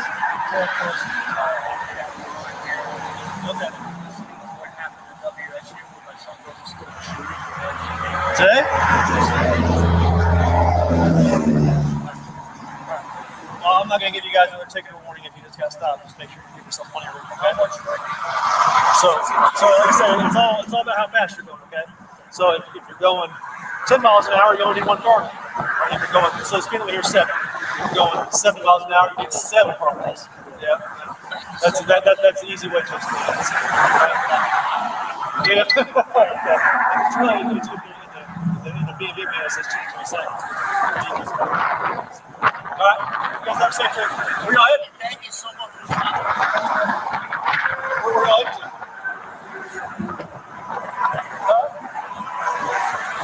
Well, there that is, right there. Where we're at?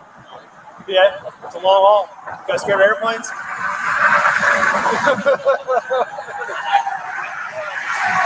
All right, so there's your body cam, ladies and gentlemen. Let me know what you guys think. Call in at 219-885-9693. I'm about to open the lines right now. I'm going to open the lines, and then I got a special guest hopping on. So if you want to call in, 219-885-9693, make sure you call in. Make sure you call in. 219-885-9693. Also, the body cam is on my channel, so you can go and grab that too and check it out there. Link should hold on. I'll drop the link for you guys. Anybody who wants to watch the body cam of Kohberger right here. Like I said, if you want to call in, talk about it, 219-885-9693. Phone number is at the bottom of the screen. Reaching for hash coins. Call from Allie. Allie, what's going on? You're live. Oh, God, no way. Okay, first of all, I love your show. I've been watching for quite a few days watching this. But I thought it was crazy today to watch him walk through the hallways and whatnot. Mm-hmm. Like his eyes, you know, it just reminds me of watching the footage of Ted Bundy. Like it looks like, I know a word we don't want to use is evil, but like malevolent or just like full of, like there's a terrible, terrible story behind there. So Right. I just thought maybe we could talk more about that. I don't know. That's all I have. Like that blank stare, you know? Like, Yes, it was scary. And then he was like looking around the room and I couldn't believe that he just was like so stone-faced. He had nothing. I don't know. I saw someone say if he truly believed he was innocent, he would be proclaiming that. And I'm no behavioral science expert, so I truly don't know. But I would have to think that he would be doing that as well. Or, I mean, I don't know. This case has gotten so big. I don't know. Yeah, I seen all three of them. The get out the van, the walk down the hall, and the way out. It just had a blank stare from, you know, just from what I've seen, and it's just, I don't know, it's super awkward. You know, I'm glad that the process has started for the families, but also I do feel like they're going to be dragged through hell during this case. They're going to have to face multiple things and relive and hear things that you know that is going to break them down. So they need our prayers. They need all the support that they can possibly get, and it's going to be a hell of a journey for them. And like I said, I mean, I'm glad the process started, but man, if they're not going to go through a lot, you know? Yeah. What did you think of the police? I'm not sure which one it was, saying that the windows and doors were broken. Because I hadn't heard anything about that either, like visibly seeing broken windows or anything. But he came out and said that. Like, what did you think of that? Yeah, that was interesting on the presser when he said something about the windows, and that he said they broke windows during the search warrant. Oh, okay. During the search warrant, I thought that was the house he was talking about, and I was like, "What? I totally missed that." Anyway, okay. Well, I won't take up other callers' time. I just wanted to see if I could possibly. I totally didn't think I would get in, so this is really awesome. Your It show is doesn't- super I accessible. don't know if I that's love a that. cut on his knuckle. So a lot of people are pointing that out in chat right now. It looks like a cut on his Yes. knuckle. Someone said the wrist too. What do you think? I can't tell. It looks like his bone maybe sticking out a little bit on his right hand. But maybe. I can't tell. I would need a better shot, a better angle. Please pause on Doesn't he back. look scared? You say again? He looks so scared when the cop walks up to the car. Like he's bending himself over to like, hello, what's up? You know? Yeah, the look on his face is like, hopefully this isn't about I don't know. It definitely it's weird. Those knuckles are busted. Somebody said those knuckles are busted. If the dad didn't know, surely he got sus after being pulled over twice and on their way home. Yes. So, Yes. He's shitting himself, Joe says. Yeah. Yeah, it's weird. I appreciate you calling in. And where are you calling in from? New York, actually. I'm like 3 hours away from there. We're right on the border here. So it was really crazy to hear this. I was like, oh, it really gave me a moment where I'm like, it really could be anyone, anywhere. Like there could be a murder in California and they come here, like, or to Montana, like, Anyway, stay safe. Much love Yeah, to you all of too. Love Thank your you so show. much for calling in. God bless you. And Yes, thank you. And be safe. Because You too. there's Bye. predators out there, Yeah. Bye. Bye, T-REV. Much love. Thank Bye. you. Much love to you. Shout out to her. If you want to call in, it's 219-885-9693. Okay. Kohberger.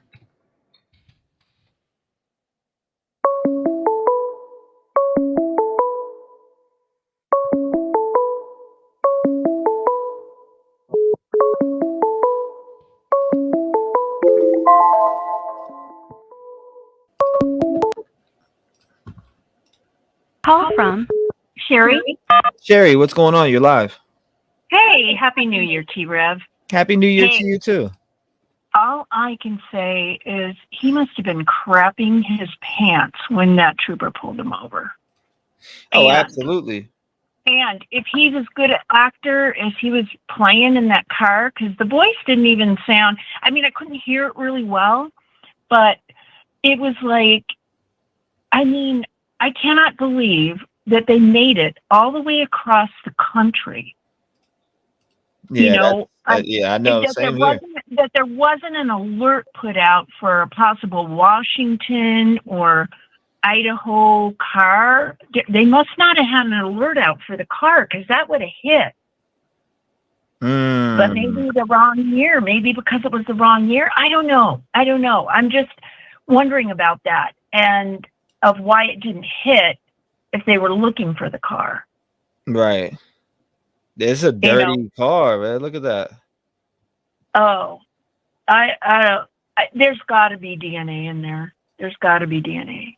Somebody said there's And a this is where science is going to nail this guy to the cross. Let's hope there's nothing he can get off on. Nothing. I hope there is nothing they can get off on. The guy's pure evil. I mean, when I see him, I'm like, because it could be anybody that you see walking down the street, but this guy is pure evil. I mean, it was all premeditated to the hilt. And I think if he wouldn't have gotten caught, there would have been more. Because this guy is a classic narcissist. Right. And that's why he wants to go to court. Because he doesn't really want to get off on this charge. He wants to get off on this because he can relive that high of having to go through every detail of what he did. Right. I truly believe that. It's disgusting. It's just so disgusting. Wow, And look at that car when he leans over like that. Look how dirty it is. Oh my God. The guy, you would have thought he would have cleaned the car like to spick and span. Oh my gosh, look how dirty the side of that car is. Good grief. You know, you would think that he would have cleaned it, you know, a lot better than that. I mean, he was so smart, but he wasn't so smart. You know, you can be really book smart and then mess up. I mean, to be honest with you, I think he was a complete fucking idiot.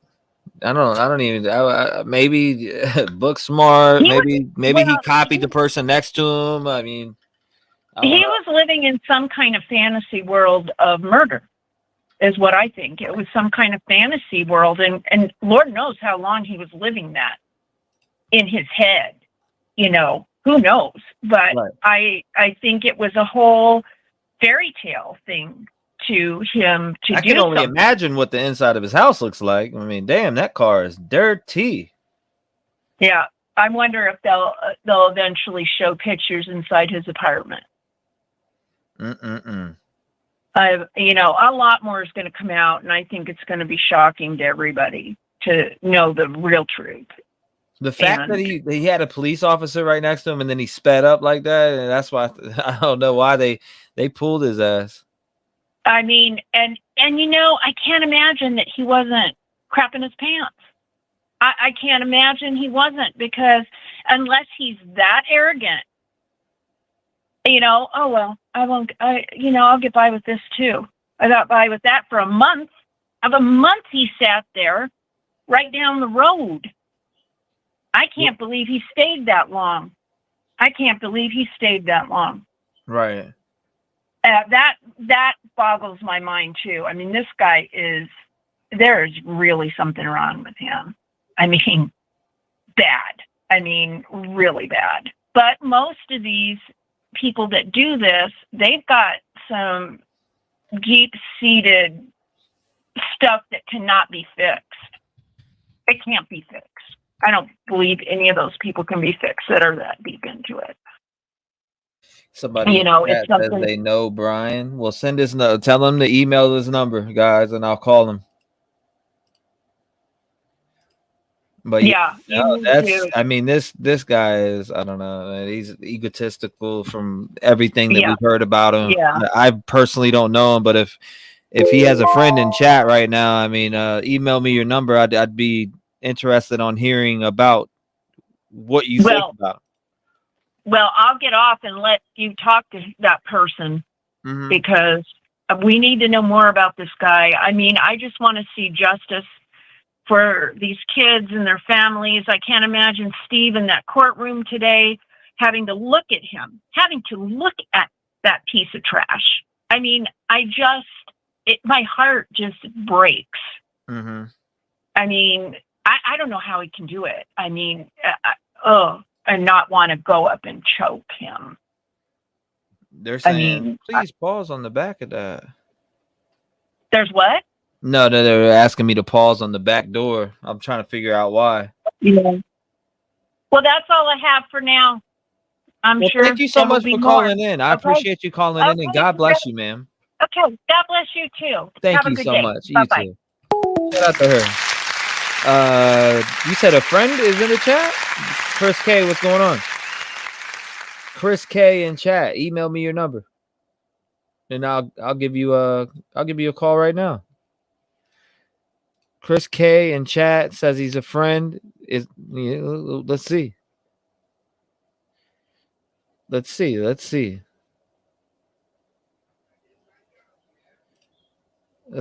here. Yes, Kayla. Definitely will call you right after him. I'm waiting right now. I see that. I seen your email. Sinful Butterfly, I seen your email also. You said, let's see, you sent me this screenshot of that. Okay. Mr. Buck, screenshot of their faces. Okay, I'm waiting for Chris K. Chris K, no number yet. I'll give him another minute. Let's see. Let's see if it comes through. Nothing so far. Nothing at all. I paused on the back door, though, so there's your back door shot. Or did you mean like back through the back window? Because you can't really see it through that. I mean, right there. I guess maybe you can see a little bit. I don't know if it's a bag in the back or what. But you can't really see much in there, right? And then I don't even know why the body cam. Why doesn't he have the body cam on him? Why doesn't he have the body cam on him? Clear the lines for Chris. You say clear the lines for Chris, but Chris hasn't messaged at all on email, so I don't know. At this point, I don't know. You guys are getting hype about this Chris, but I mean, where's Chris? I don't even see Chris K in here, first of all. Chris K emailed me? No, he did not. Absolutely not. Negative. Negative. That's a negative on that one. Chris did not email me. That's negative. I'm looking at my email right now. I got multiple monitors. I can see everything. There's no email from Chris K. Absolutely not. Yeah, absolutely not. Nope, still nothing. I'm back all the way down at all right, so now I'm at 9:33 a.m. right now. Nothing from Chris. All the way up. Nothing from Chris. Going to the next page, nothing from Chris. Still nothing from Chris on this page either. So no, I think we're getting I think y'all are being capped on because I don't see nothing in Chris. So anyways, I'm gonna open the lines up. Like I said, nothing on Chris. 219-885-9693, man. Make sure you call in. Trust me, I've already checked my email.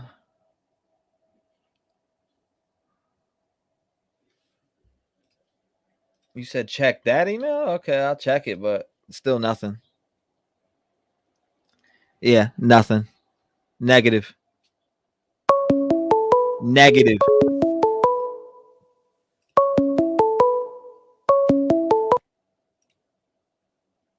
Call from Wendy. Wendy, what's going on? You're live. Hey. Okay, did you think it was weird when that cop went up to him? They said something about they had just gotten pulled over, and then the cop was like, "No, we don't have any black SUVs. Couldn't have been us." That makes me think they got pulled over by like a federal marshal or FBI, someone. But he acted like he had no clue. I thought that was so weird. Right. So, and yeah, we got one body cam, but we didn't get that one. Like, where's the other from the other time they got pulled over? Why wouldn't they have them both? Well, I'm sure there will be another one dropped. I'm sure there'll be another one dropped. Maybe not, but I'm sure somebody. I think it was like a U.S. Marshal or something. Right. But he looked like he was shitting himself. He looked scared to death. Yeah, and the dad, I don't know. I felt like the dad did all the talking. Like when I've been pulled over with people in the car, I'm the one who talks. Like that was so odd. Like I know that's your kid, but why are you speaking for him? He's the one who's getting pulled over. That just seemed really strange to me. Yeah, absolutely. But I can't wait to see what happens. I hope they fly him back. Hopefully by tomorrow he's back. Well, we'll see. They're not going to tell public when. I'll tell you that much. Oh, no. They're definitely not going to tell the public when. I just don't. I don't think they're going to take any chances with driving him all the way across the country. I just don't see that. I think they'll fly him back. But he's so creepy.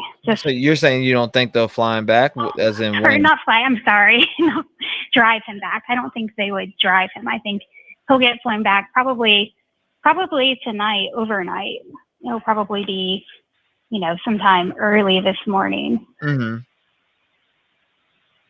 And I don't know. I have a really hard time. So I have 3 kids. If that happens within 10 minutes of where my child lives, I would be watching that nonstop to, what's going on. I just have a hard time believing his parents didn't know anything at all. Not that they're like in any way to blame for his actions. I would just, I would be all over that as a parent. Like, what's going on, where my child is, and 4 people just got murdered. And then, they know he's weird. They know. So and what's then your he has the thoughts same on kind of car. everything? So, I'm sorry? They know what kind of car he drives. They, I have a hard time believing they wouldn't have put 2 and 2 together. I also think it's strange too, why, I get it. Some people like road trips. I hate them. If that was my kid, they're already paying for 1 plane ticket. And then what they're spending in gas to get all the way back, I mean, that's the price of another plane ticket. Wouldn't it have been just as much just to fly him home instead of have his dad buy 1 ticket to fly out there? I don't know. I feel like, I know they said it was a planned trip, but I would love to know when his dad's ticket was bought. That would be really interesting to know. Yeah, I wonder if he bought it. I mean, I'm sure he bought it when he planned to go there. Like I don't know when he was planning to leave. The rumor is out that he left on the 17th. I don't know how true or the validity to that, but that is the rumor that's out. Yeah, I would love to know if the ticket was bought before or after the murders were committed. Mm-hmm. Because if it's planned, like anytime we go on trips, we buy our tickets months in advance. That way we know we're good. We have them. So yeah, I'd be really, really interested to see when that ticket was bought. A lot of people wanted this body cam. I mean, there it is right there. Yeah. Dad's got the GPS in his lap, it looks like. Does he? Yeah, he's got a GPS sitting in his lap. You could see it. You could see it on his cell phone that Dad's got the GPS hooked up. Yeah, Bryan, he looks scared to death. Because I've never been pulled over back to back. I don't know if that's a common thing. I don't know. That's something. It almost felt like the cop was trying to fuck with him, to scare him a little bit. Which, I mean, well, I appreciate you calling in and sharing your thoughts, etc. I'm gonna get a couple more calls in here, and I appreciate you. God bless you, man. Yeah, you too. Thank you. Thank you so much. Be safe. Shout out to her. If you want to call in, it's 219-885-9693. You guys keep saying, well, hold up. Let's see. All right, Chris. Moment of truth, Chris. Let's see. You ready? Hold up, guys that are calling in. We got Chris right here. Let's see. Chris did email just now, and it did come through. So let's give Chris a phone call.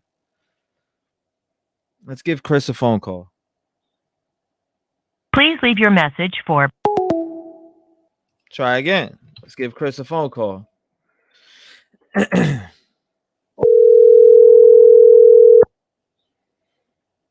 Hello? Chris, what's going on, man? I got your email just now. What's up, man? How's it going? Good. I emailed you the first time. I was trying to call in, but it was busy. No, I got you. I just got it now. Like it literally just came through. Okay. My man, how you doing? So I didn't see your comment in chat because chat's flying, but what? I know. Yeah, it's tough. I just see so many narratives, man, and I'm like, it's just crazy to see people talking about his parents and about this, and like I went to school with this kid. I knew his mom, like all that shit, So. Oh wow, that's interesting. Yeah. So I mean, from your perspective, man, like I said, people ask me if that phone call was him. I don't know his voice to even confirm that. You know what I mean? So I've sent it into the FBI. I've sent the number into the FBI. I have no idea who that person was. But could you break down to the people what type of person he was, or what you know? I mean, like I said, I'm open to any questions. I mean, from what I remember, this is just from the outside looking in. In grade school, he was very heavy. And, this is surreal because I went to school with this person. So I don't want to sound like I'm on either side. I'm just waiting for any kind of evidence to come out like everybody else. But from grade school, he was quiet. He was bigger. But then once high school started, he kind of started working out, losing weight, gaining more confidence, approaching girls, getting girlfriends, and and I played baseball for Pleasant Valley High School. All 4 years I was there, so every day I was in the gym with the team, and he was in the gym, I think, with one or two other people all the time, working out, and just always very intelligent. That's the one thing I remember is he was very, very smart. So this is the last person, like if somebody asked me who I think would do something like this, there was never any signs, nothing that I can remember. He came to a couple parties I threw as well. Nothing that and I still know a lot of people that, knew him after high school. So this is just so surreal. And like I said, to actually know this person and to see how many people are saying this and saying that. And I'm just like, man, people are just throwing stuff out there that they don't even really know about. So it's tough. It's tough to see this. I want justice for all four families. And, I just wanted to kind of see if anybody had any questions from somebody who actually knew him and not just, speculative. Speculated comments. Yeah. So if you guys have any questions, drop them down in the chat. What date? I can't see it though, because I'm on my phone. So I'm gonna read it for you. I'll Okay. read it for you, brother. I got you. Please play the call for Chris. Let's confirm. Chris, have you heard the phone call that I had on my podcast? Yeah, I think I saw the call, and I mean, I can't say yes or no. I didn't, like I said, after high school, I didn't know him, so I don't know if his voice, I don't know. I don't want to say yes or no, and then because I really would not know that answer. Right. I sent it to FBI, so I'm sure they'll go through that. Yeah. Like I said, if they can do a voice analysis and all that, then wonderful. I don't want to say it was him or not him, but I mean, for the way he was talking, I think that was the call when there was a lot of details in that call, correct? Yeah, there was a lot of different details in that call. 15 minutes, Sigma Chi, how would you get away with murder and all types of different weird stuff in that phone call. But yeah, so all that stuff, all that studying of the criminal mind and being involved in all that happened after high school. So, where he went to college was in Pennsylvania. I know a lot of people that went to college, family that went to college there. I even spoke to them. Nothing that would show anything of this kind of nature. But I have just so many questions from the outside looking in that I want them to release some information so I can get them answered. Right. So somebody said, ask him the name of the schools. I don't know what they mean by that. I just said Pleasant Valley. So Pleasant Valley is the school district. Okay. So and then you have the Pleasant Valley Middle School and the Pleasant Valley High School right next to each other. And like I said, in his grade school, I just remember he was bigger. He was a bigger guy, and then throughout high school he slimmed down, and like I said, just made a complete 180. I mean, if he stayed big throughout high school and was bullied and stuff like that, then I could see some kind of motive. But I just can't put my finger on what would cause somebody that has this much going for them and that kind of history that I remember to do something so heinous like this. So just shows me that anybody is capable of doing this, that I know, because like I said, this is the last person, if somebody asked, not the last person, but towards the end, if they laid out all the people in his graduating class of 500 or 600, you wouldn't think this by any means. So in general, I don't know if you hung out with him or. Yeah, like I said, he came over to a couple parties that I had on Beltsville Road over there, and I think that would be considered Kunkletown, Pennsylvania. And then you have Effort, Pennsylvania, where he was arrested. But yeah, he came over to a couple parties. He was always quiet, always, how can I say it? Not OCD, but really, I guess, particular about, how we the words he used and used very big words. And he just sounded intelligent. I mean, it wasn't anything to kind of, look at and say, that's kind of weird. It was just, again, I saw him from when he was getting bullied to not getting bullied to having more confidence. So I saw somebody that changed for the good throughout high school, not somebody that had problems throughout high school. A question from Bravo Breeze. Chris, did he have any interest in serial killers or scary movies during high school? Yeah. So like I said, I just, from what I remember, he didn't there was certain cliques in high school, and even though I was, I guess, considered a jock, I hung out with every clique except the what are called juggalos that were kind of, causing trouble in school. So, those would be the first people I would pinpoint it on. But he didn't wear any kind of, graphic T-shirts or do any kind of, things that would give something like this away. Like I said, he was a very intelligent student, top of the class, just like his professor said in college. I mean, that's really the God honest truth. And I really have no reason to lie because, I'm just an outsider looking in. I'm just mind blown because I knew this individual and all this is happening now in my hometown, and it's crazy. Wow, man. I'm gonna start a Q&A for you real quick because people are just, they're curious. Yeah, I can't see. Sorry. Nah, you're good. Answer the best of your ability, man. No Okay, pressure. yeah, no problem, man. Question: was his sister Amanda in a slasher film back in 2011? Was his sister in a slasher film? Yeah, I don't know where this shit's coming from. So, like I said, I graduated in 2011. Okay. So as soon as I graduated, I was one of the ones that got out of that area, because that area after I graduated, like when I was throwing parties and stuff, there was never any like hard drugs. That was like not even a thing to even think about. But after like I graduated, then drugs polluted that area. And from what I heard from somebody that, was a friend of his that hung out with him after high school throughout this whole time, is he got into, I guess, some drugs. And I don't know the extent of that. Again, I'm not going to pretend to know the extent of that. The only questions I can answer is what I remember throughout high school, knowing his mother, and just seeing him.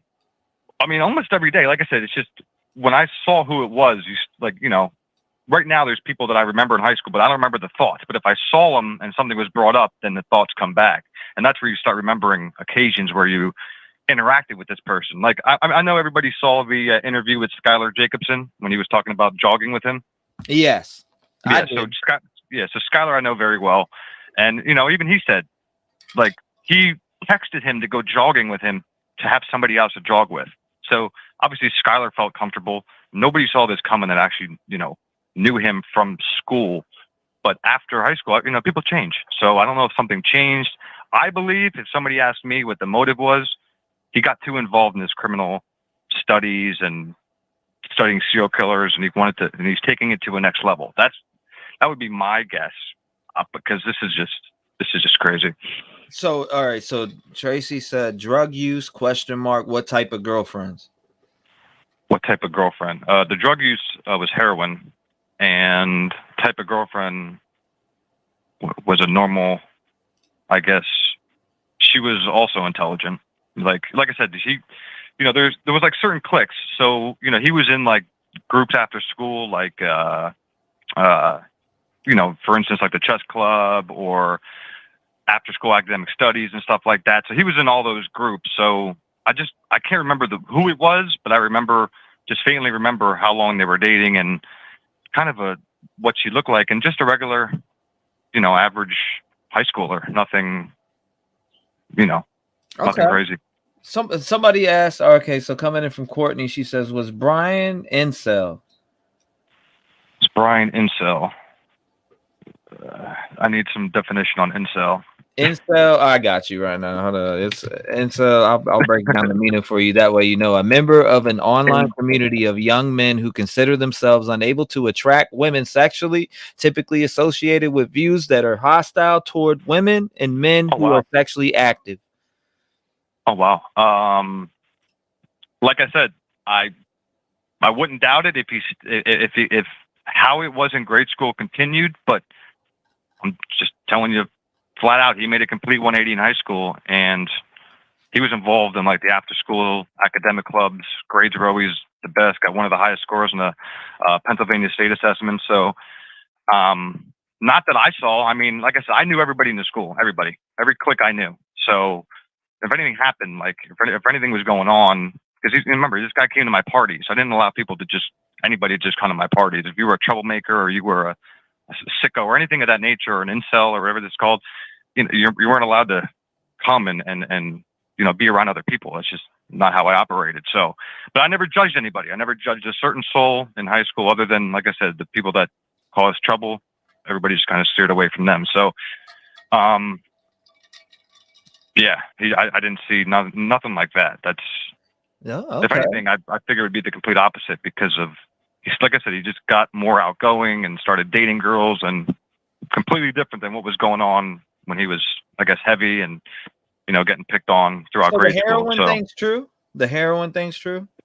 yeah, 100%. Okay. So and then another one. All right. So from Steffi Marshall, what kind of music did he listen to? That I can't tell. I'm not going to pretend to know. I don't know. Okay, got you. All right. Yeah, So I don't know what kind of. did he meet? Oh man. Okay, Leah. Sorry, I'm here with my daughter. The Stone Gator asked, "Did he eat meat?" Did he eat meat? Yeah, in high school, like I said, throughout high school, there was no veganism. There was no like any of that stuff. Like I remember lunch. I remember the table he sat at. It's crazy because, like I said, I knew everybody at high school, and he ate school lunch. It was never, being vegan or, whatever. I don't want to use the wrong terminology. Whatever he is now, as far as what he eats. But in high school, no, because remember he was really heavy in grade school. So if you're a vegan, it's very hard to get that heavy. So he wasn't a vegan his whole life. No. Yeah, wow, that's interesting. All right, so another question. I got a special guest backstage, but we're gonna get these questions off to you because a lot of people have questions, and here we go. Okay.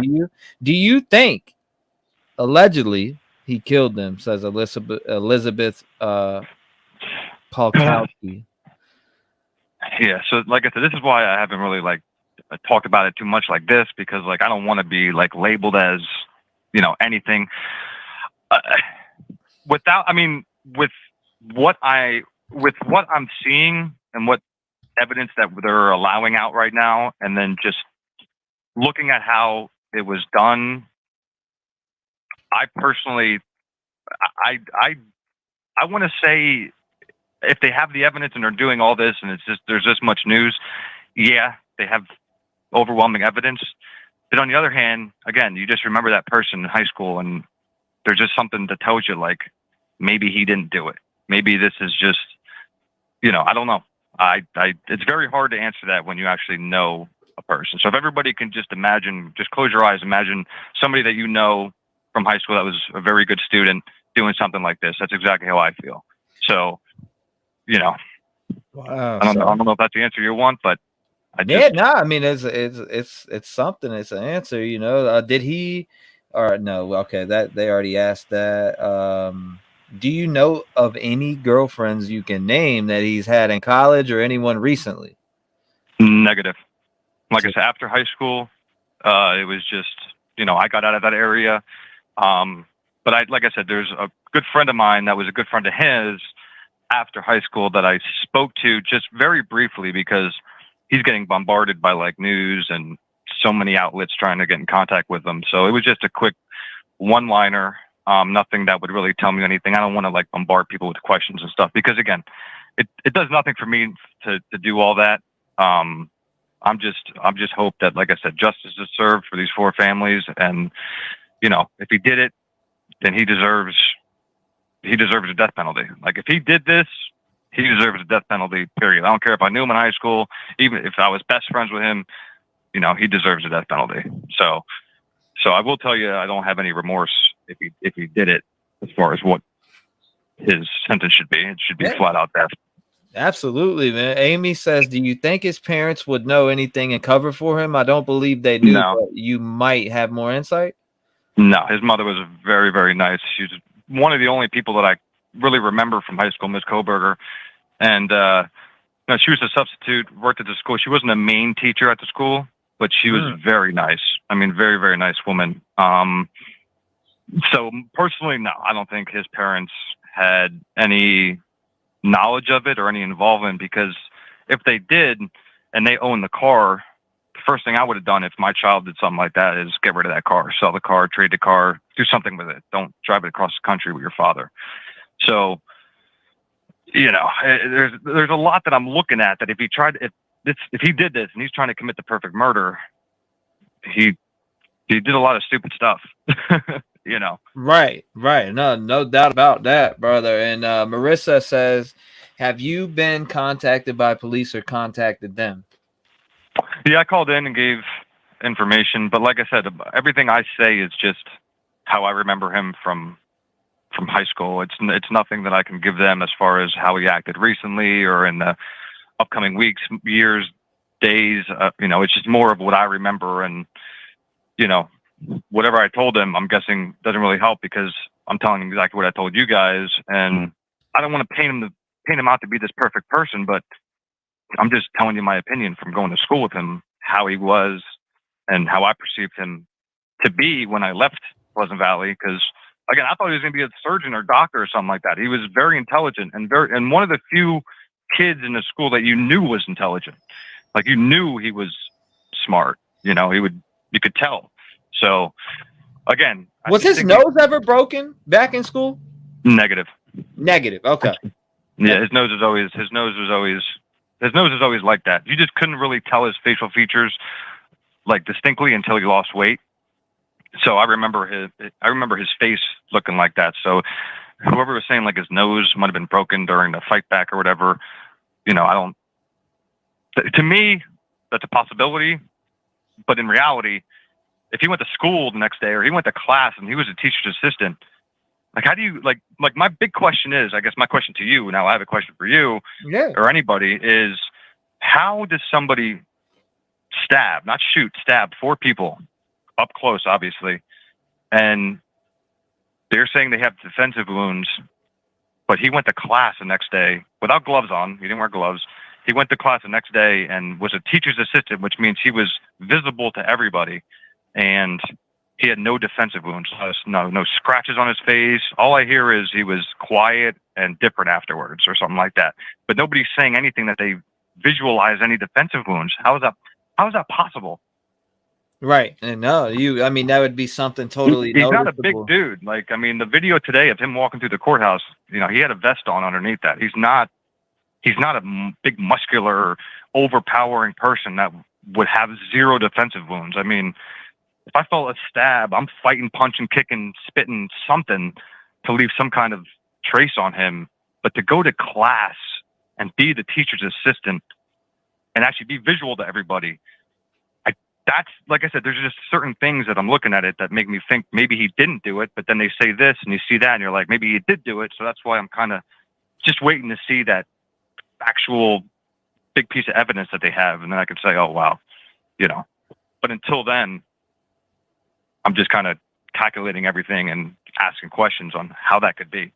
Do you have an answer for that? I mean, you would be in a, you got to think about it like this. You would be in a classroom full of sleuths, people who are into people who are studying criminology. So you're around people who are already into that. So if they notice something like that on your hands, face, nose broken, anything like that, they would definitely be on top of that. Tip probably be sent in by the end of the day. Exactly. In my opinion. He wasn't like this seems like the act of just how the murders happen just seems like it's a hitman. I mean, to leave no trail of blood anywhere outside of the home at all after stabbing 4 individuals and them not finding somebody for 2 months, and just the way it happened just seemed like it's like a professional.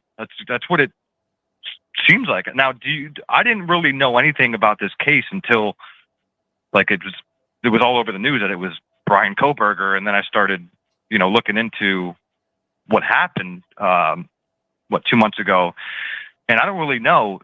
Do you know how many stab wounds were on each victim? No, I do not, and I wouldn't. I don't even want to guess because that's, what I'm saying. But yeah, I don't know how many. Yeah. Well, the reason I asked is just because that would create a lot of blood to go everywhere. So I figure in his car, even if you cleaned it with the best cleaning product in the world, you could still find, that there was blood on that location. So there has to be blood in that car somewhere. Absolutely. You know what I mean? I would agree. And to be pulled over twice and just questioned like that and let go, I don't know. Right. Something's up. Something's not right. All right. Yeah, something's not right. Michelle says, does he have kids? No.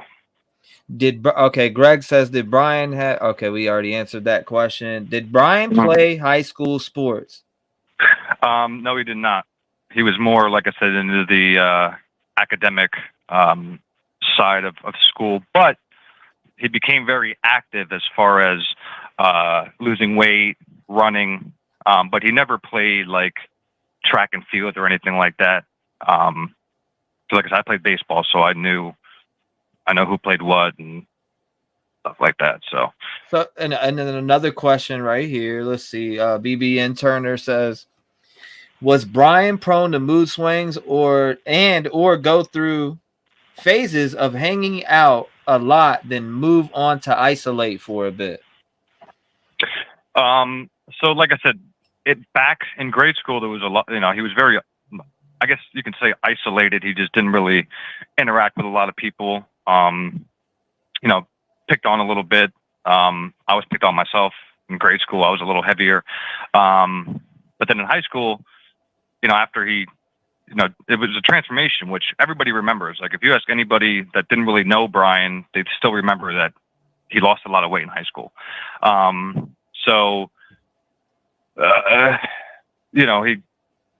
not really. Not as far as like what I remember in high school days. Back in grade school, yeah, there was more of isolation in grade school rather than moving forward in high school, because that's where you started hanging out with a lot of people and gaining confidence and actually, talking to girls, getting a girlfriend. So was there a period of time in his early 20s that he went MIA? Was he interested in government, military, anything like that? But I remember you saying something about after high school, you pretty much didn't see him after that, correct? Yeah, like I said, I moved out of the area, but I can tell you that, he stayed in the area because his parents live up there. So he was always in the area after, from the sales and stuff like that. And, he would hang out with people I went to school with. But I can't tell you a person, firsthand of, but yeah, all I remember is up until he was 18, as far as what I recall. What I can remember after that, it's all just, it's going to be hearsay from what friends or classmates that I had told me. So B-Bomb asked, how recent have you spoken to Bryan or any member of his family? Bryan, I believe the last time I spoke to Bryan was my senior year. Like I said, he was a year younger than me. In the weight room, actually. I can't tell you what I said. I don't have a memory like that. But yeah, just normal conversation. Like I said, I remember telling him, like, it's because I had a transformation as well in high school where I got really big. So I noticed that what he was doing, and I actually told him, hey, I noticed what you're doing. Keep it up. I even think I helped him with a couple of his workouts or something like that. So yeah, it was just a normal interaction in the weight room is kind of the last thing that I remember. And then I had a whole bunch of interactions with his mother in school all the time. And like I said, she was just a very nice lady. So I don't want anybody to think that or speculate that his parents were involved or anything like that, because I personally don't see that. Yeah, you couldn't see that. So from what you've seen, and Brenda said he left before 12/15/2022. Look at that video. Okay, now he left before 12/15. She's saying, okay, so it was 12/15 or maybe 12/13. Who knows? All right, so what were his parents like? Did he ever have a temper? Said Mr. Mojo Risen asked. I'm reading reports of people they're interviewing that said that somebody put him, in a headlock or something like that. He was never, like I said, he lost a lot of weight. He wasn't big. He wasn't muscular, but he was skinny. And like I said earlier, he was very academically inclined. So he didn't get in trouble in school. He didn't get in trouble for fighting. He just didn't get in trouble at all, because that would ruin your, anything you're trying to go for. So from what I remember in high school, he never got in a fight. He never did anything. Now outside, if whatever he did with his friends, if they fought, wrestled, whatever, I can't tell you. But as far as what I remember, he wasn't a big troublemaker in school at all. And like I said, he was just very smart, top of his class. And if you asked me 10 days ago about him, I'd tell you the same thing. This is just what I remember. Okay, so let me go to the next question here, and it is, did he know anything about him? All right, we already covered the using drugs part. Was he a gamer? Sarah on the prairie says, was he a gamer? What games did he hunt? Was he a gamer? Yes. Like as far as playing video games? Yes. Yeah, I believe so. Okay, so he was a gamer. As far as what kind of games, I can't tell you that. Okay. I can't tell you that because I don't know what his games or preferences were. I just know that he played video games, listened to music. He was in those academic clubs after school, and I just remember him working out. But I can't tell you what, if he played any like Hitman games or any kind of games that would put somebody in a mentality to do something heinous like this. I couldn't tell you, Right. Yeah, that would be. Yeah, that'd be pretty crazy. So let's jump into the next. Here's another question here, and it says, "How was his mother with him?" How was his mother? What happened? Like was his mother and his relationship good? If when you went around, was it? Did they have a good relationship? Were they argumentative? I'm guessing that's the question that they were asking. So, like I said, Brian's mother worked at the school. So like I said, she was a very nice lady. I remember he used to go home with her. She never like yelled at him in the hallway or like berated him in front of anybody. So what I remember, they had a good relationship, close relationship. And like I said, he was basically living at home, but going to college. So he would go home all the time from college because the sales is not far away from where his parents live. So, from what I remember, him and his parents had a good relationship.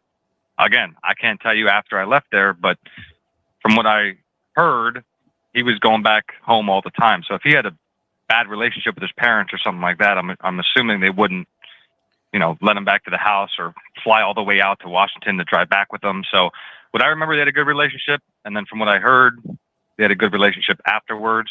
So again, I just think that if he did this, his parents didn't have any knowledge, and he was really good at hiding it, because to drive across country with your dad and not say anything about nothing, that's crazy. Yeah, So no, absolutely, brother. And let me get this on here for you. And I guess they said he was afraid of flying. Can anybody confirm that? Okay. Yeah, I heard it in this body cam actually. He said he's afraid wow. of flying, and I don't know. I have to go back and re-listen to it because I was reading comments as well, and I would like to give it my full attention to make sure that's what was said. But I'm pretty sure the cop mentioned that. So I heard something about afraid of flying. I don't know. It could have been the dad. I absolutely don't. I don't know who was saying it because the body cam was aimed down. So yeah, because that's the one thing that didn't make sense to me is like if Dad's gonna fly out there, they're gonna drive back, and then Brian's gonna drive all the way back instead of just flying Brian out and flying him back. That's what was suspicious to me. But if he didn't want to fly, then I guess that makes sense. From what I heard, they had that trip planned like way before I guess all this happened, but I'm not sure. Oh, okay. So here's another one. Was his sister older? Was his family, mother and or sisters overly psycho analytical, like overbearing to have conversation with? Ken asked. Thank you, Ken, for the question. No, his sister, I didn't know too much. I can't really comment on his sister. All I know is I think she's in a field of mental health, if I'm not mistaken. I could be wrong. But as I said earlier, every interaction I had with his mother was fine. There was a lot of teachers in that school I didn't like, so I would tell you. But like I said, Miss Kohberger she was a nice woman, very easy to have a conversation with. So like I said, just the complete opposite of an upbringing of some, like what you're used to somebody to do something like this, or a serial killer, of being tormented their whole life, or they're, being sexually abused or abused their whole life.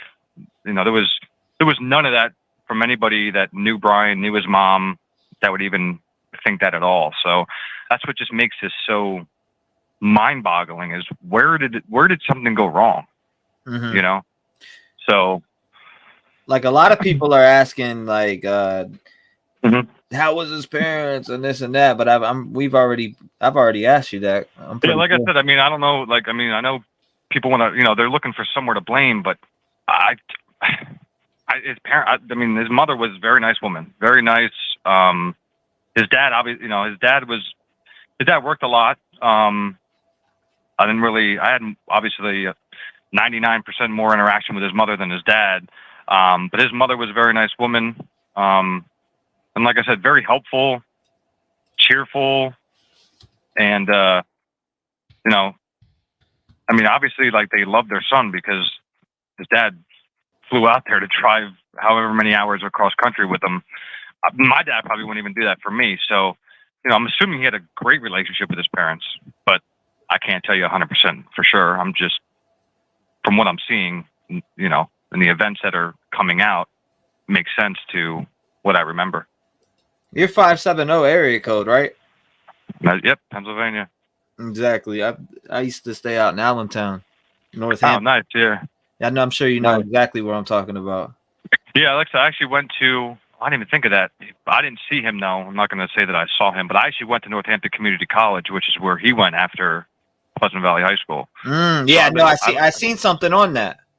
Yeah. So I lived in Bethlehem. Yeah, bro, I've been to Bethlehem multiple times. Used to take that metro or the little wow. bus that goes through there to Allentown all the way to Northampton. I lived in the town of Northampton where Jessica Paget was murdered. I don't know if you ever heard of that crime. Yeah. That's about. I was part of the search party.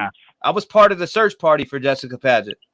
Oh, wow. Yeah. I was in Bath, like, I don't know, 10, 15 minutes away from Northampton, so not far at all. Dude, Bethlehem's right there. So you got the knowledge of the town. Guys, he has the knowledge of everywhere that I'm talking about. So he called out Bethlehem. I've been all through Bethlehem.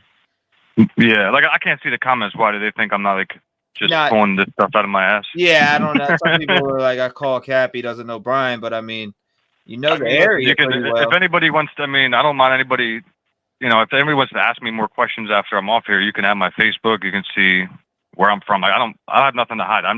Absolutely, brother. I believe you. I actually believe you. You're not coming off as bullshit to me right now. I don't believe you're bullshitting me. Well, I have no reason to lie.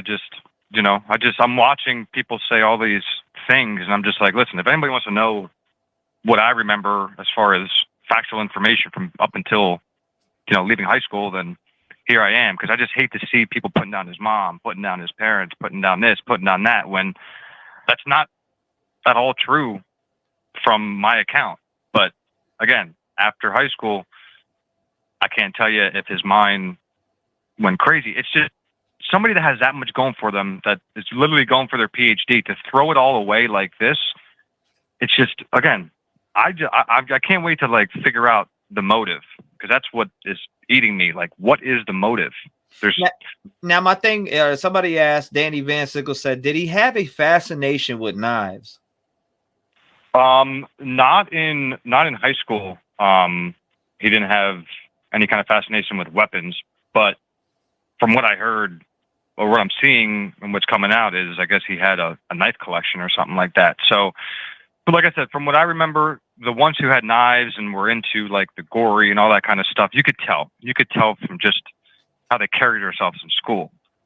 Bryan was a smart individual that just got good grades, went to after school activities, was in all those, clubs that I wish I was smart enough to be in. And that's about it. I mean, like I said, it was a very just smart, average guy who lost a lot of weight in high school. And again, when I left there, I just thought he was going to grow up and be a doctor, and that's it. I couldn't. He would be very last on my list to somebody that would be capable of carrying something out like this. But again, you never know who somebody is. So yeah, exactly. Now, did he always act superior, or just after he lost weight, etc.? No.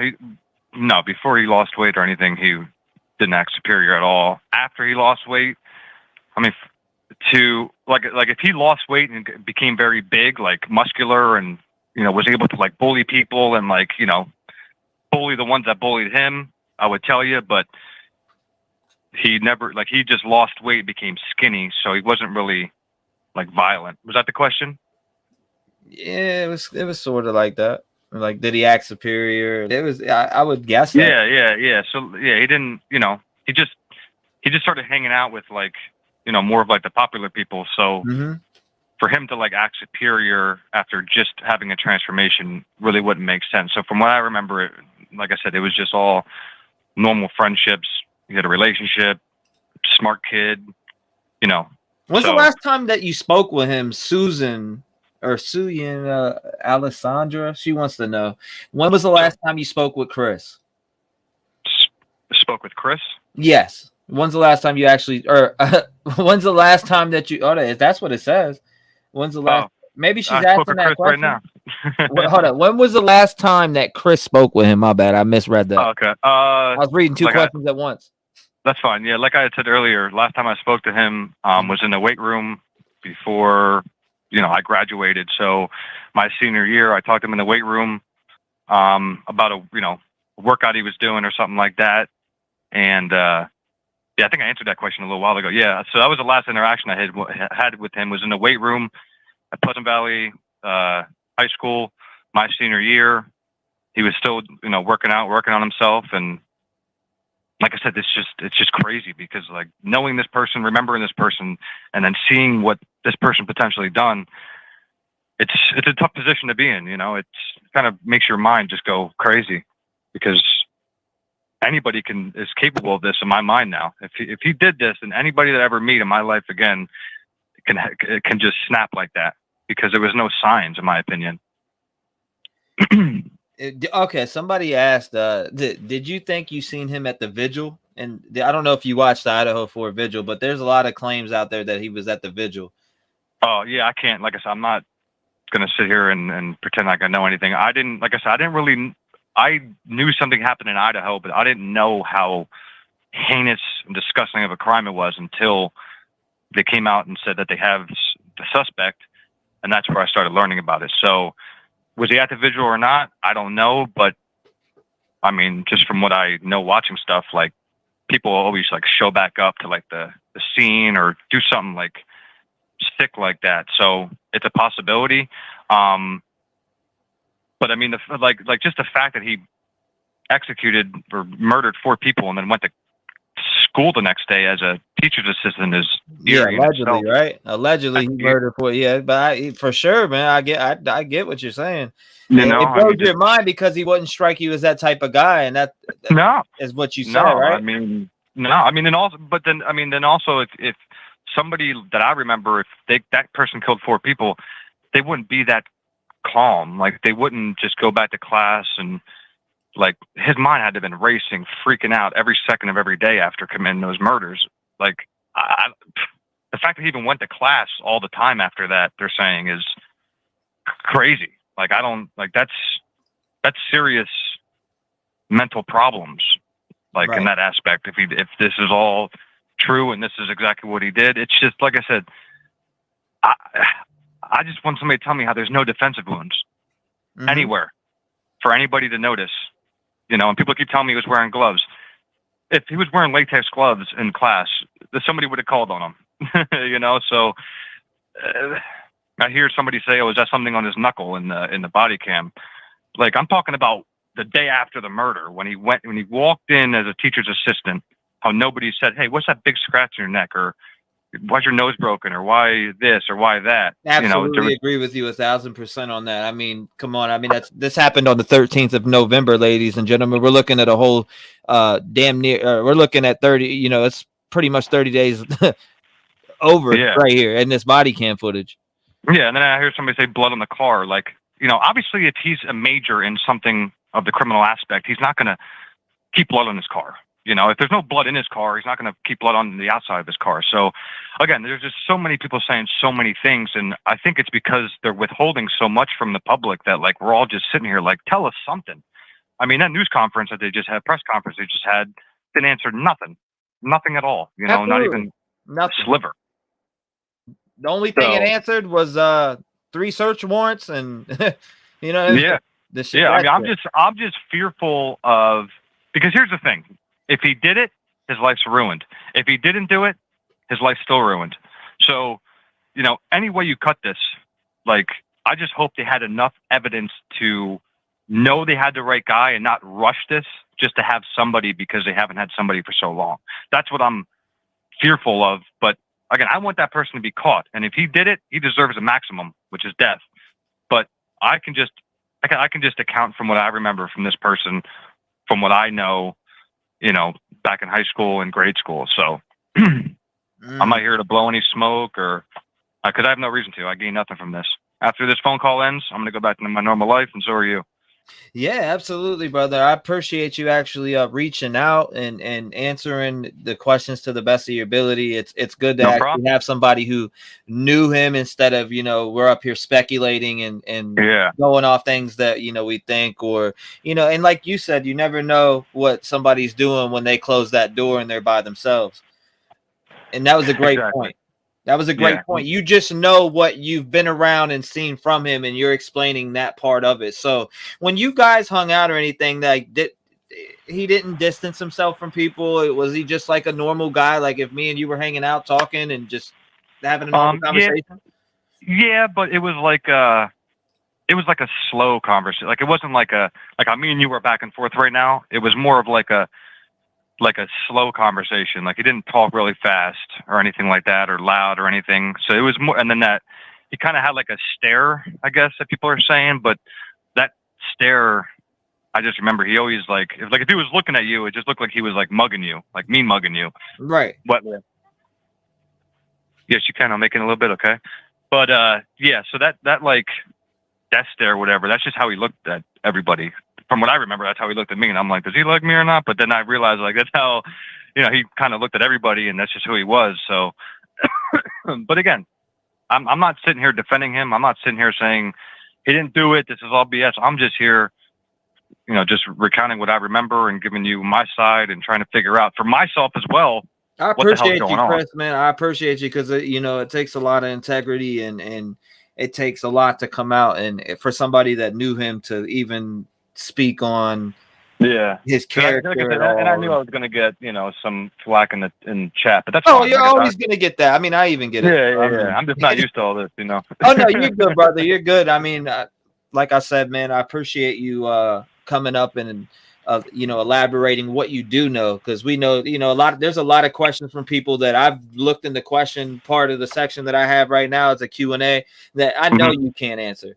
So there's things that I've looked at. I'm like, that he can't answer that. You know what I mean? Yeah, I'm not going to sit here and for any kind of fame or any kind of recollection to answer questions I don't know. I'm just here to tell you what I do. Did he have pets? That's another question people are asking a lot. Did he have any pets at all whatsoever, or that when you've been over to his house, was there a dog, cat, or anything like that? So the reason I know that he gamed is because I gamed as well. Okay. So I never went to his residence ever. So I wouldn't know any kind of pets, any kind of whatever. I just know school, after school in the weight room, and 2 or 3 encounters at one of my parties where, it's very, very brief, thanks for showing up, blah, blah, blah. He's hanging out talking, nothing, never caused a nuisance at one of my parties that would make me throw him out or anything like that. Got in a fight, did anything physical to anybody. So, yeah. Very informative on that. I appreciate that, man. Now that explains a lot. So, Chris, I thank you for sharing everything that you shared with me, man. I don't want to hold you up for too long, but I do appreciate you coming up here and answering everything. I got one more question. Did you guys ever game together? Did we play together online? In a game? Anything? No. I gamed with a couple people that gamed with him in I don't know. Like I said, you have like shooter games, you have sports games, you have like the games that go on quests and stuff like that. I think he was more on like the quest games, like the I don't even know the names, Skyrim and all that kind of stuff that they have. RPG role playing games. Yeah. So I was more in like the shooter aspect of games, and I never really played any of the RP. I haven't played video games in years, like since my daughter was born. So I guess RPG games is what you would call it. RPG games. Okay. Yep. Now, now at school or anything like so he was just like a normal, but I don't know if you would classify him as a nerd or just a smart person or. Like I classified him. I didn't classify anybody as far as like, you know, being a nerd or anything. He was just an intelligent guy who was heavy in grade school, who lost a lot of weight in high school, that everybody could physically see that he was lost weight. So that's how everybody probably remembers him. And very smart, and just never really like stepped outside the line. He just walked a fine line. That's how he was able to get in all these good colleges. So, you know, he didn't risk doing anything, or he didn't do anything in high school to what, Leah, sorry. He didn't do anything in high school to give any kind of indication that he could stab 4 people. Like, this is mind blowing, absolutely mind blowing from my aspect. Mm-hmm. I appreciate you coming up, Chris. Detective John, are you there? Detective John, you're up on panel. You said you wanted me to ask him a question. What do you want me to ask him? Can you hear me, Chris? Can you hear me? Chris can't hear you, Detective John. But what question did you want me to ask him? At what point did he discover that he had a heroin addict? Okay, at what point, Chris? At what point did you discover that he had a heroin addiction? What do you say? Yeah, I'll get you milk. So I'm not gonna say my buddy, but somebody that I knew a lot better than Bryan, after high school, did drugs with Bryan. Okay. So somebody after high school, they did drugs with Bryan. Now, was that did the heroin problem come after high school? In my opinion, 100%. Okay. Because when I was in high school, there was no heroin, there was no meth or anything in that area. Now it's littered with it. So all that came kind of just like crack came back in the 70s. You know, it just hit 60s and 70s. It just hit all at once in the Poconos, and a lot of people got hooked on it, unfortunately. So. Oh yeah, bro, it was heavy. It was heavy around there when I lived over in Northampton. Yeah. And East. Exactly. So, it was heavy there, bro. It's super heavy. Yeah, because I see a lot of people thinking that he did this for money to pay for drugs, or he did this for drugs. But everybody needs to understand, this is somebody that's going for his PhD. Like, you can't do heroin and meth throughout college and be able to get in the position where he's at. So I got another question, Trev. Has anything to do with this. I think the fascination of what he was studying, and he got too involved in it, that's what led to, you know, and then something, you know, obviously some other factors led to him doing this. That's my take on it. Yeah, hell yeah. Detective John, what did you want me to ask him? Was he aware when his parents had to file for bankruptcy and they lost their home and everything else? Were you aware when the parents filed for bankruptcy and lost their home or anything else like that? No. No. Like I said, no. I mean, even if my best friend's parents filed for bankruptcy and stuff, I wouldn't know. Yeah, he said he didn't know about that. But there's speculation from a certain person on here that they had a lot of money, and well, there was just speculating that from a certain person on here that is talking they had a lot of money, etc. And I don't believe that. No. I mean, his mother worked at the school the whole time I was there, so it's not like they were both jobless at one point or anything. I remember her always being at the school the whole time I was in high school. So I don't know if they declared for bankruptcy. I don't know what happened, because that's not something that I can talk on, because I don't know. Absolutely, man. Is there anything other questions you got for him, Detective John, that you want me to ask him before I let him go? We really appreciate you coming on. Thank you. Yeah, we really appreciate you coming on, Chris, man. And thank you for being honest and answering all the questions that I could gather from Chad. There is more questions, but they're all the same, really. So it's like it'd be a revolving door of the same questions over and over again. Pretty much, we handled it well, man. I appreciate you coming up and even volunteering to come up and answer some questions to maybe help people's confusion. And and then again, that's the only reason I'm not doing this for any kind of. Like, I don't have a YouTube channel. I don't have anything that I need to promote or anything like that. I just see so many people saying this and that and this and that. It's like, no, like, that's not it. So I just wanted to call, and if anybody had any questions, so then moving forward from this call on, when you hear something, just remember that, like, you know, what I'm saying, because I have no reason to lie. Oh, yeah, Chris, I do got one more question I seen in the chat. That's actually a good one that I'll leave it on the last one. Sounds good. Was he big into religion or religious at all? From what I can see, not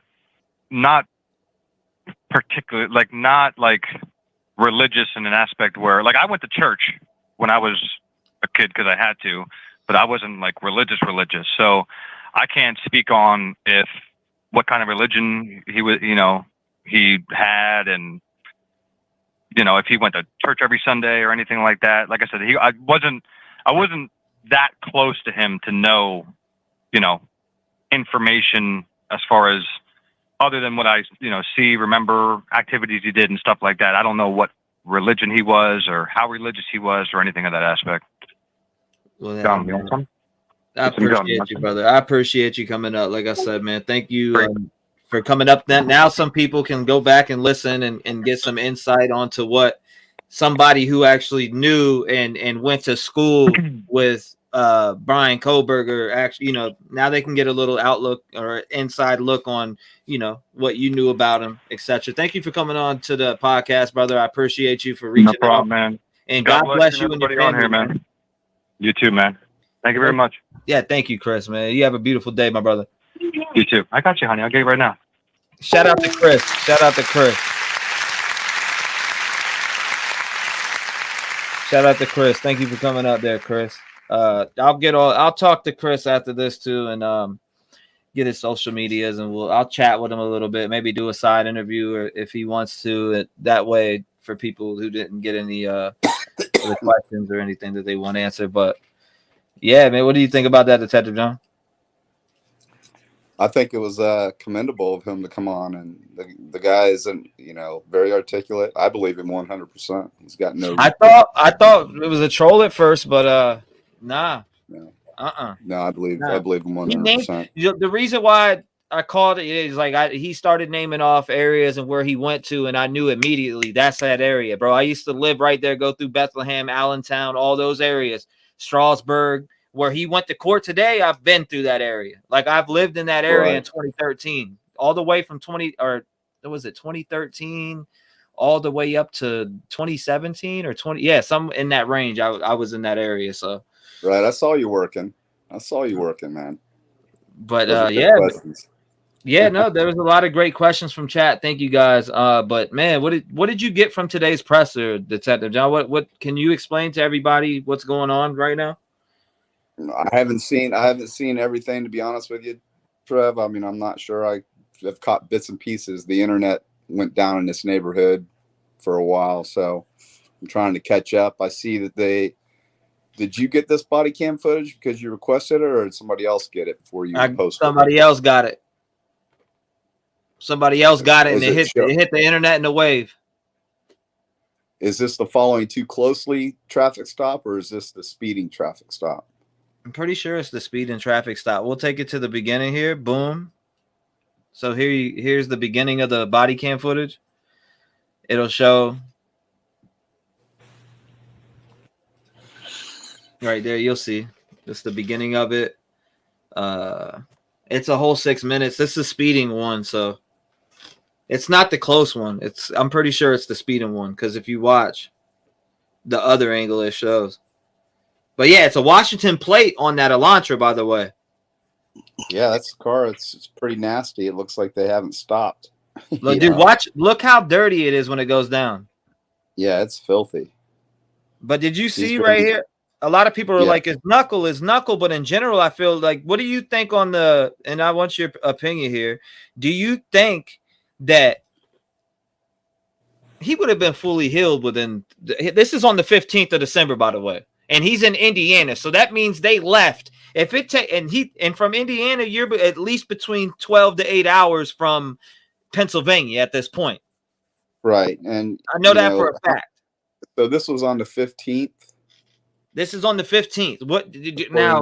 What day do you think he would have left Washington? That would have had to be on the 11th, maybe, or the 12th. Somewhere around there.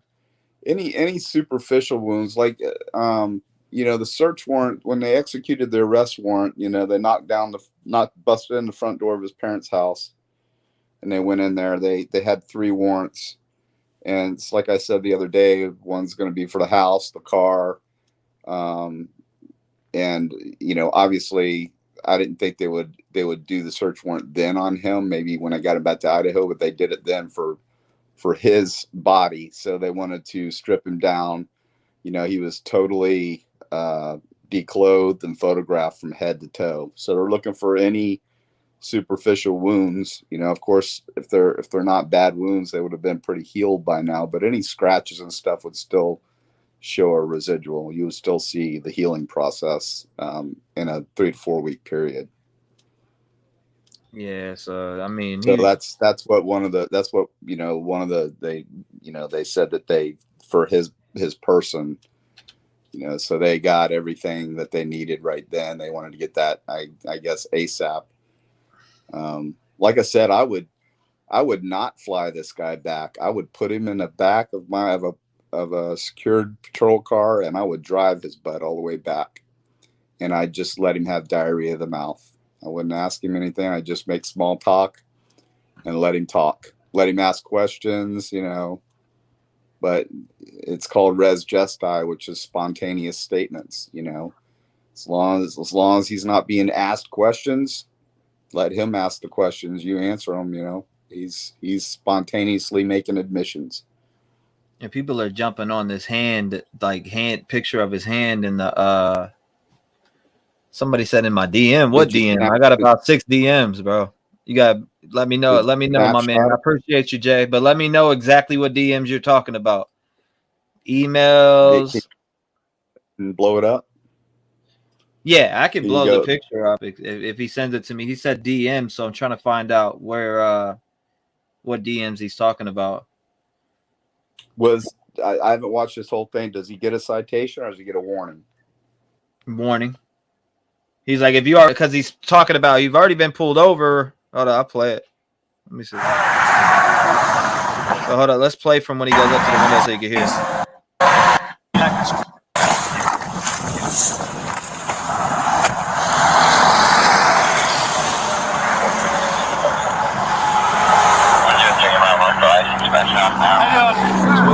Jay, I got you, Jay. I got you.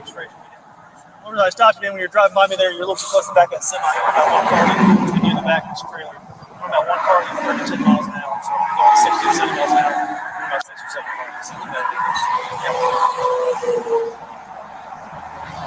cars. Eismick said that's a good idea. Just let him tell on himself. Yeah, I mean, that's what I would do. And you could use the excuse of, man, I understand you don't want to fly. Come on, you can ride with me. I got to drive back anyway. Now, do you listen to this police officer as he comes up closely? Let me know if you hear anything in there that sounds like maybe they be telling him or anything like that. Thank you, guys. I appreciate it. I see you said thank you for being here with the alleged information. River said, Detective John, do you think the Indiana troopers stopped the suspect to see who was in the car with him? 100%. These weren't chance stops. This was not.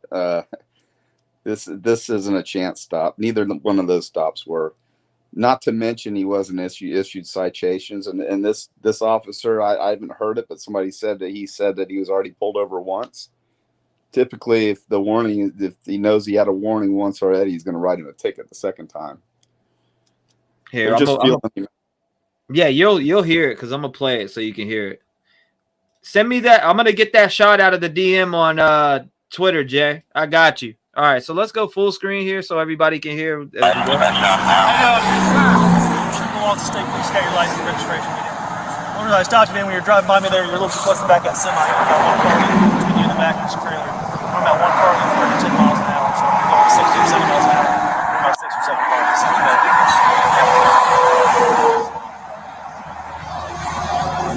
Oh, you guys did? Yeah.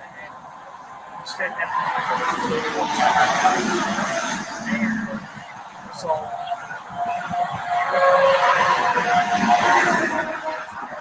you got stopped by a trooper? We don't have any SUVs. It was a county guy. Was it like a black SUV? Okay. All right. You said you guys are following too closely?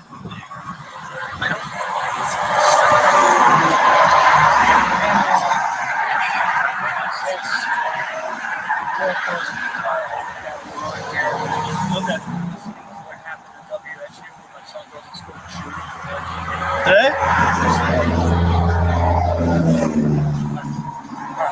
Well, I'm not going to give you guys another ticket or warning if you just got stopped. Just make sure you give yourself plenty of room, okay? So like I said, it's all about how fast you're going, okay? So if you're going 10 miles an hour, you only need one car. Or if you're going, so speed limit here is 7. If you're going 7 miles an hour, you need 7 cars. Yeah. That's the easy way to explain it. Yeah. It's really easy to in the B&B man, it says 2 to 3 seconds. All right. You guys have a safe trip. Where y'all headed? Thank you so much. Where y'all headed to?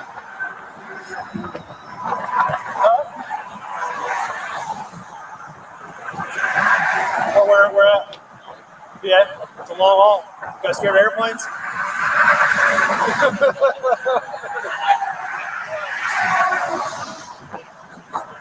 Did you? Okay. All right, well, hey, you guys have a safe trip. Thank you, sir. Yeah, why is the footage facing the ground? Very good question.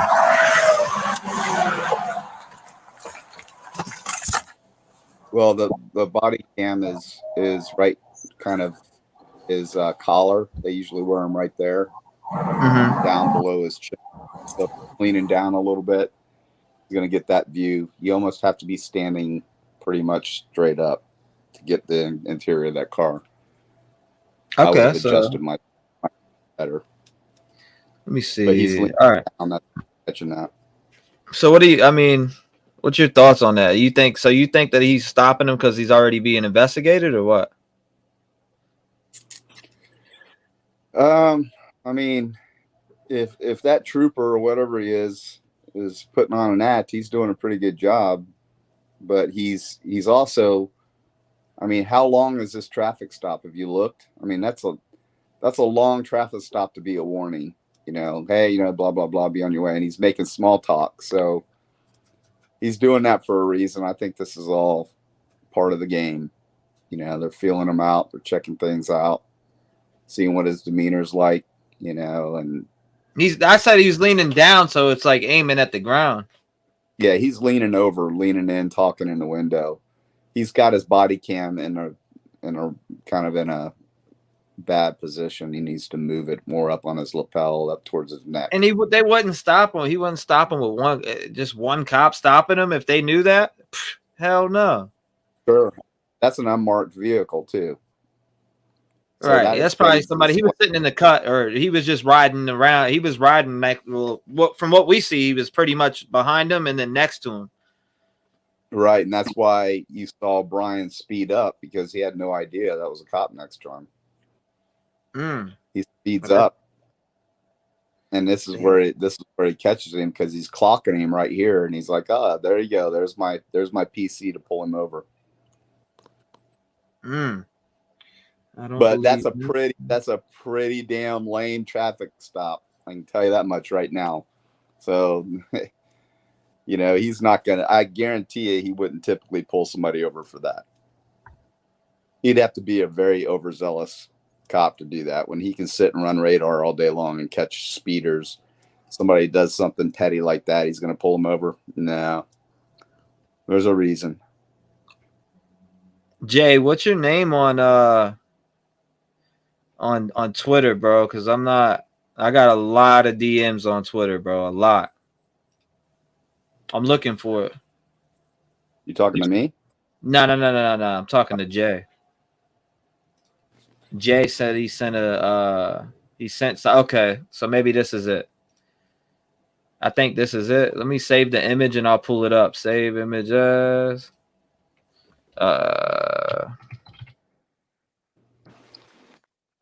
Bryan Hand. I'll name it as Bryan Hand. We'll pop it open. Let's pop this open on the screen. There we go there. All right, I'm going to pull this up on screen.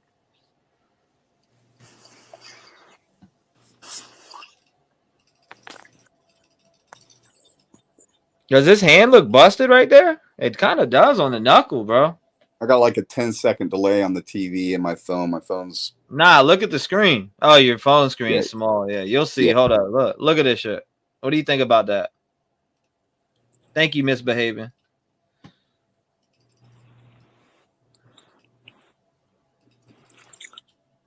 That's his hand that everybody's talking about. right.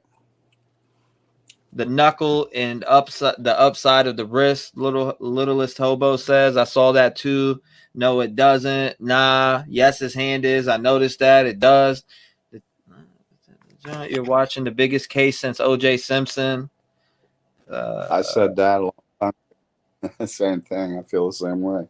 I don't know. I mean, it kind of does right here. It kind of does look like maybe some type of injury, but I don't know. I can't tell if it's a scar or what because of the, you know what I mean? Well, I mean, tell if right it's a scar. next to me, right next to me, I've got a speed bag and a heavy bag, and he was taking kickboxing and boxing. Maybe he still works out and he hits a heavy bag. Hitting a heavy bag, your knuckles get messed up if you don't wrap. But that middle knuckle looks a little jacked up to me. I got you, Jay. I'm looking. Let me look. Because It's just now coming on my TV screen. So okay, so I'm looking for his message. Dude, I got so many messages on Twitter. Goodness gracious. you know, it would be the answer is if Enan has any contusions on his face. I'm telling you, if you go back to the old pictures where you see those stools laying on the floor, I zoomed in on those stools in the kitchen, and those stools were dusted. Ashley Banfield just reached out and wants to get me up on the show. For real? Yeah, I'm a producer at Ashley Banfield's show on News Nation, Bryan Inton Network, and I was wondering if you would like to appear via Zoom tonight to discuss the podcast caller, Dave. Yeah, I would like to go up on there and say that I don't know who that is. Yeah, sure. Yeah. She wants me to call her, so they want me to go up on there. I just got that message just earlier. What time does she want you to call? Right now, or is she anytime? So you can reach. She gave me her number. I'm not gonna say what her number is, but so nice. Yeah, I'm not gonna say what her number is, but I'll go. Yeah, I'm gonna go on. I'll reach out to her. Send her a text first. She said to call.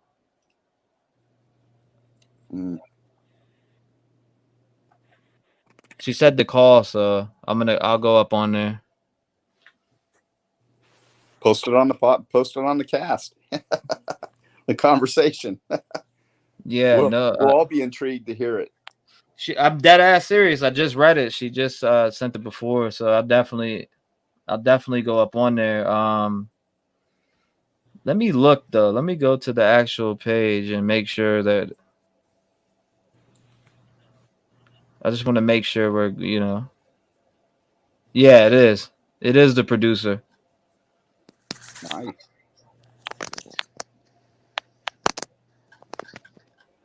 No, is it? Hold up. Let me make sure. Yeah, absolutely. Absolutely is. 100%. Yeah, it absolutely is. I just wanted to make sure. Feisty Owl, I didn't get you. I didn't get that pic, bro. I swear. I promise you, I didn't get it. I haven't got any message from that Twitter handle. Let me look again. Send it to my email. That's better. Send it to my email. Let me matter of fact, here, I don't know if you can see the comments, but talk to them. I'll call her real quick. Well, they're going to be behind. All right, let me see here. No, you can see them from StreamYard from your phone, but yeah, I'm blowing it up now. I'm gonna call now. I'm gonna go ahead and call now, but yeah, go ahead. I'm gonna mute my mic and my cam. Hey, everybody, if you can hear me, go ahead and shoot some questions or give some thoughts. You know, why T-REV contacts the Banfield crew.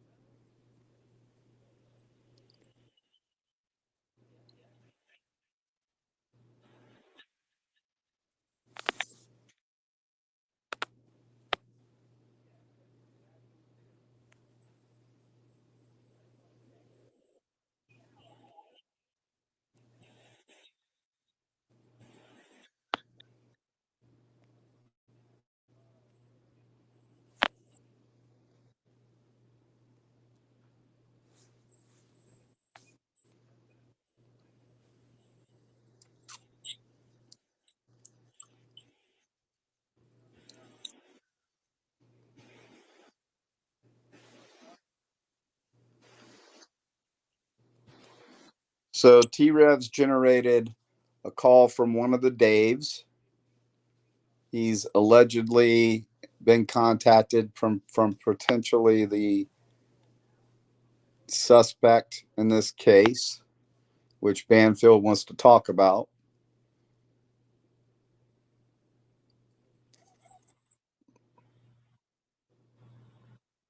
Blowing up. Things are blowing up, people.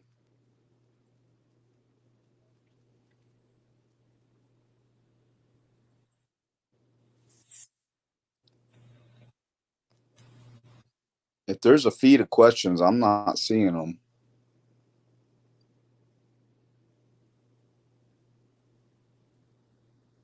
Can one of the moderators put questions up on where Frogs is right now? If there is any. There's been plenty of questions. I'm not seeing any, bro.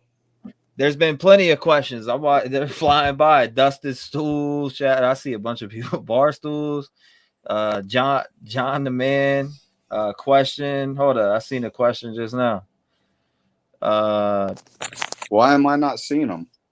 You got to look at your chat. There's comments right, like on I apologize, StreamYard. everyone. I'm not seeing. Somebody, the questions are moving fast. Good gracious. Question. Hold up. In the event the evidence does stick, what would be the next steps?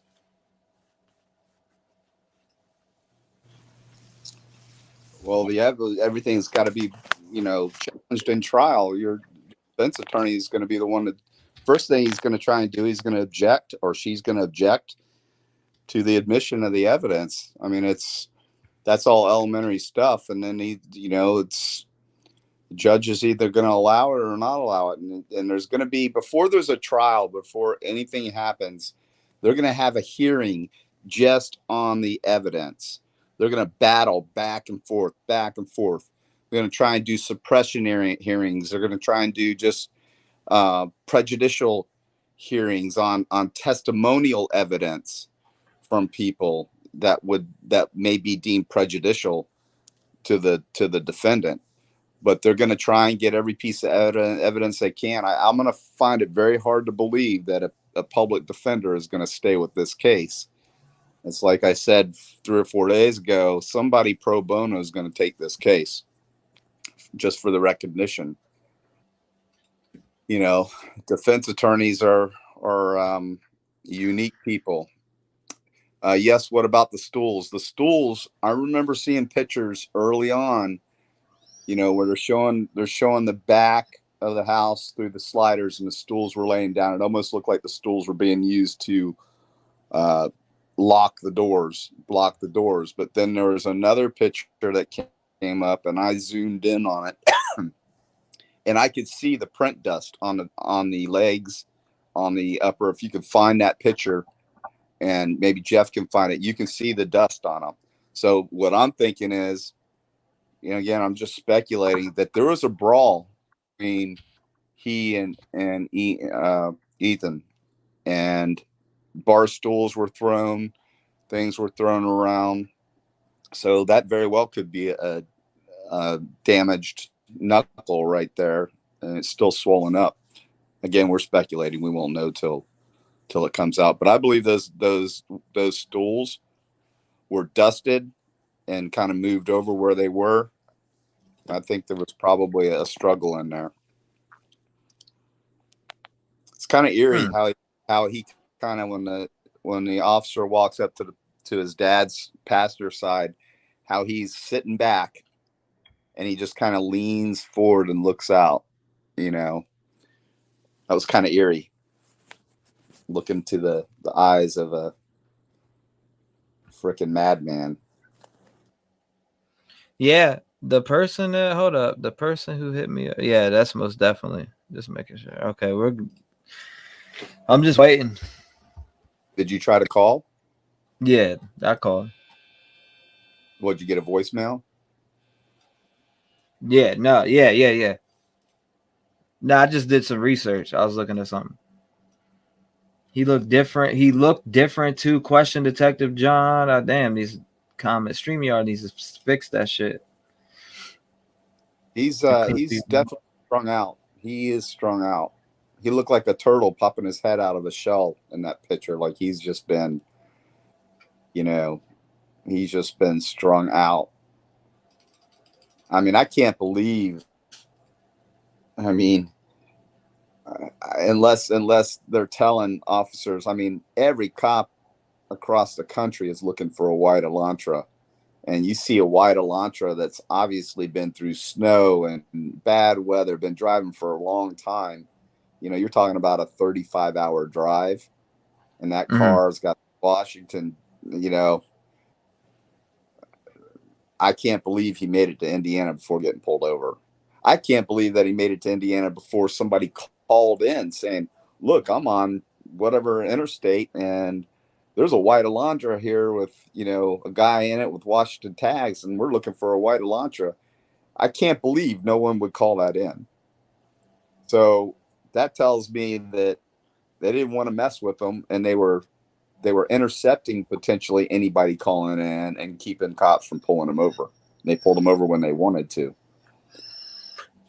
And I don't think, I'd be interested to see how much luggage is in there. His dad just took took a one-way ticket just to drive back. He doesn't really have much luggage. I mean, there's all kinds of questions you ask on a traffic stop like that. And the cop kind of felt a bit. You're driving all the way from, Washington over there. What are you afraid to fly? I picked up on that, which is right. He is from all reports. I mean, look at that. Look at that shot right there. Look at his brow. Look at he's intense right there. He is stressed the frig out. He is stressed out. He doesn't have his dad's nose for sure.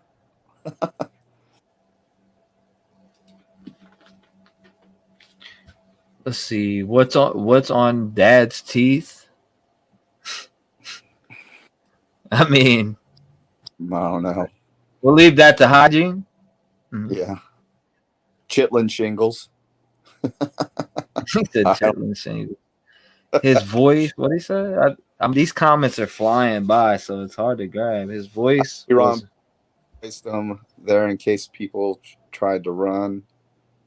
They would trip over the stools to prevent escape.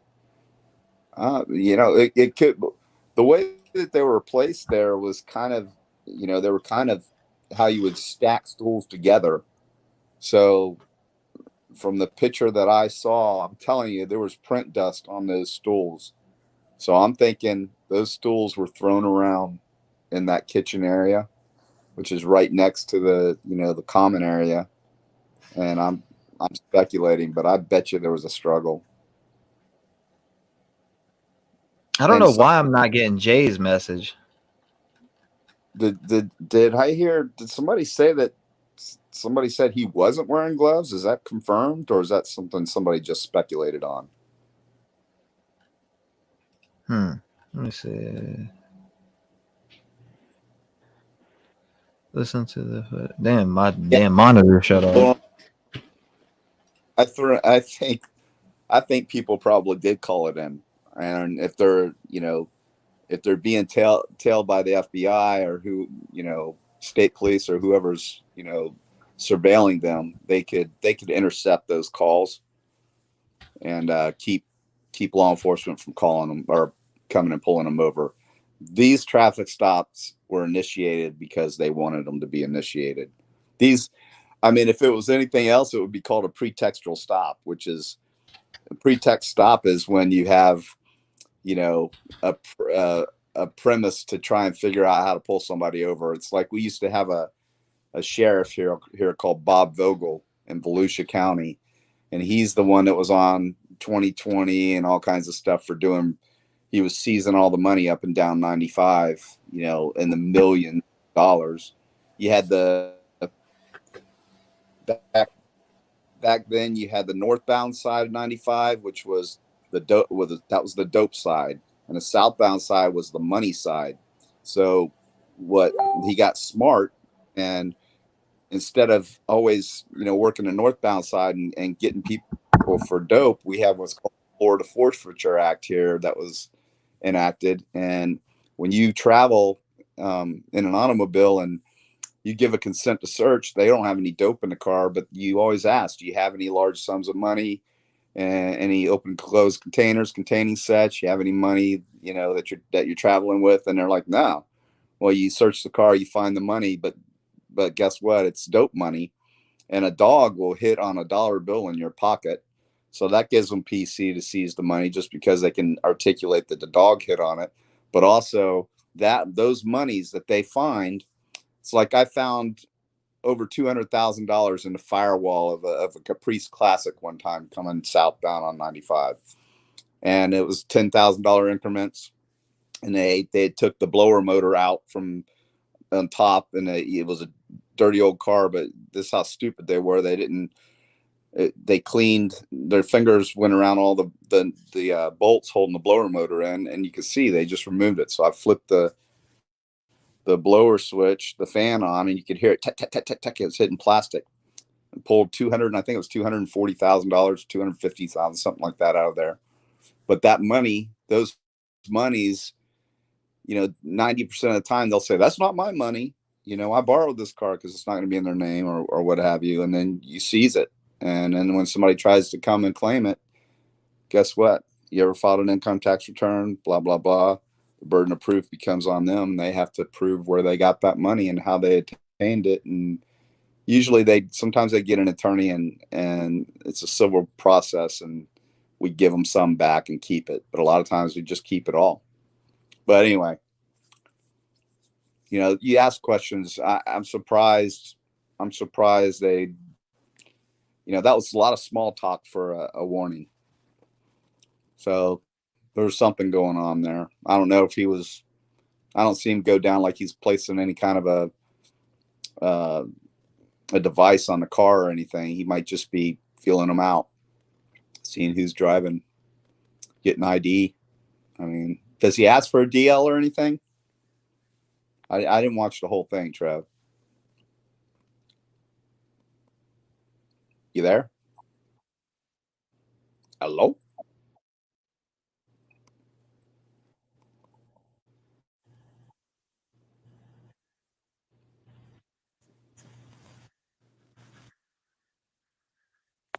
Can you hear me?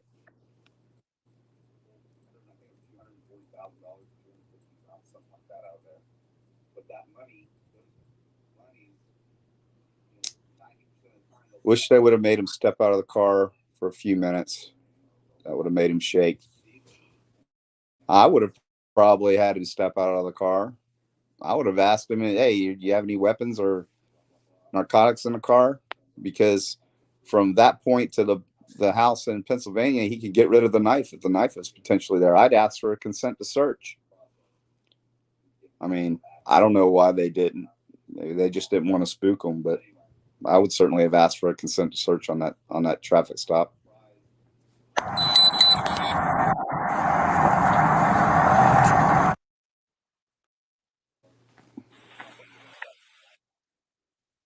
Are you there, Trev? But I can tell you right there, that's a face of concern. He is stressed out because he's already been pulled over once and he thought he had a free pass, and now he's getting pulled over again. He's got to be thinking, this is just too good to be true, and I'm not getting a ticket for either one. He's got to be crapping his pants for the rest of that drive.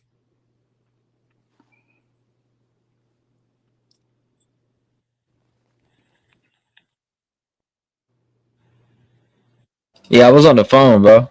Oh, bad. Oh, with Banfield's people? Yeah, I was on the phone. With Banfield's people? With Banfield's people. Are you saying you heard? Yeah, I had to take a phone call, you know. Nice. So was it them? I don't know. You'll find out. Nice. You'll find out. I'm back now.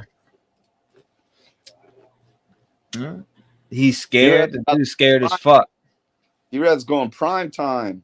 We're going to have to change your name to Prime Time T-REV. Yeah, he's definitely concerned. You see how he's pinching those eyebrows together. That's a telltale sign of stress, 100%.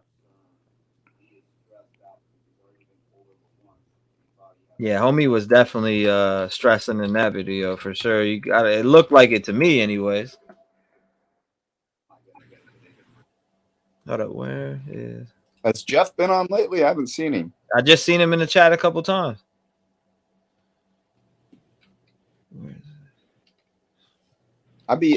Somebody go back and find those bar stools and zoom in on them and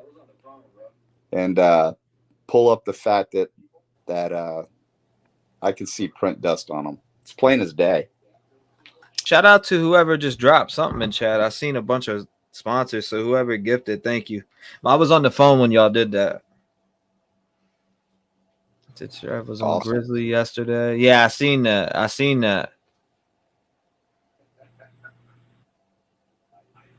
that for sure. Pink unicorn. Let me pull this up. Yeah, this trooper or whatever he is making small talk. Yeah, there's definitely something behind these traffic stops. These aren't chance traffic stops. Oh yeah, let me see. What else do we have?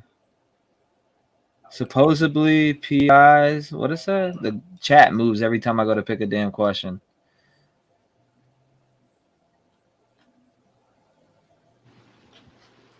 Let's see. He was here earlier. So I mean, that's cool that one of the people that went to school with him, you know what I mean, reached out. He didn't act like he friggin', you know what I'm saying? Oh, yeah. He didn't act over dramatic or nothing. Like, he literally was just stating what he was like. Man, I don't have a YouTube. I don't have it. The only thing I have is I can comment in the comments. That's it.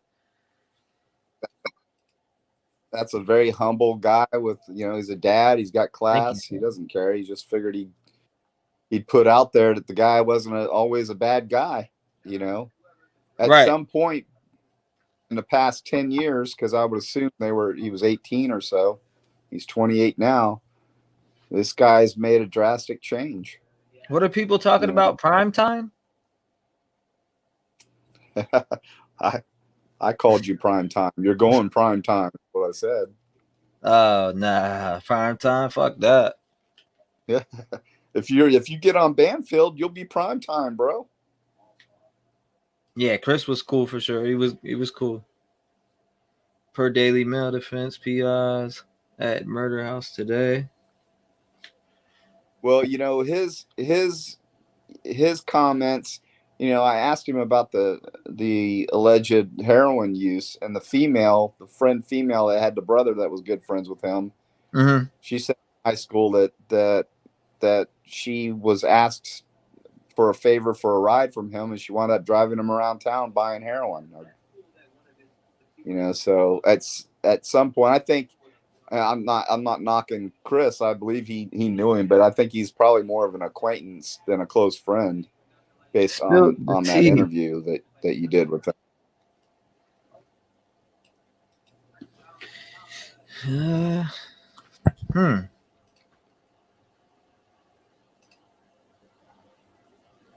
Damn.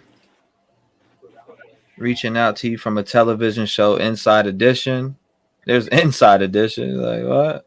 I don't believe that to save my life. And Joy Harp says, and he got his parents involved. What a tool. Yeah, exactly. I agree. I feel so bad for his parents. They're probably good people, and their lives are destroyed now. His actions are going to have consequences for everyone that loved him. Yeah, Chris was definitely cool. Inside Edition. Hold up, bro. I'm looking at these Twitter messages and just realizing how many I got from many different producers. 11:30 this morning from an Inside Edition producer. Ooh, maybe there's some validity to it. Maybe they're getting intel that I'm dead at. I'm not like, you can't make this shit up, bro. Post them on here. Post the emails on here that you're getting from them. I can't post the emails I'm getting on here from. It has personal information in it, bro. You know, like a phone number and what their first, middle, and last name is, all types of shit. You can't just cut and paste the narrative part. I mean, I could paint over it, but I mean, I could put the parts out of there. You know what I'm saying? Hold up. I'm about to call right now. Hold up. It's just cool for people to see. I don't know if it, like, I wanted to find out if it's cap or not. You know what I mean? I like to dig into whether something is cap or whether it's real. If you get what I'm saying. Yeah, they're definitely trolls out there. So. That's what I'm saying, bro. There's trolls out there. So it's like, I'm about to find out right now. Hold up. This was at 11 this morning. So we'll see the validity to it right now. Because I'm going to call right now. Let's see the validity to this.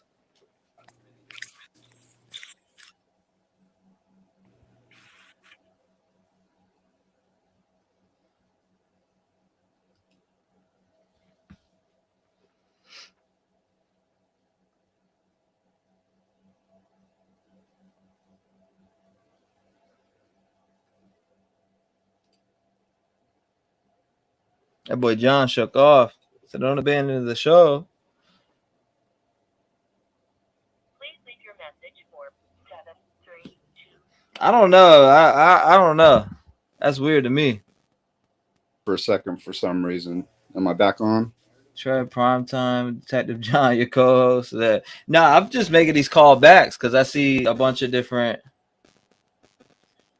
If on panel, Detective John can hear, you know. Yeah, I know. But also, you got a lot of trolls. It said Inside Edition, but when I click on it, let me see who their followers are. If Inside Edition is following them, then they're legit. Yeah, Inside Edition's following them 100%. Well, there's a lot of people. But then again, hold up. When I click on it to see if that's the fact, let me look up Inside Edition on Twitter real quick. Brian. Nah, it's them. It's them 100%. 100% it's them. It's definitely their producer. They want me on the show. So That's Inside awesome, Edition and News Nation both want interviews. I made sure that they're following them. Nice. I like I'm to make sure surprised only one cop walked up. Go ahead. You good. Somebody said, Brian said, I'm surprised only one cop walked up to the car. Well, again, they don't want to spook them. two people in the car. He wants to keep it low key, but there's method behind this madness. I can tell you right now.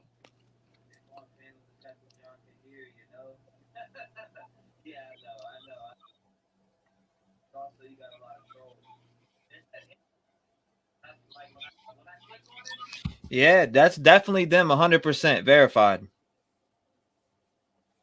Nice. 100%. Well, if you need to take a minute and call them, I'll start answering questions. But I'm not seeing the questions. I'm just seeing the like Aaron. I've got Aaron's up here right now. Said, "Mama, we made it." They had your clip on Inside Edition today, did they? Inside Edition messaged me. News Nation, they messaged me. They want me on a Zoom call, and Inside Edition wants me on there. But y'all are about to see some truth. Y'all are about to see me tell them. One, I gave that to the FBI. Two, I went back and looked at the number. And so I'm just gonna say I'm gonna let them know that's exactly what I looked at. And you made it quite clear that you had no idea whether it was him or not. You never ever said it was him. I would make that clear too, Trev.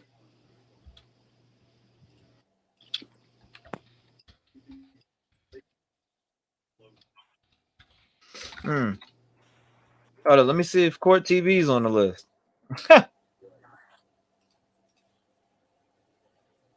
If you were on, if they had you on today or talked about you, somebody post the link.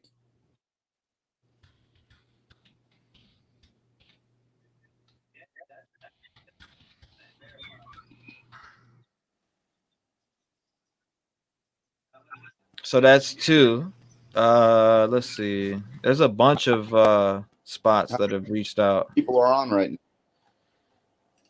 So that's Inside Edition, and T-REV and Chris Kumo is a fire show.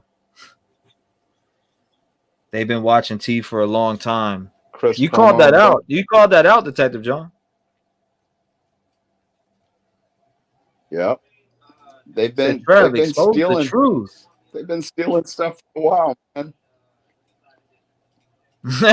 He said, "I'd say I'm not cheap." Nancy Grace, hit me up, Nancy. Nancy, I'm taking for free. No, check mail. I just sent you. What? Nancy Grace saying crime scene is eerily similar to Ted Bundy. The chat's moving so fast that I can't even catch it. Fucking the right comment I want to click on. I don't want money. I'm not really worried about money. I don't care about money. That's not what it's about. It's about getting the facts out. And I'm gonna tell them exactly what I've said on my channel all along about that phone call.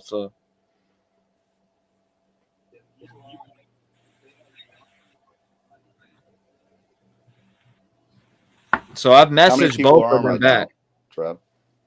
We got 2,600 in the building. Shout out to all of y'all in here. I appreciate you guys. Trev Dunn.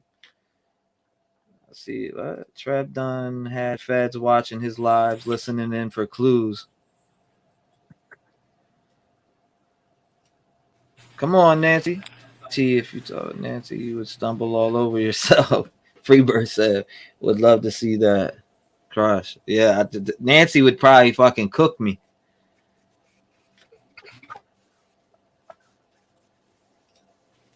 You are fake news. Right? Is that what you would want me to hit the button during that call like that? Somebody has a delayed echo. That's John playing the stream in the background or something. That must be Detective John with his inexperience on panels. No? Are you going to stay on live while you're on the news with them, Rev? I'd probably be pretty impossible to mirror the camera twice. I don't know. I mean,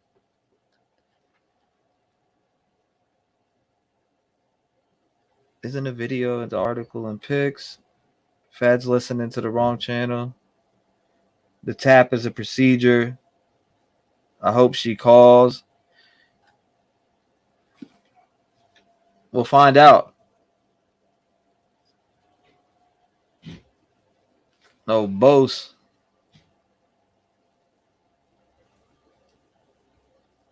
Is there a time to open the lines in the meantime? Well, hold up 1 second. I might have to get off here.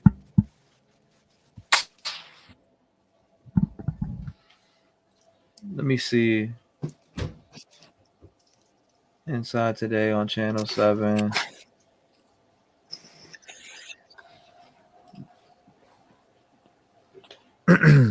Let me see what else messages I got on Twitter. There's a shit ton. I don't think you're blood. It's T-REV. I heard. Good things. Damn. The inbox is overloaded, bro.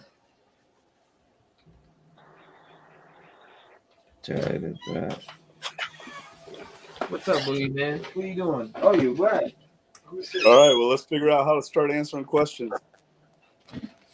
We mean figure out. They're right here. Detective John. Would Indiana stop them incoming, outbound, or for whatever reason?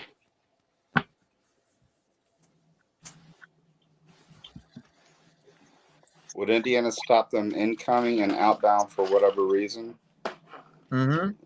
Well, there's obviously, I mean, these weren't chance, traffic stops. This is coordinated. He's feeling them out. He's, establishing who's in the car, what's going on, who's driving. I mean, it's just too crazy. What he pulled him over for is a lame reason to pull somebody over for. I'm telling you, I was a cop for a long time. If you want to get in somebody's car or try and get some intel, you can pull them over for that. You can feel them out. I mean, that's a typical drug stop right there. Somebody that's running dope up and down I-95 in Florida typically isn't speeding. So, I'll be honest with you, we would often just wait for them to cross that line a couple times, and there's a PC for a stop right there, and it's a lame ass stop. But these weren't chance traffic stops, I guarantee you.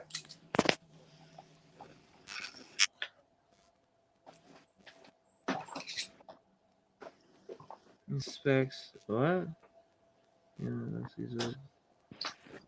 What are you? What? I'm gonna be honest. I think he thinks he is the star of your show. I find it very disrespectful to you.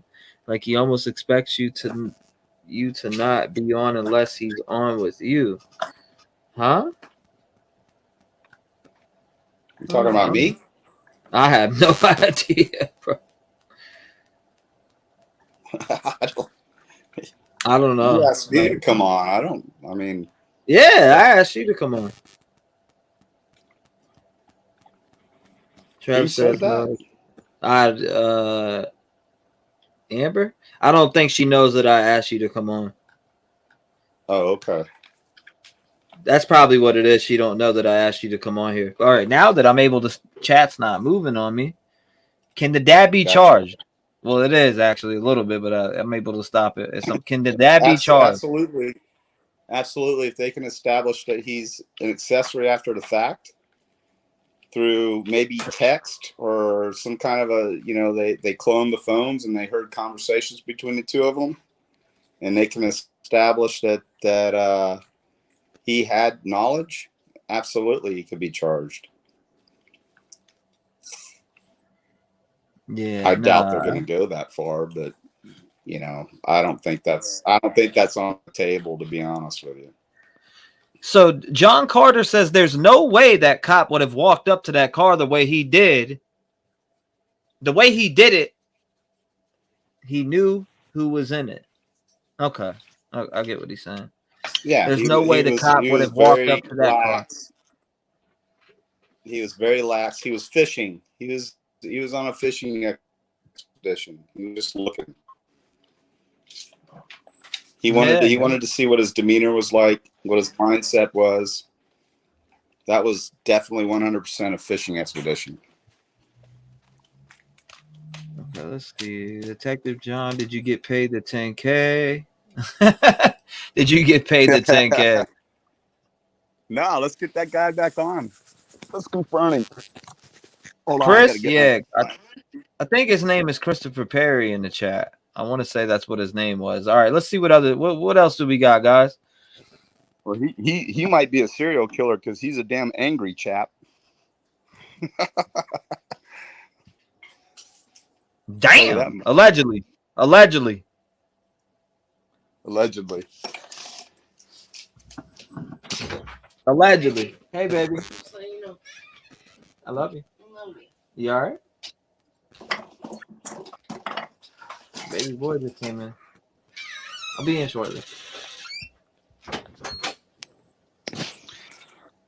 Hold on, no way he filmed his feet. Could Who, me? burglary get dropped on grounds that the door was left unlocked No. for anyone to access the parties? No. Thank you, appreciate it. Let's appreciate for the 5 Australian. Now that I'm learning what that is, Detective John. It looks like Brian's dad was the one using a cell phone to navigate. Could Brian's cell have been turned off or even left behind so it couldn't be tracked? Well, you don't know that that's his dad's phone. That's probably Brian's phone. That could very well be Brian's phone in his dad's lap. But yes, I mean, I'm just playing devil's advocate. Yes, that certainly could be plausible. Brian could say, Dad, my phone's not working. Let's use yours, or my battery's dead. It won't recharge. You know, just in case. I mean, he's got knowledge of how they do things. He's got to, you know. So if he's listening to these shows, especially, we're pretty much telling him what he did wrong if he did it. So now he's probably not got his phone pinging anywhere. Detective John is swole as fuck. Somebody said Detective John swole. All right, Detective John, will they do one murder at a time or all 4? Is it in the best interest to focus on one in a trial? and get the death penalty? Yeah, that's what they mean, trial for sure. Get the death penalty instead of dragging it out. No, they'll try this as, you know, one incident, but with 4 capital homicides. That's what they'll do. The penalty phase when he's found, if he's found allegedly for committing these murders, if he's found guilty, during the penalty phase, whoever the attorney is, the judge is, will impose the sentence for each and every one, and that she'll either make a consecutive or concurrent. It's not going to matter because in my opinion, he's going to get the death penalty. 100%. Okay. Here's another question from Twitter. It said, Detective John, it looks like Brian's dad was the one using a cell phone to navigate. Could Brian's cell have been turned off or even left behind so it could be tracked? Everything's possible. I mean, is that the same question you just asked, or just somebody else asking the same type of question? No, I read it from Twitter. Oh, gotcha. Yeah, it was somebody who messaged on Twitter. Right. Let's see. I think BK definitely lured someone in as his student, maybe to train a like-minded wannabe SK as his getaway driver / lookout. So you think that he used his, experiment or whatever he wants to call it for a thesis or whatever he was doing? He's probably doing a thesis or something. I have no idea. But so he was trying to find an accomplice. I mean, mind over matter. If he's as controlling as everyone is, speculating that he is, he could very well try to solicit somebody to help him. Look at the interstate sniper. He had that kid shooting from the trunk of his car and shooting people. That was 2 people, and he mentored that kid to do what he did. So yeah, I mean, you have start off with small dialogue with somebody and see if they have a like mind like yours. And, shit can happen like that. Now, Marlena said, T-REV, in my opinion, once they knew who the suspect was, they had his phone and accounts tapped and hacked. Exactly. We said that a long time ago. You're right. They clone the phone. At least that's what there may be technology now where they don't even need to clone it. And I'm not sure about that. Somebody might know. I've been out of the game for a little while, but we used to clone the phones so we would have an identical phone. And every time that phone rang, it would ring. Every text, every email, everything that came in, we would get it.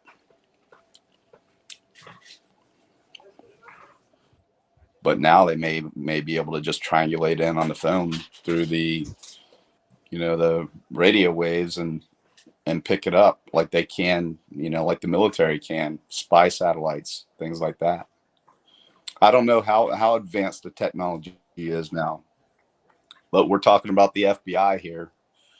FBI, CIA, they're all, they all pretty much have access to a lot of the same technology. CIA has, more, but if they need support from the CIA and some of their equipment, they could probably get it pretty easily.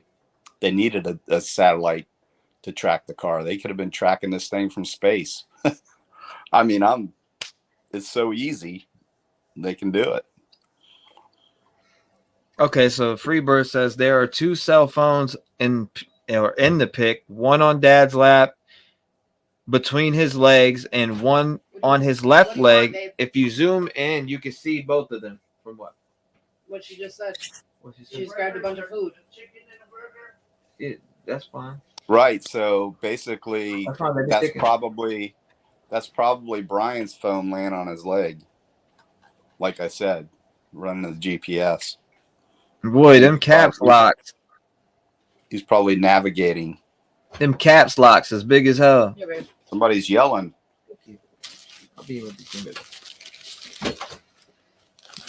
Hold up, Detective John, how would Indiana know to stop the suspect on 12/15 when Moscow PD stated that they had found out the suspect's location and started surveillance 4 days before the arrest on 12/30?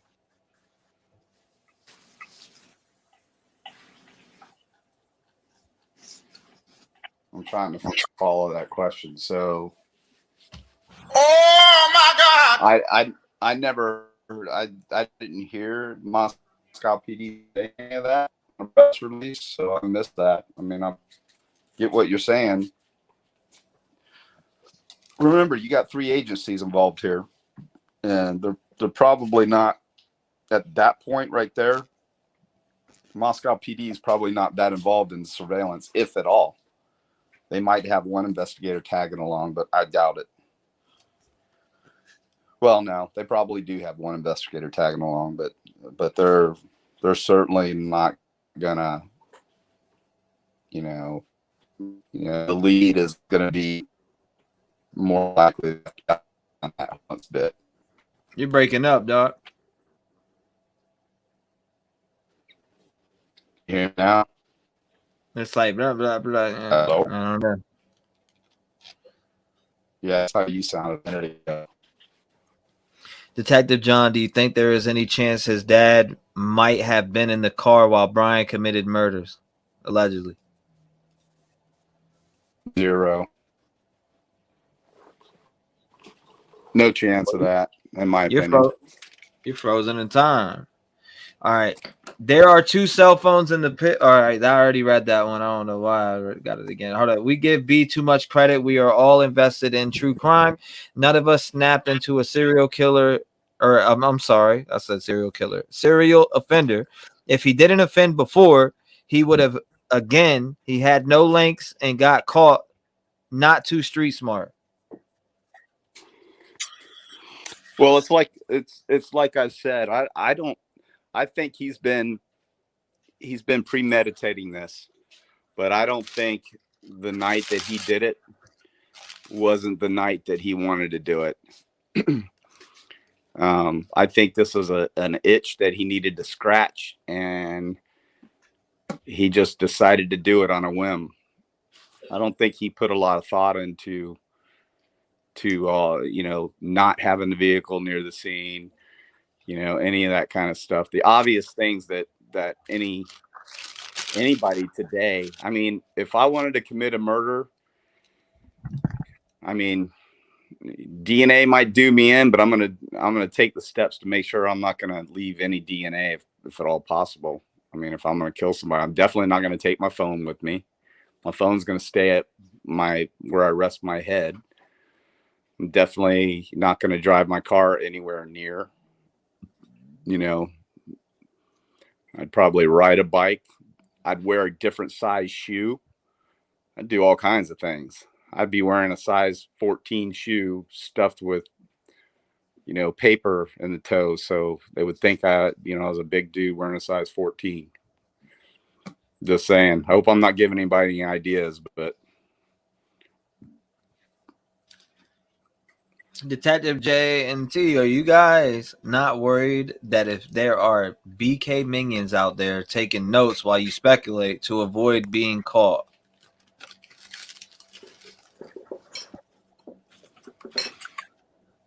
Why would that worry me? I'm not concerned about that. The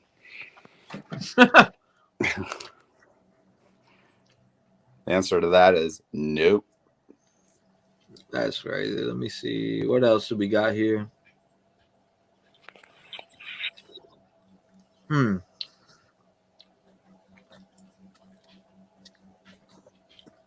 What did I just read?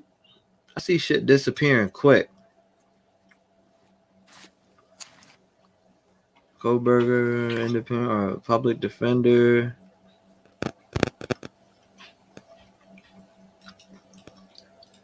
Bro, chat's moving, so I just can't even grab shit. StreamYard needs to get on this. Love you two together. I'm about to exit and come back because then it'll stop doing this bullshit. I thought that was admirable that you wore a picture of your fiance on your chest the other night. That was pretty cool, dude. Promoting your girl at the same time. I don't know, dude. I think she's a better rapper than you, bro. Yes, she is. She is better. This is definitely how I should work. Answering questions. If you have a question, ask me. Nah, you're trolling your ass off. Get the fuck out of here! No, out of here with that trolling ass shit. BK is really hard, dude. I'm about to click on the question. BK is really not that interesting. Break time.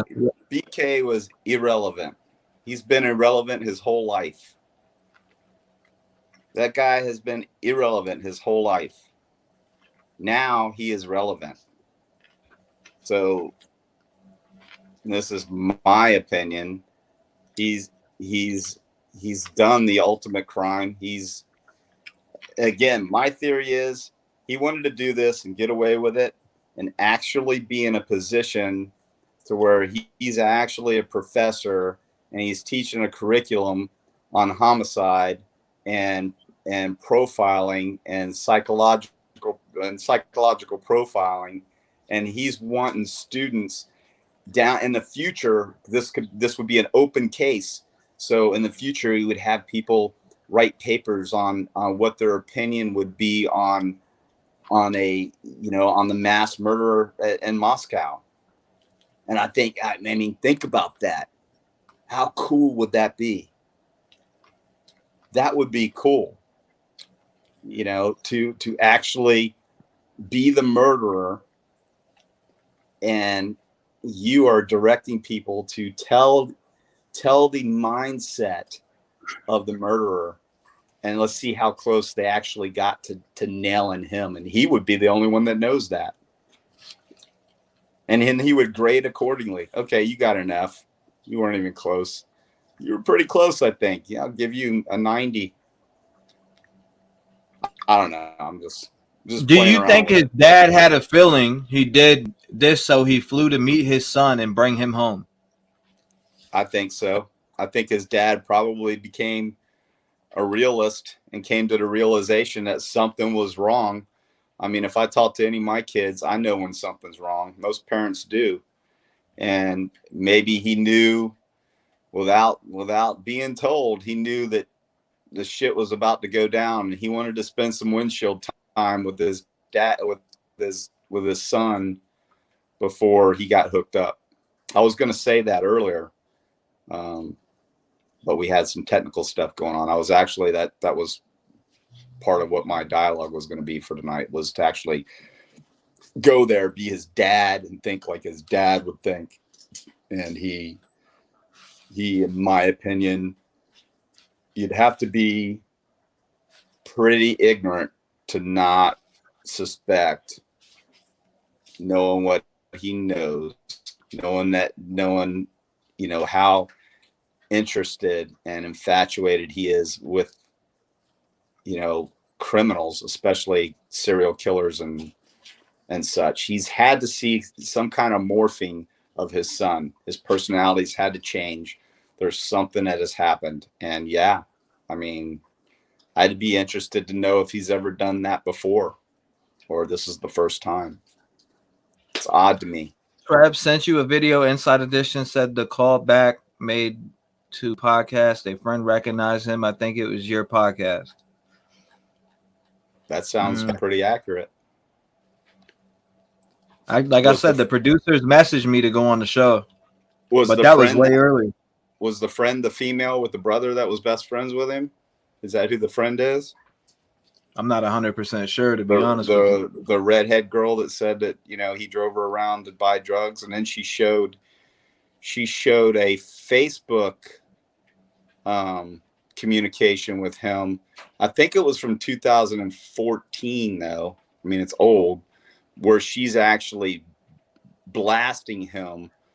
She's saying sarcastically, "Thank you for driving me around town to buy heroin when I could have gotten in trouble," you know, because she found out later. And then he responds, a one-liner, "I'm in rehab." So this one was pissed that he put her at risk.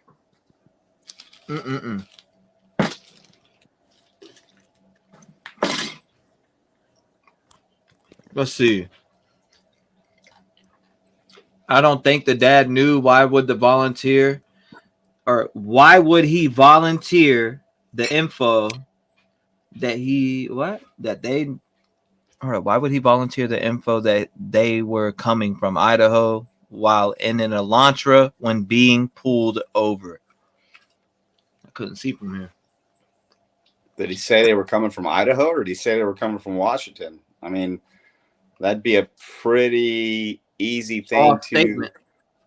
What's that? I said that statement would be off. Right. Because he's coming from Washington.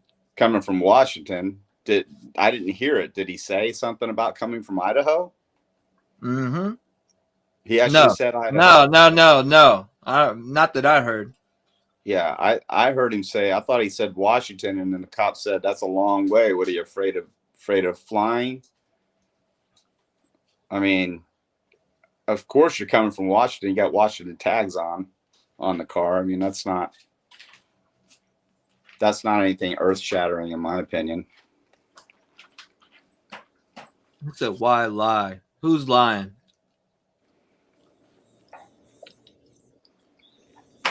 Detective John, do you think that they will drive him to Idaho, or will he take Con Air? He's scared to fly.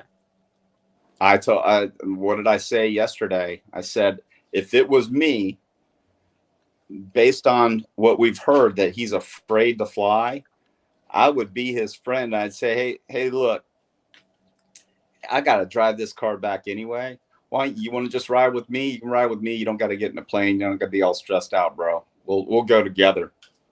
I mean, you'll be comfortable. I'll make sure you're not cold or hot or anything else. You know, I'll get you a pillow back there. You can sleep in the back seat.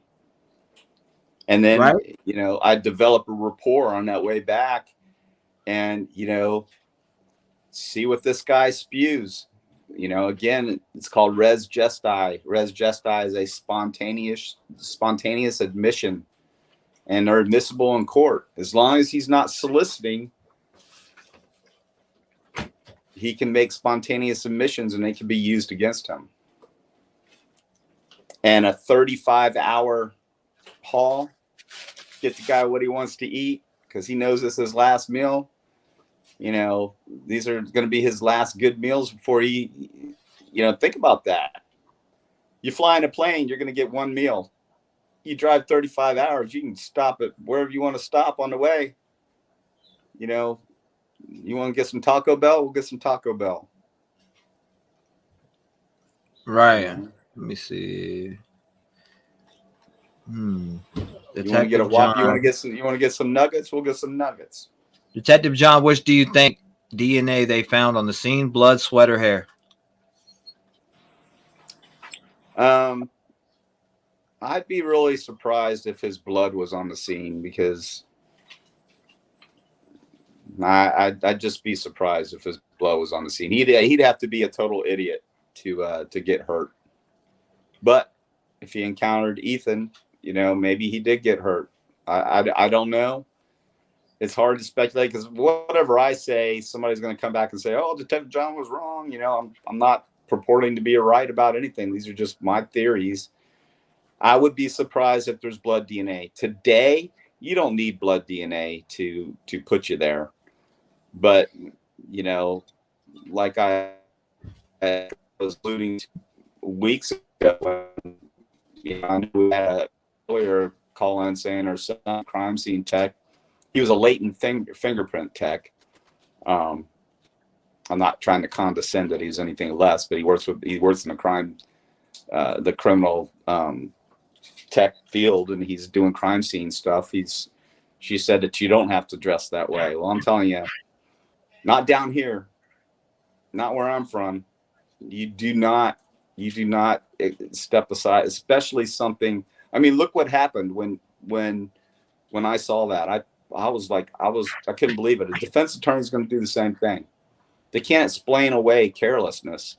And on a case like this, you cover up the windows. They shouldn't have been able to shoot any video of the inside of that house with them processing the scene. There's no way that would have happened. I would have Okay, if not caught, do you think that he would have been back to WSU and would have drove the car back?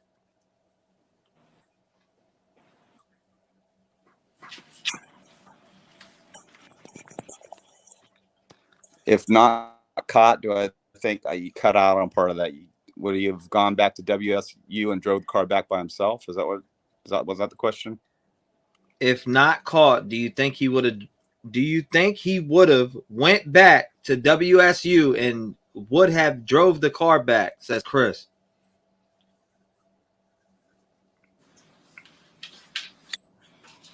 To Pennsylvania by himself? Maybe. Apparently he's done it no before. Apparently he's done it before. Elaborate, just, you know, everybody elaborate a little bit on the questions because that's kind of an open-ended question. I don't know how to answer that. I get what you're saying. Do I think that he would have drove back to Pennsylvania by himself without having his dad come meeting? Probably, because he's scared. He's scared shitless. He knows something's up. He knows his time's ticking, and he knows they're going to take him down any day. He wants his dad there. I'm sure he probably had a better relationship with his dad than his mom because I believe he's got a problem with women. And, you know, he had the relationship with his dad, so that's who he wanted with him in his last days, free. Do you think he has done this before, or do you think this is his first time? I think this is his first time committing a homicide. I think he's probably killed animals and done some crazy stuff, but I'm sure he has major fantasies. I'm sure he's probably fought his demons before, and he's been real close to doing this before, but he chickened out. But this was an itch he couldn't resist. And again, if the connection is Kaylee, and Kaylee's about to move to Texas, he had a very small window left to make this happen because A, this was a planned trip back home. He was leaving in a couple days, and B, she was leaving and going to Texas. Her bags were packed. So, bam. They have a private And if plane. he's It'll be following him. her on Twitter or whatever social media.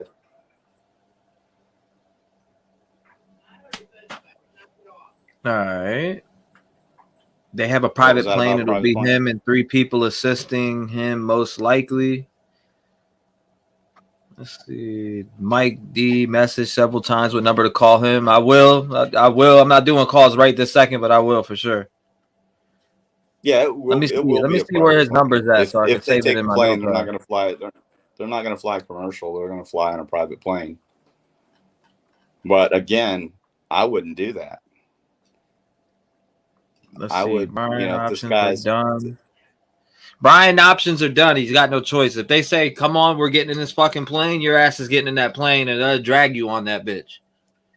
Well, that's absolutely right. But that doesn't mean you have to do that. I wouldn't do that. I would drive. I'd carry I would him, put drive. you. I'd stuff that motherfucker in there and make him get there. Yeah. But what I would do and what the law has to abide by is 2 different things.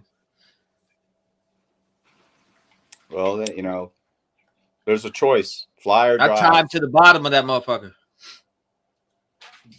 And it is in law enforcement's. That's their decision. But again, I would take a different direction with that.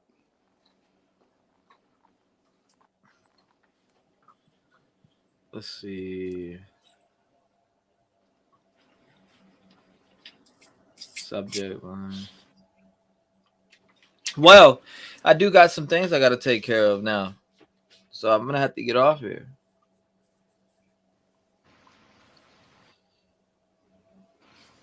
You hear me? Yeah, I hear you. Yeah, I got some things I got to take care of. So I'm going to have to get off here.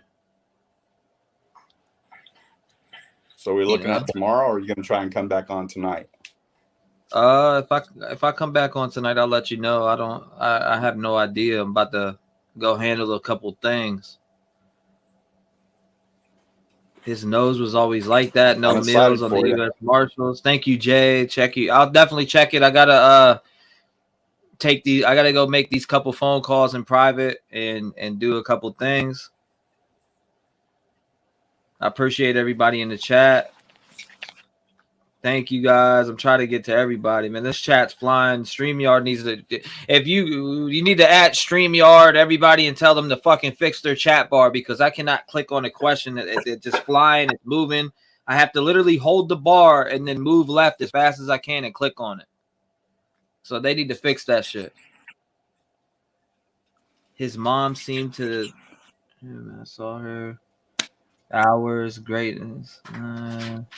Makeup, look, his knuckles were swollen in a traffic stop. I seen that. Maybe he did not want to involve any of it, but ask. I love you guys. I have to go take care of this seriously, though. Thank you, guys. Thank you. I will holler at y'all. I got to go take care of these phone calls and all that other shit. But definitely, I'll holler at you guys. Love you. Thank you, everybody.